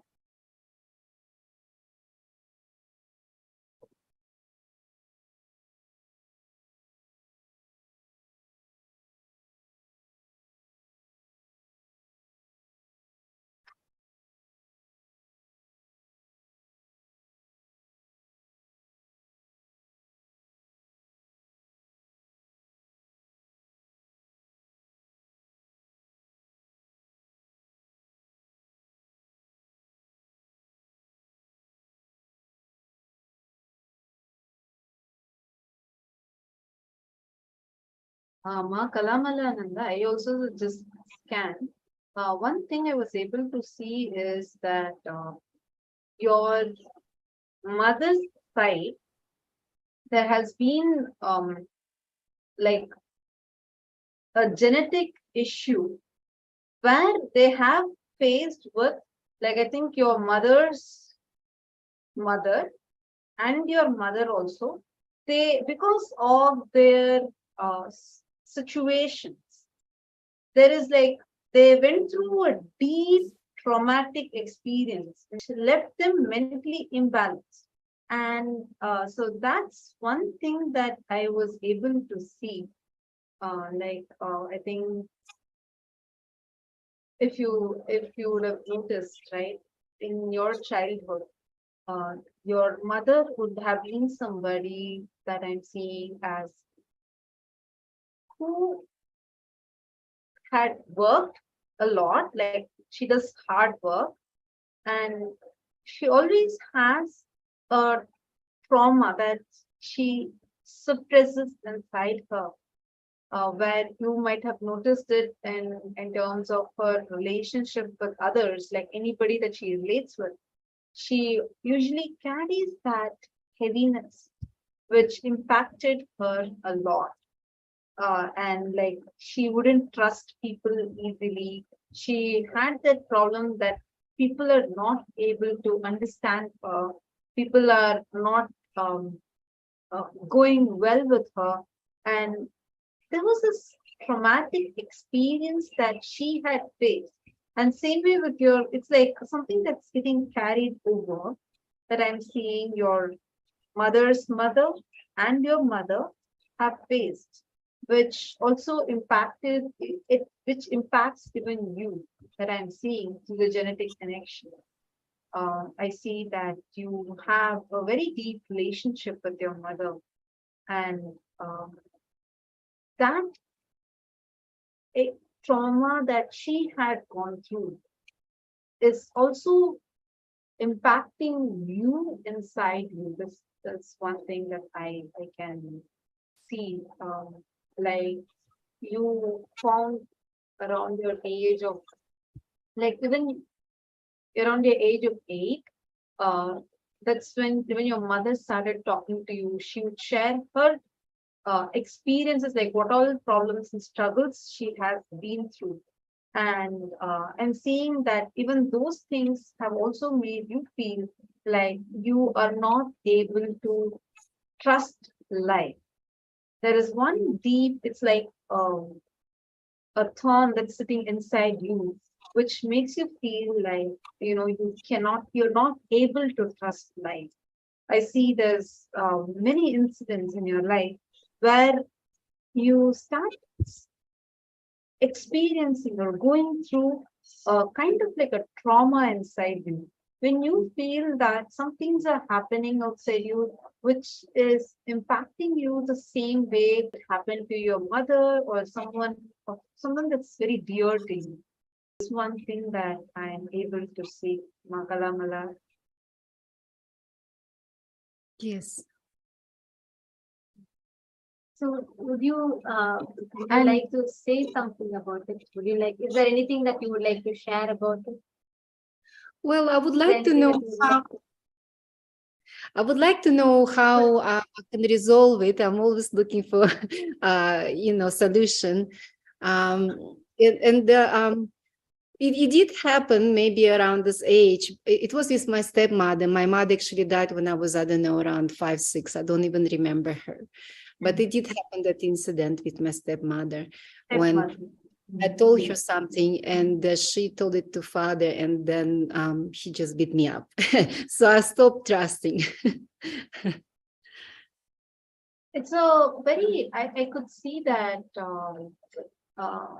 you had this experience like around your age of 8, I'm seeing 7 or 8, where you felt this extreme loneliness, a kind of sudden feeling of like very deep lonely feeling that I'm seeing, that child that went through that suffering. It was a lot of suffering. It was like where you were not able to trust anybody. You feel like there's nobody there for you, and that troubled child is still sitting inside you. Is something that I'm able to see. That Yes, it feels very familiar. Yes, thank and you. do not worry. It is. See, I just want to assure you that you are here in the right place for the right person, Swamiji. And suffering, the pain that you have gone through, because of that one experience, I would say it was at your age of 7.5 to 8. I think in the month of May, and I see you are wearing pink colored dress, pink, yeah, yellow, I think, sorry, pink and yellow colored dress you're wearing. And I'm seeing that you're sitting and crying like anything. Like I see you like completely like shrunk and sitting and crying. I see there's a stone wall and there's like a small compound kind of a place where you're sitting. It's a corner, but near it I see like a lot of shrubs and like greenery. I think this was the day where you were hit by your father. I think you were hit by your father, and you felt like there's nobody for you, and your I again see your mother only. I think maybe if you're relating with your stepmother as your mother, and that's probably it. Why I keep seeing that. So I see that like she spoke to you something which made you feel like you can't trust anyone, and you're thinking about all of these and sitting and crying. And I see this place clearly. I think you're wearing yellow and pink color dress, and it was around the month of May. And I see that you're sitting. It was around 7.5 years old, 7.5 to 8 years old, around that period. And I still see the and if you see in multiple occasions, that same exact powerlessness that you went through keeps repeating itself, which makes you feel like, oh my God, I cannot trust this. Like, I cannot trust this person. I cannot trust the situation. Maybe this person might violate me. They might take advantage of me. So these kind of words are what I see repeating in your inner space. And which is why you are not able to trust anything in life completely, and which is stopping you from involving completely. So this is one thing that I was able to see. And do not worry, Makalamala, you're here with the avatar. Understand, through any ups and downs you might have gone through, he has chosen you to be here. Understand that. Understand that. And the second thing is, you can never be violent. You can never be violent. Just take a moment now. Look inside you. Scan your life.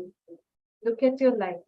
Be it the sufferings that you've been inducing yourself into, be the mental traumas that you've been putting yourself through, remembering the past pains. If you just look into all of those, you will start realizing that there is a pattern inside you which is making you repeat these things.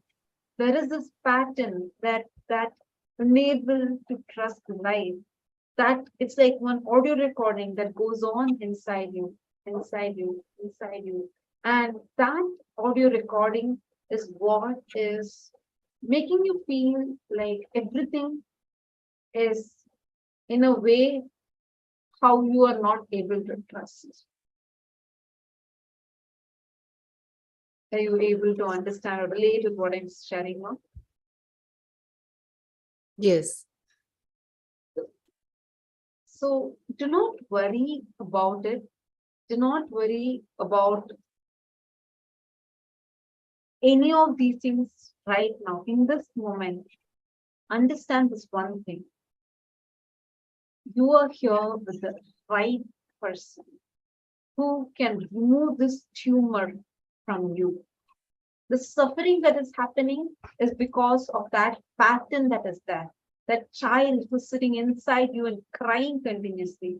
The child in you, like that kid has not grown up yet. Still, she is sitting inside you and crying. And now you need to do the process of completion. And from that, you will be able to come out of this. Don't worry, in this program, Paramashivam, we will support you for this process. We will help you. And Swamiji's with blessing, you will see how you are able to come out of this. And once you come out of this, you will see so much of sudden strength manifesting. All that strength is there inside you. Even now, you are having it. You are powerful. You have that strength inside. So don't even worry about this. You would be able to come over this, and you will become a powerful woman. You have that power inside you, and you will be able to empower yourself. Stop questioning. See, just trust Swamiji. Just hold on to Swamiji. Sit. We have a beautiful Murthy behind you. Sit with Swamiji. Write. Do the completion process. Go back to that incident when you felt like your mother has left you, and when you felt like you are lonely, when that deep lonely feeling hasn't in you. Write that. Complete with that incident. I will also send you a video link of Swamiji's that I recommend you to watch, where Swamiji explains about completing with that tantrum throwing child sitting inside you. I request you to watch that. Sit with Swamiji's Murthy and write down this completion. Take a step. Be very strong inside you. Decide, come what may. I decide that I want to be in completion. I want to be established in the faith of completion. Decide that very powerfully and take a step today. You can become Sarvanyapita Yajaman if you desire, even today. Today, what step you can? Decide to take it from that ferociousness. It is that ferociousness which can break your pattern. It is that ferociousness that you are going to be having with yourself, which is going to help you to break your pattern. Do you understand what I'm saying, Ma? Yes, thank you. I did completion. I feel like I probably need times to go deeper. Actually, I could see how beautifully you were opening up, and when the whole process, when the whole scan was happening, I actually see you relating with it, not just in terms of the words, but at a very emotional level, you were able to connect with it and you were able to relate with it. And Ma, this what Swamiji has pointed out to you through the third eye. Just this one spot, it might be a little difficult. You will be able to manifest your journey to Sarvajñapita, your journey to become part of Mahakaila. So you said, right, just before us coming live, when we were having a quick conversation, you said, Ma, whatever said and done, I have decided it is time. I'm not going to wait for anything. It is time for me to be a part. I need to do. That intention in you has led you to this moment for you to decide to be part of Kailasa, for you to say that, okay, whatever said and done, it's too long now, too many years I spent, let me take that step. You have that intention in you, and beautifully, the third eye has revealed for you where exactly you are stuck also, whatever is your blind spot also.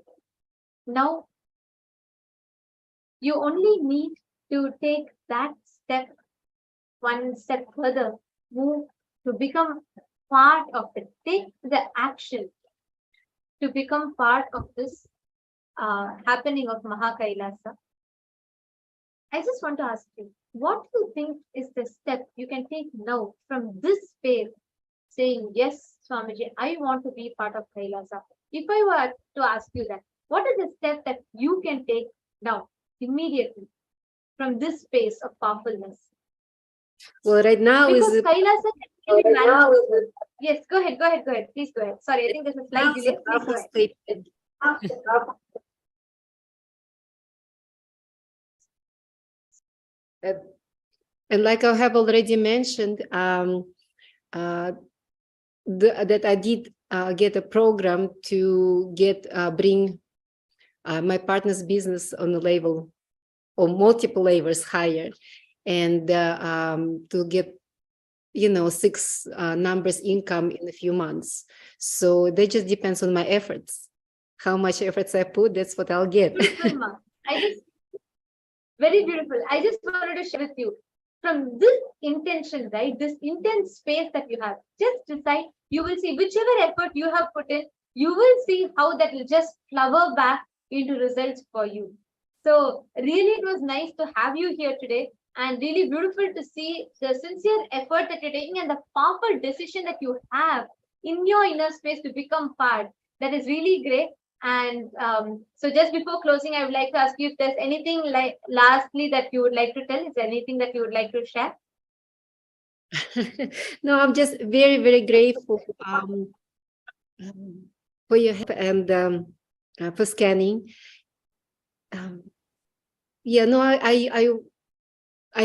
mean, I want to say blessings or the task to all SJPs or SJKs to start right now, today. Beautiful. Thank you, Ma. And thank you so much for joining. Thank you so much. Just sit with Swamiji now. Go to sit with Swamiji's Murthy right now. Do this completion process. Just decide ferociously. If you feel this pattern inside you has to be completed. See, understand, once you come out of this pattern, you will suddenly have so much of trust in life.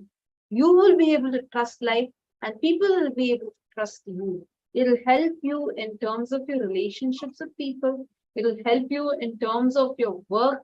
in terms of your business and every aspect, every dimension. So I recommend that you can sit and do the completion process now. Sit, finish it. Watch the satsang where Swamiji talks about this tantrum throwing child, completing the tantrum throwing child inside you, and decide to take a step today. Whatever you can decide, ferociously decide it and take that step today. And that will really help you to manifest a breakthrough. So even if you want any further help, like you did your completion and you want to decide on the next step and you want any help in that, feel free to reach out to us via Facebook events. You can click the post message on the events page. Once you've finished it, then since you're also attending the program, we'll definitely be able to work with you, help you manifest. So thank you so much for joining me. Thank you. Thank you. Thank you.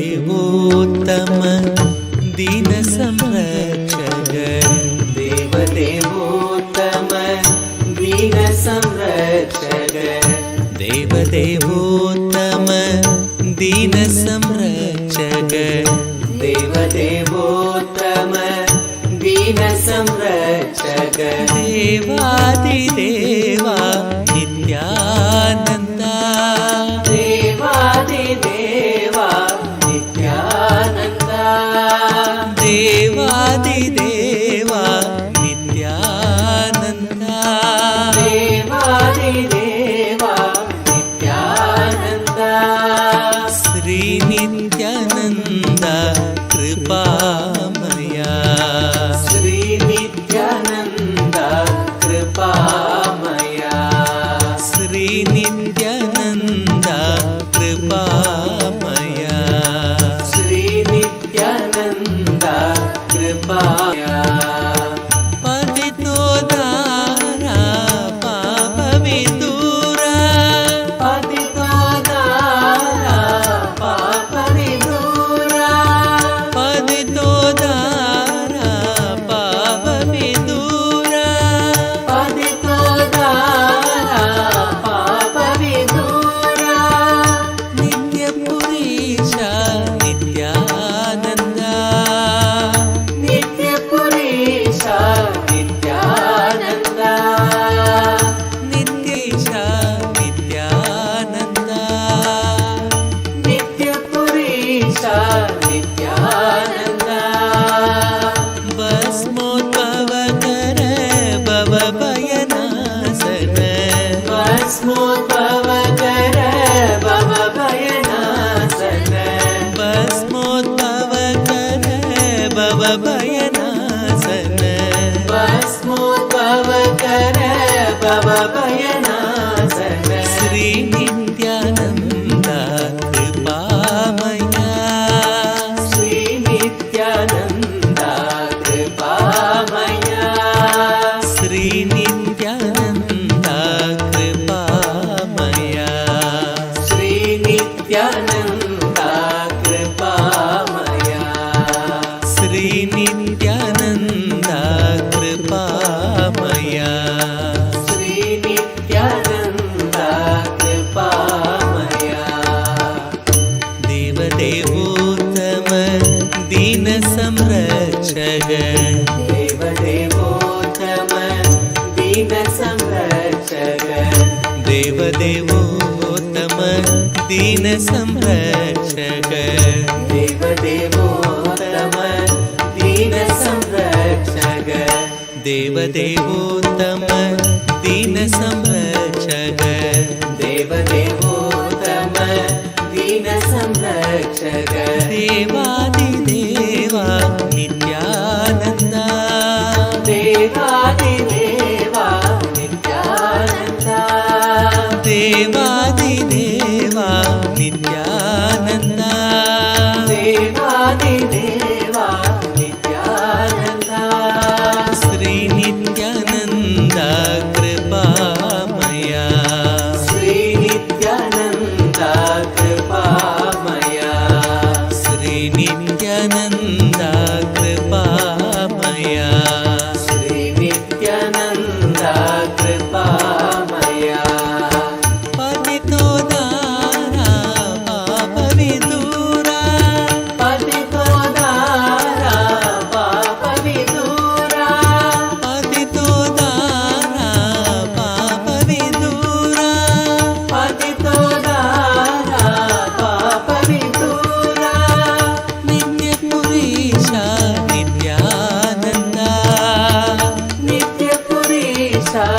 Nityananda నిత్య పురీష నిత్యానంద నిత్య పురీష నిత్యానంద భస్మోద్భవ కర భవ భయనాశన భస్మోద్భవ కర భవ భయనాశన భస్మోద్భవ కర భవ భయనాశన భస్మోద్భవ కర భవ శ్రీ నిత్యానంద కృపా శ్రీ నిత్యానంద కృపామయ శ్రీ నిత్యానంద కృపామయ శ్రీ నిత్యానంద కృపామయ దేవదేవోత్తమ దీన సంరక్షక దేవదేవోత్తమ దీన సంరక్షక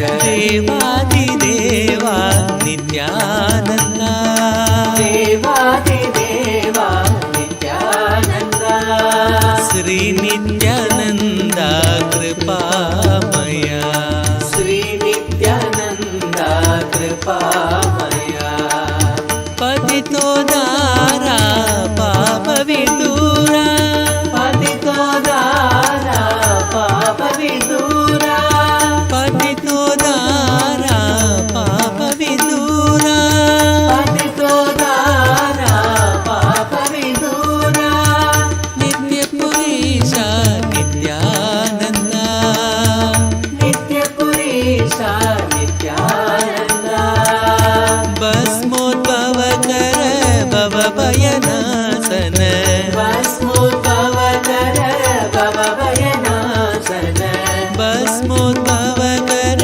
భవ భయనాశన భస్మోద్భవ కర భవ భయనాశన శ్రీ నిత్యానంద కృపామయ శ్రీ నిత్యానంద కృపామయ శ్రీ నిత్యానంద కృపామయ శ్రీ నిత్యానంద కృపామయ శ్రీ నిత్యానంద కృపామయ శ్రీ నిత్యానంద కృపామయ దేవదేవోత్తమ దీన సంరక్షక దేవదేవోత్తమ దీన సంరక్షక దేవాదిదేవా Nityananda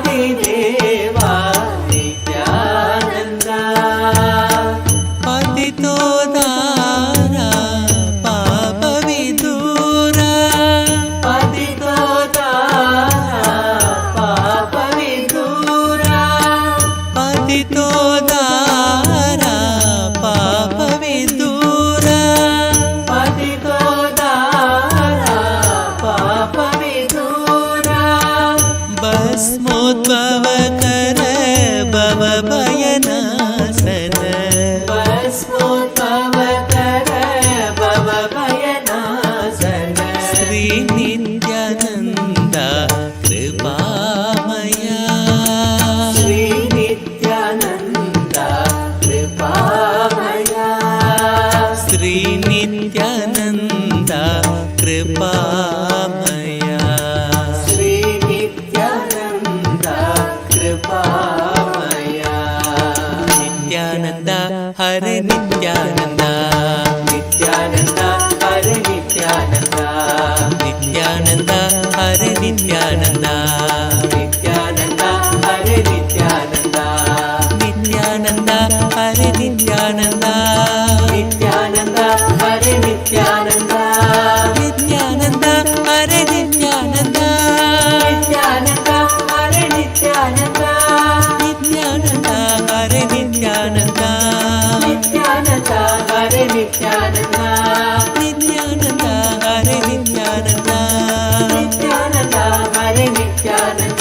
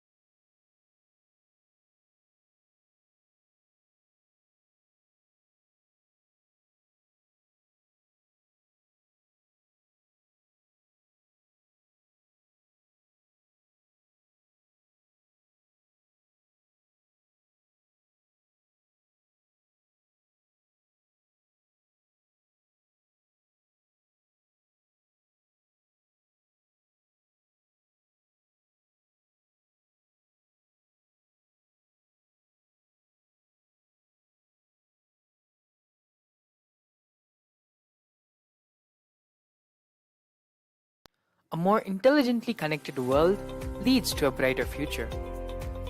An enlightened humanity leads to a better world.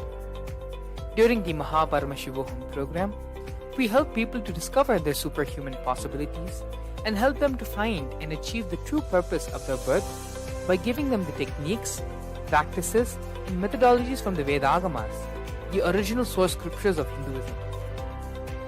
The Supreme Pontiff of Hinduism is reviving the ancient original Vedas and Agamas in all its glory, in a user-friendly way for the modern mind. The Supreme Pontiff of Hinduism is transforming human beings into divine beings, reviving, initiating, and replicating the 463 powers from the Agamas revealed by Paramashivam. The Supreme Pontiff of Hinduism is not just giving solutions for every problem man faces, but is making them irrelevant to their lives by transforming human beings into divine beings. Listen. Any argument presented by your mind, body, your present reality to establish you are not Paramashiva. You are not omniscient, omnipotent, omnipresent. Anything presented to prove you are not Paramashiva is illegitimate.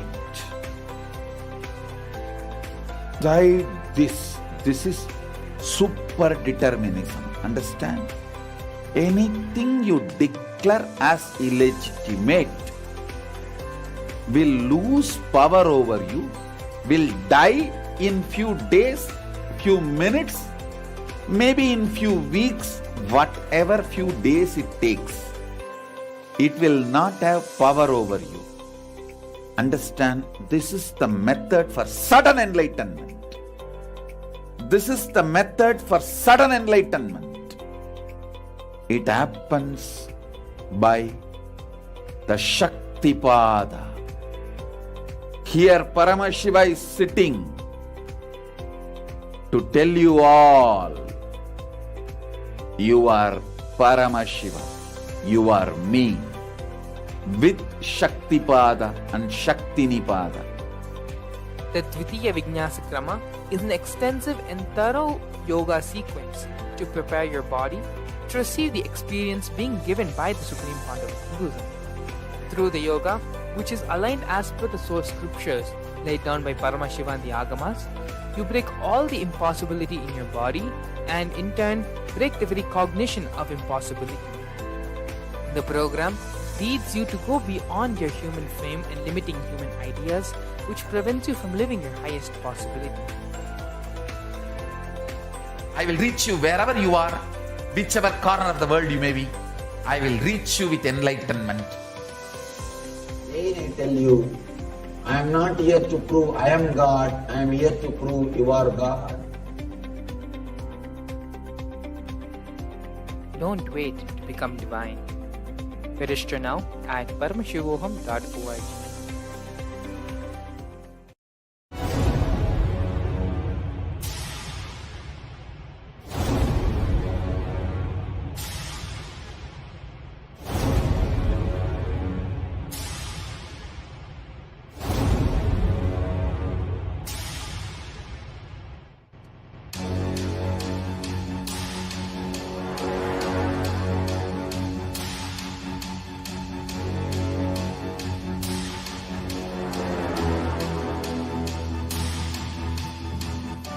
Understand? Literally last 39 years from the age of 5, whatever Paramashiva manifested through teaching, speaking, writing, every way, condensing the whole thing and presenting it to you all as experientially in these 21 days through this Jnana Charya, Jnana Kriya, Jnana Yoga, Jnana Jnana is Paramashivoham. lifestyle for just Paramashivam. Rituals to be just Paramashivam. Yoga for just being Paramashivam. Jnana, just Paramashivam. This Mahaparamashivoham is like literally the ultimate journey in a most safest way.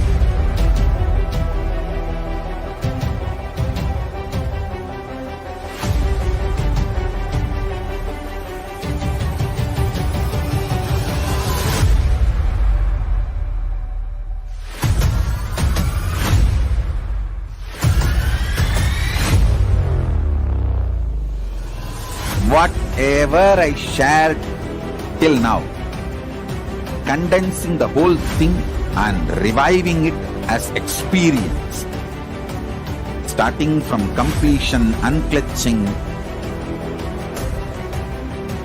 power manifestation, the states of consciousness, and the planes, multiple planes, everything.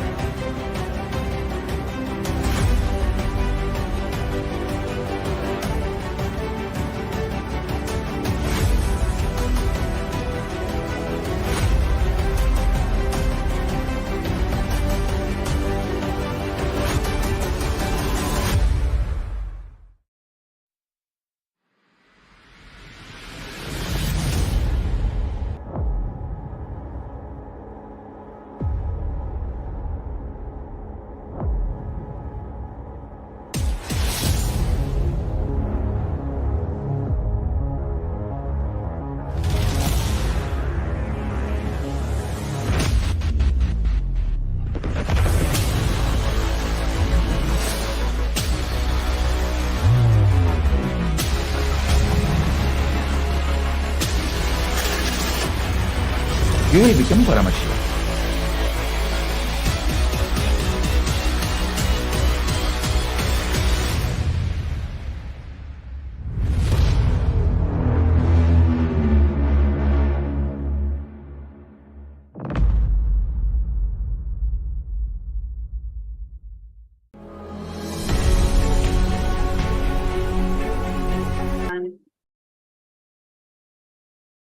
Nithyanandam.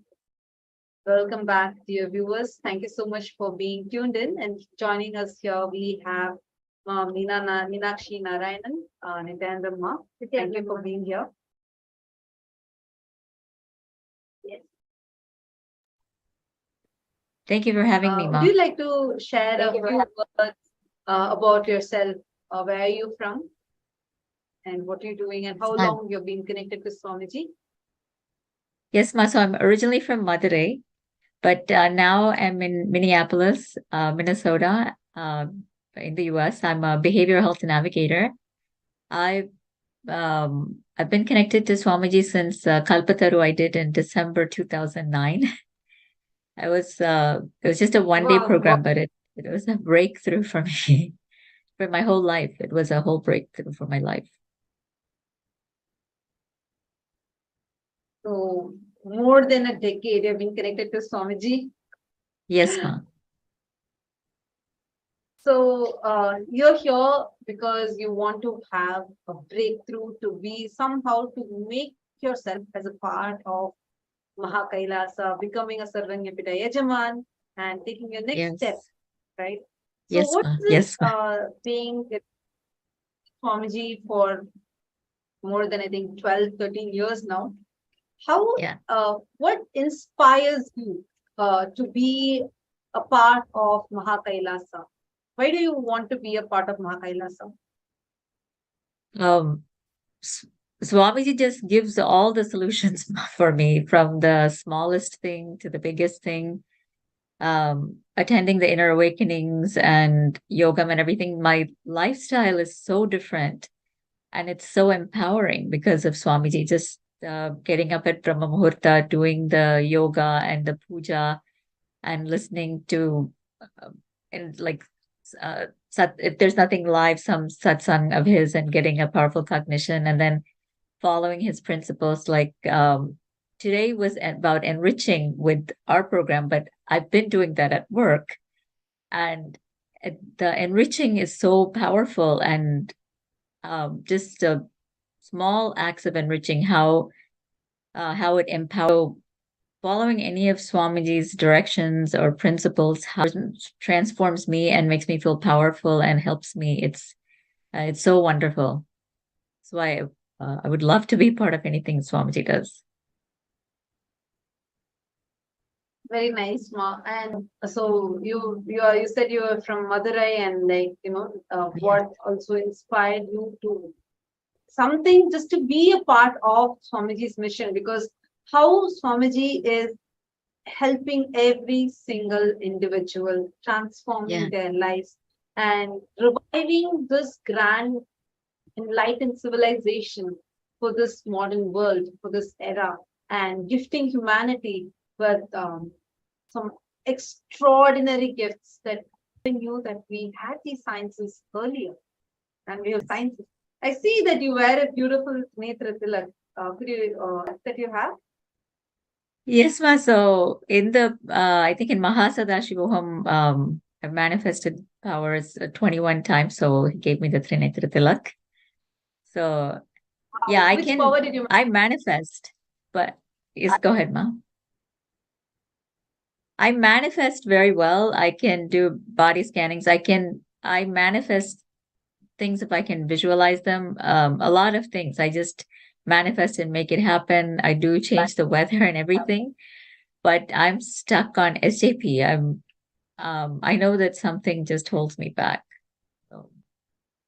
Yeah, don't worry about that. But I just wanted to know, from being from US, or like with your background in India, and having a very like a life many people would aspire to have, like to be successful, to be happy in your life, and being in this modern age, you're saying you're manifesting powers, and that's why you're having, because you're able to manifest the powers. How do you feel about that?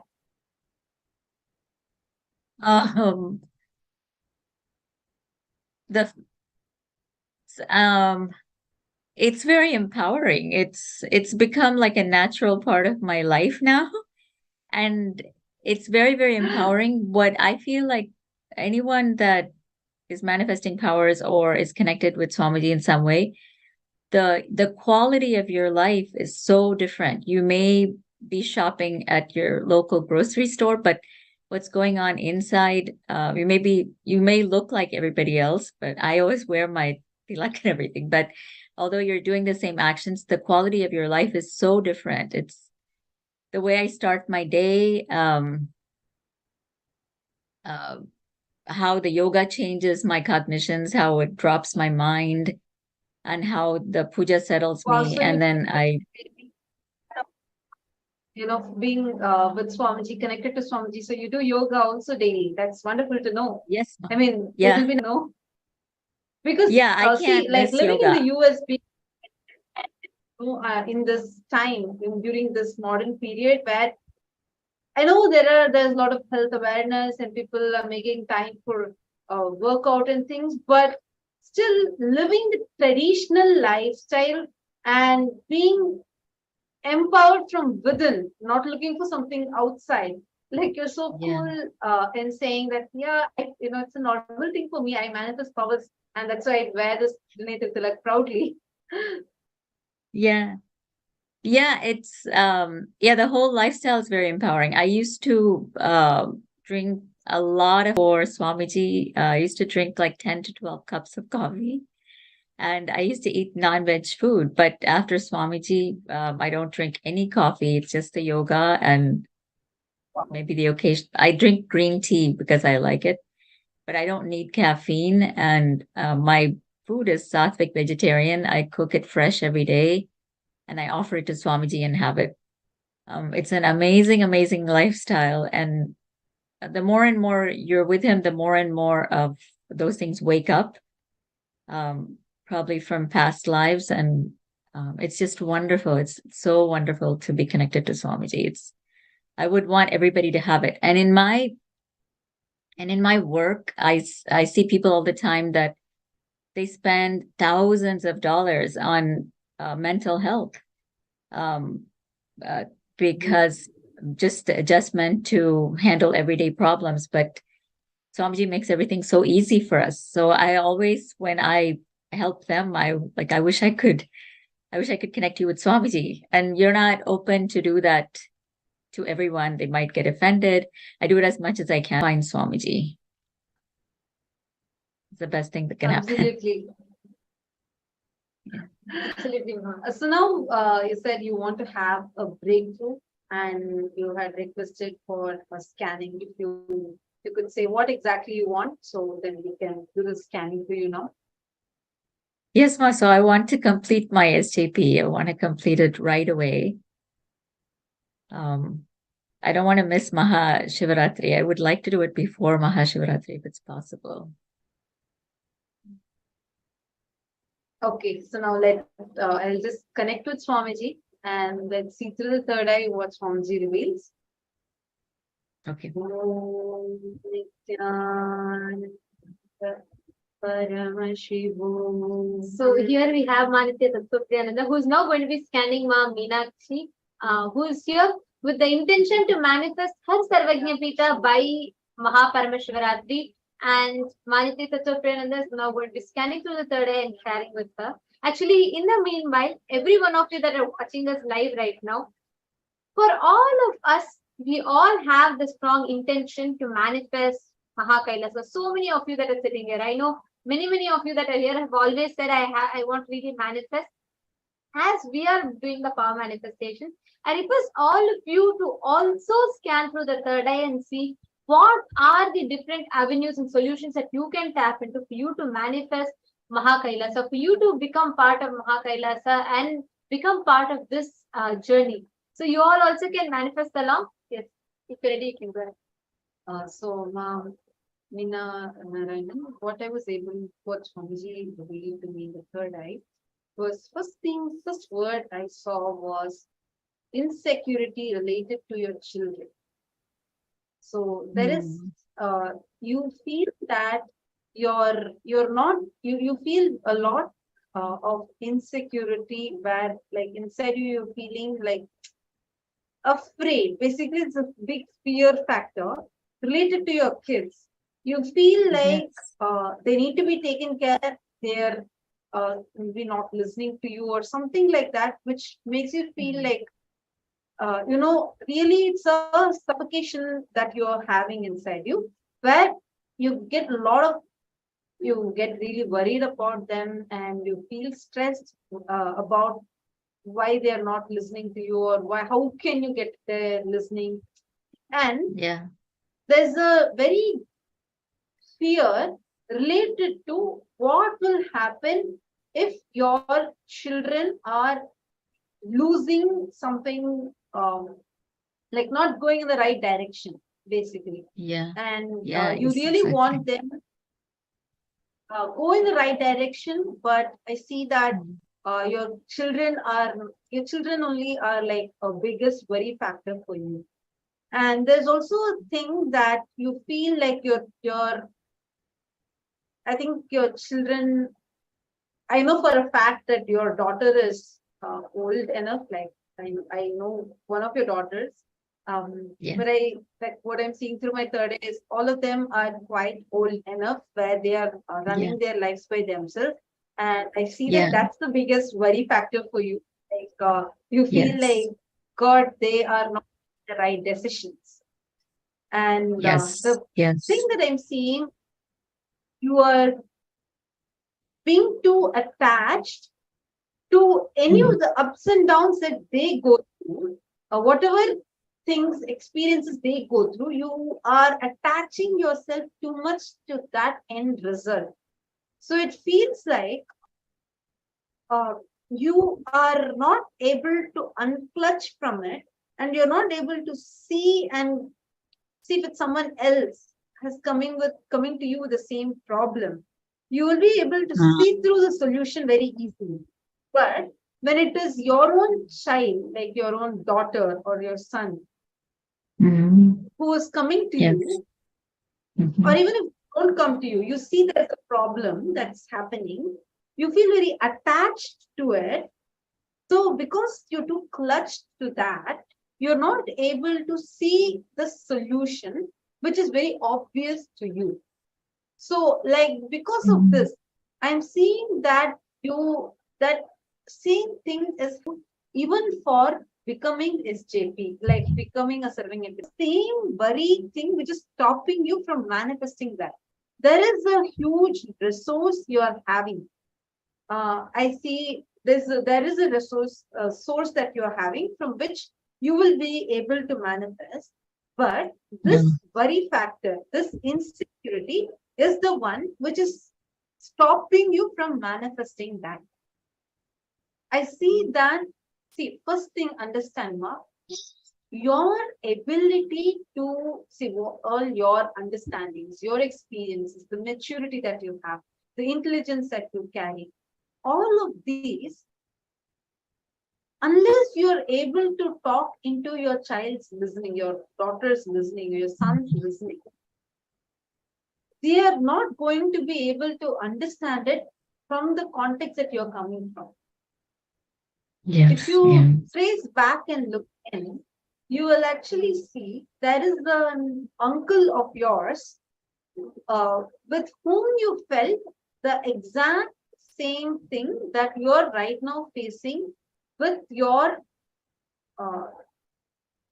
daughter or son. Sorry, I'm not able to see that clearly. I think the second person, your second child, what you're currently struggling with your second child is the same. It's my first child. I think it's your chittappa. Oh, your first child. First child, but then my second is more like my first because she's mature. My first is my son, but he's going through stuff now, and you're really right. But yes, go ahead. Go on, Mom. Swamiji is revealing through the third eye minds. I am just saying what was Swamiji showing in the third eye. I'm just sharing that with you. So, Swamiji, so what I was able to see is there is one chittappa, that's the word I got, chittappa of yours, like one uncle of yours. If you go back to your age of 13, and seeing like this pattern, you'll be able to identify where there was the situation, like it's a very simple decision to be made. And you were just part of the family. It's like I'm saying, like you are a part of a big joint family, and there's some discussion happening, and you're trying to tell something, but you're not able to talk into his listening. Many a times you felt like he doesn't understand you. You face the same thing with your father also, and with this person also. And if you see the same exact thing that you had faced at that time is the same thing you're facing currently with your son.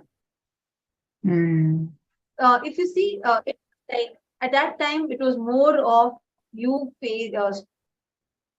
It's to do with. I see a swing. I see a wooden swing. I'm seeing, and I see like a lot of people. And I think you don't speak much. It's not your thing to speak much. You're just there, and you feel like you want to say something that would actually help.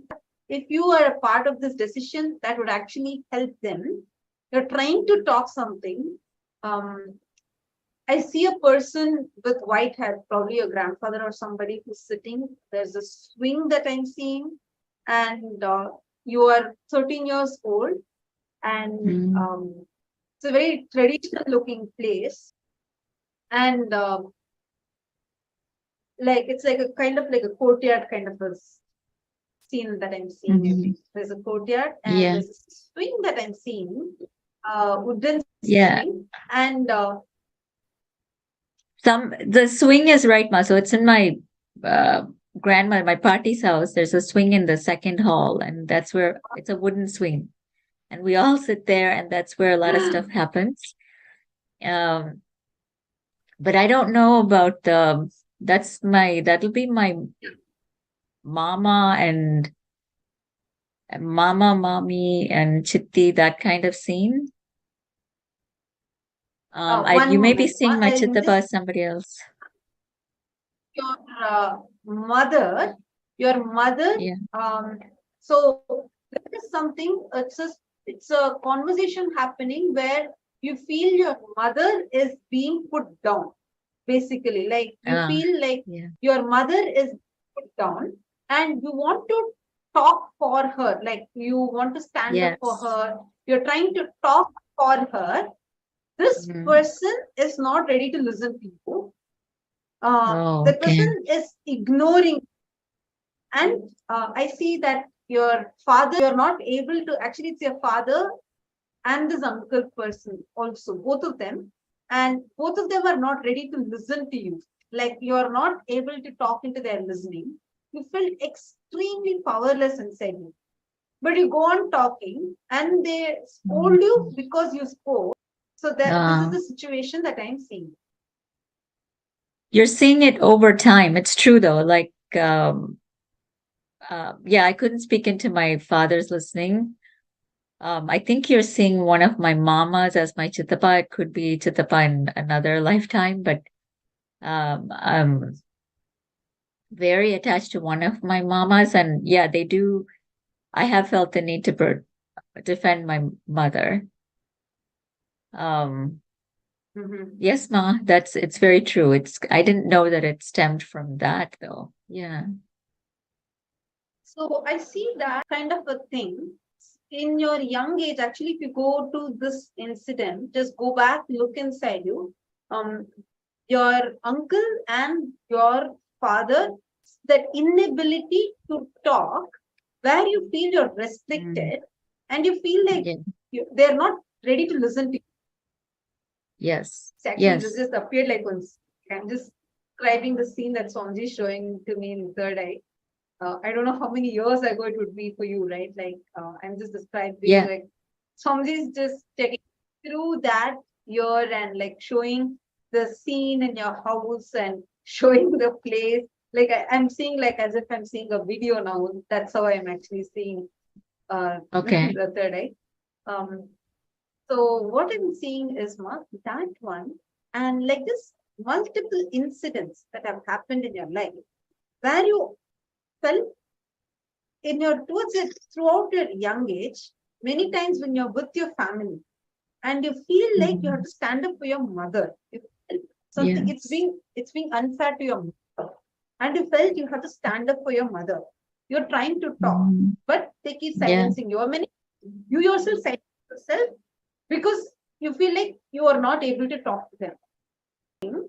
You started reflecting it even after you left India, after you started your work, everything also in many places. You started reflecting this exact thing where if you see, you would be like in your job, if somebody you're not able to tell something to your, let's say your manager.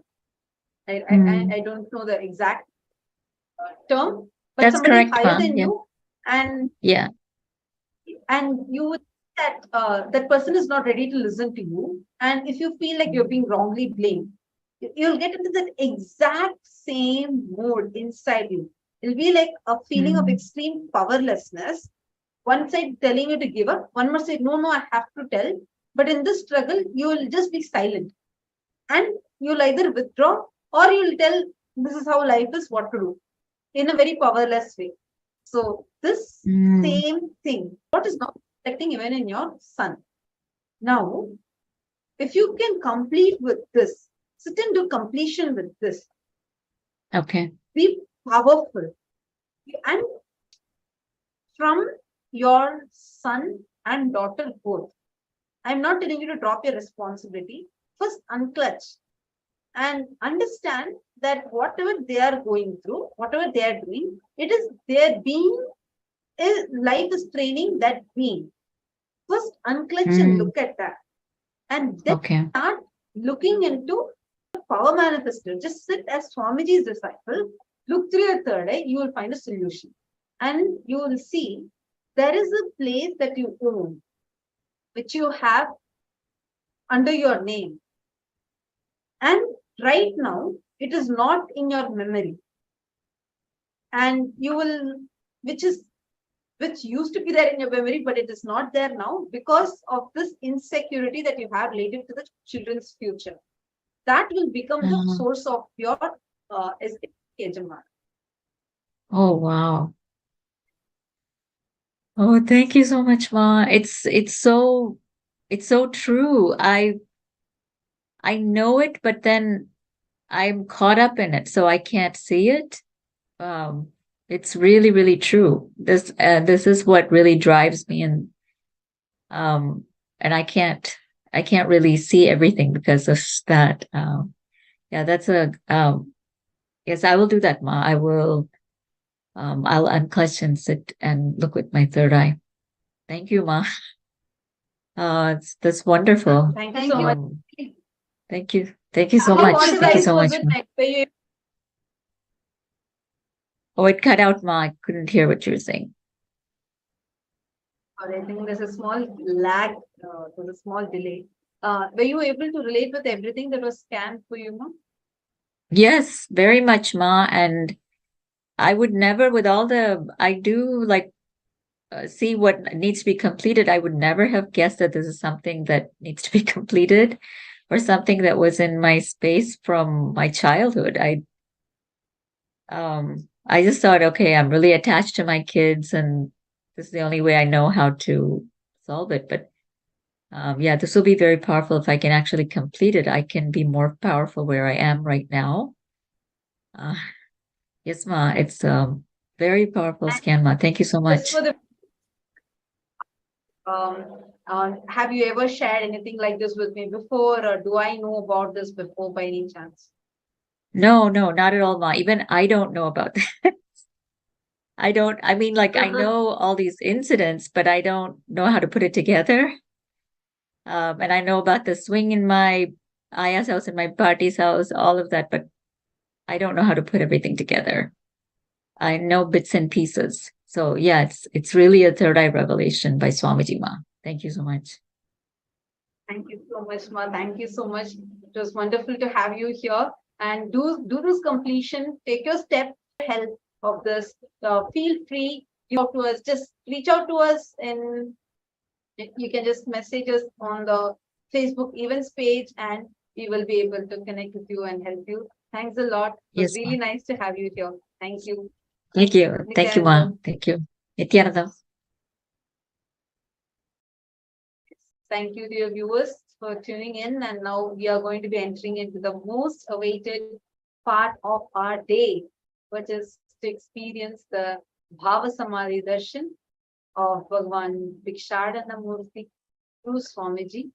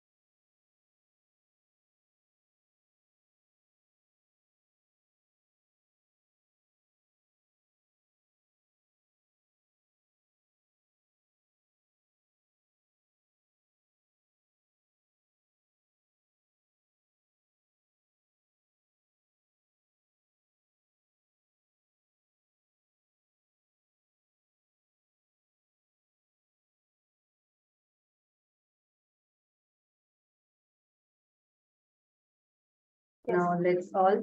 That was a very beautiful sharing and a very beautiful scan. And Ma'am Meenakshi Narayanan had come. And today we have had different people come in for receiving the scan, and all with the purpose of manifesting Mahakailasa and being part of Sarvagnya Pita. I request all the participants that are sitting with us here, like right now, live and watching us, every one of you, whoever is watching it, and if you feel like, you also want to take the step, this is the moment. You can just sign up and be a part and also scan, just see through your thread and see what Swami is giving for you to manifest this. What Swamiji is showing for you as a solution for this. And now, it is time for all of us to enter into the Bhava Samadhi Darshan. We're all going to be having the darshan of Bhagavan Bhikshatana Murthy today.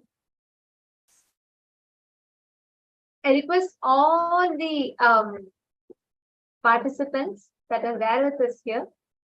This form of Bhikshatana Murthy is very, very powerful and a very beautiful form of Paramashivam. So, any reality that you want to manifest, just connect to Bhikshatana Murthy and he will manifest it for you. Ask him and he will give it. Whatever you want, you can just tell him, you can just place your request and he will give it for you. That is Bhikshatana Murthy. And Bhava Samadhi Darshan of Bhagavan Bhikshatana Murthy will empower you to mirror that neurons, that powerful space that Swamiji is going to be manifesting, and empower yourself to create all your desires of reality. Now, let us all enter into the Dhyana Shloka of Bhagavan Bhikshatana Murthy. I request all the participants to please settle down and let's all get ready for the Bhava Samadhi Darshan. We will now be chanting the Dhyana Shloka of Bhagavan Bhikshatana Murthy. Chaturbhujam Trinetram Cha Nagnam Chaiva Smitananam Bhasmadrigdam Vidrumabham Katyam Pannaga Samvratam Avrattalankrato Bhringi Padam Paduka Samyutam Dakshinam Tatkaragram Tu Harinyastunagam Bhave Dakshine Parahaste Tu Damarum Chaiva Karayet Vame Tvapara Trishulam Pinchadharinam Kunchitam Dakshinam Padam Vamapadam Tu Samstitam Samabhagasana Kancha Gamanonmukharupakam Kapalopeta Hastam Cha Prashanabhisamam Bhavet Evam Bhikshatanam Proktam Gundodaramatho Shruno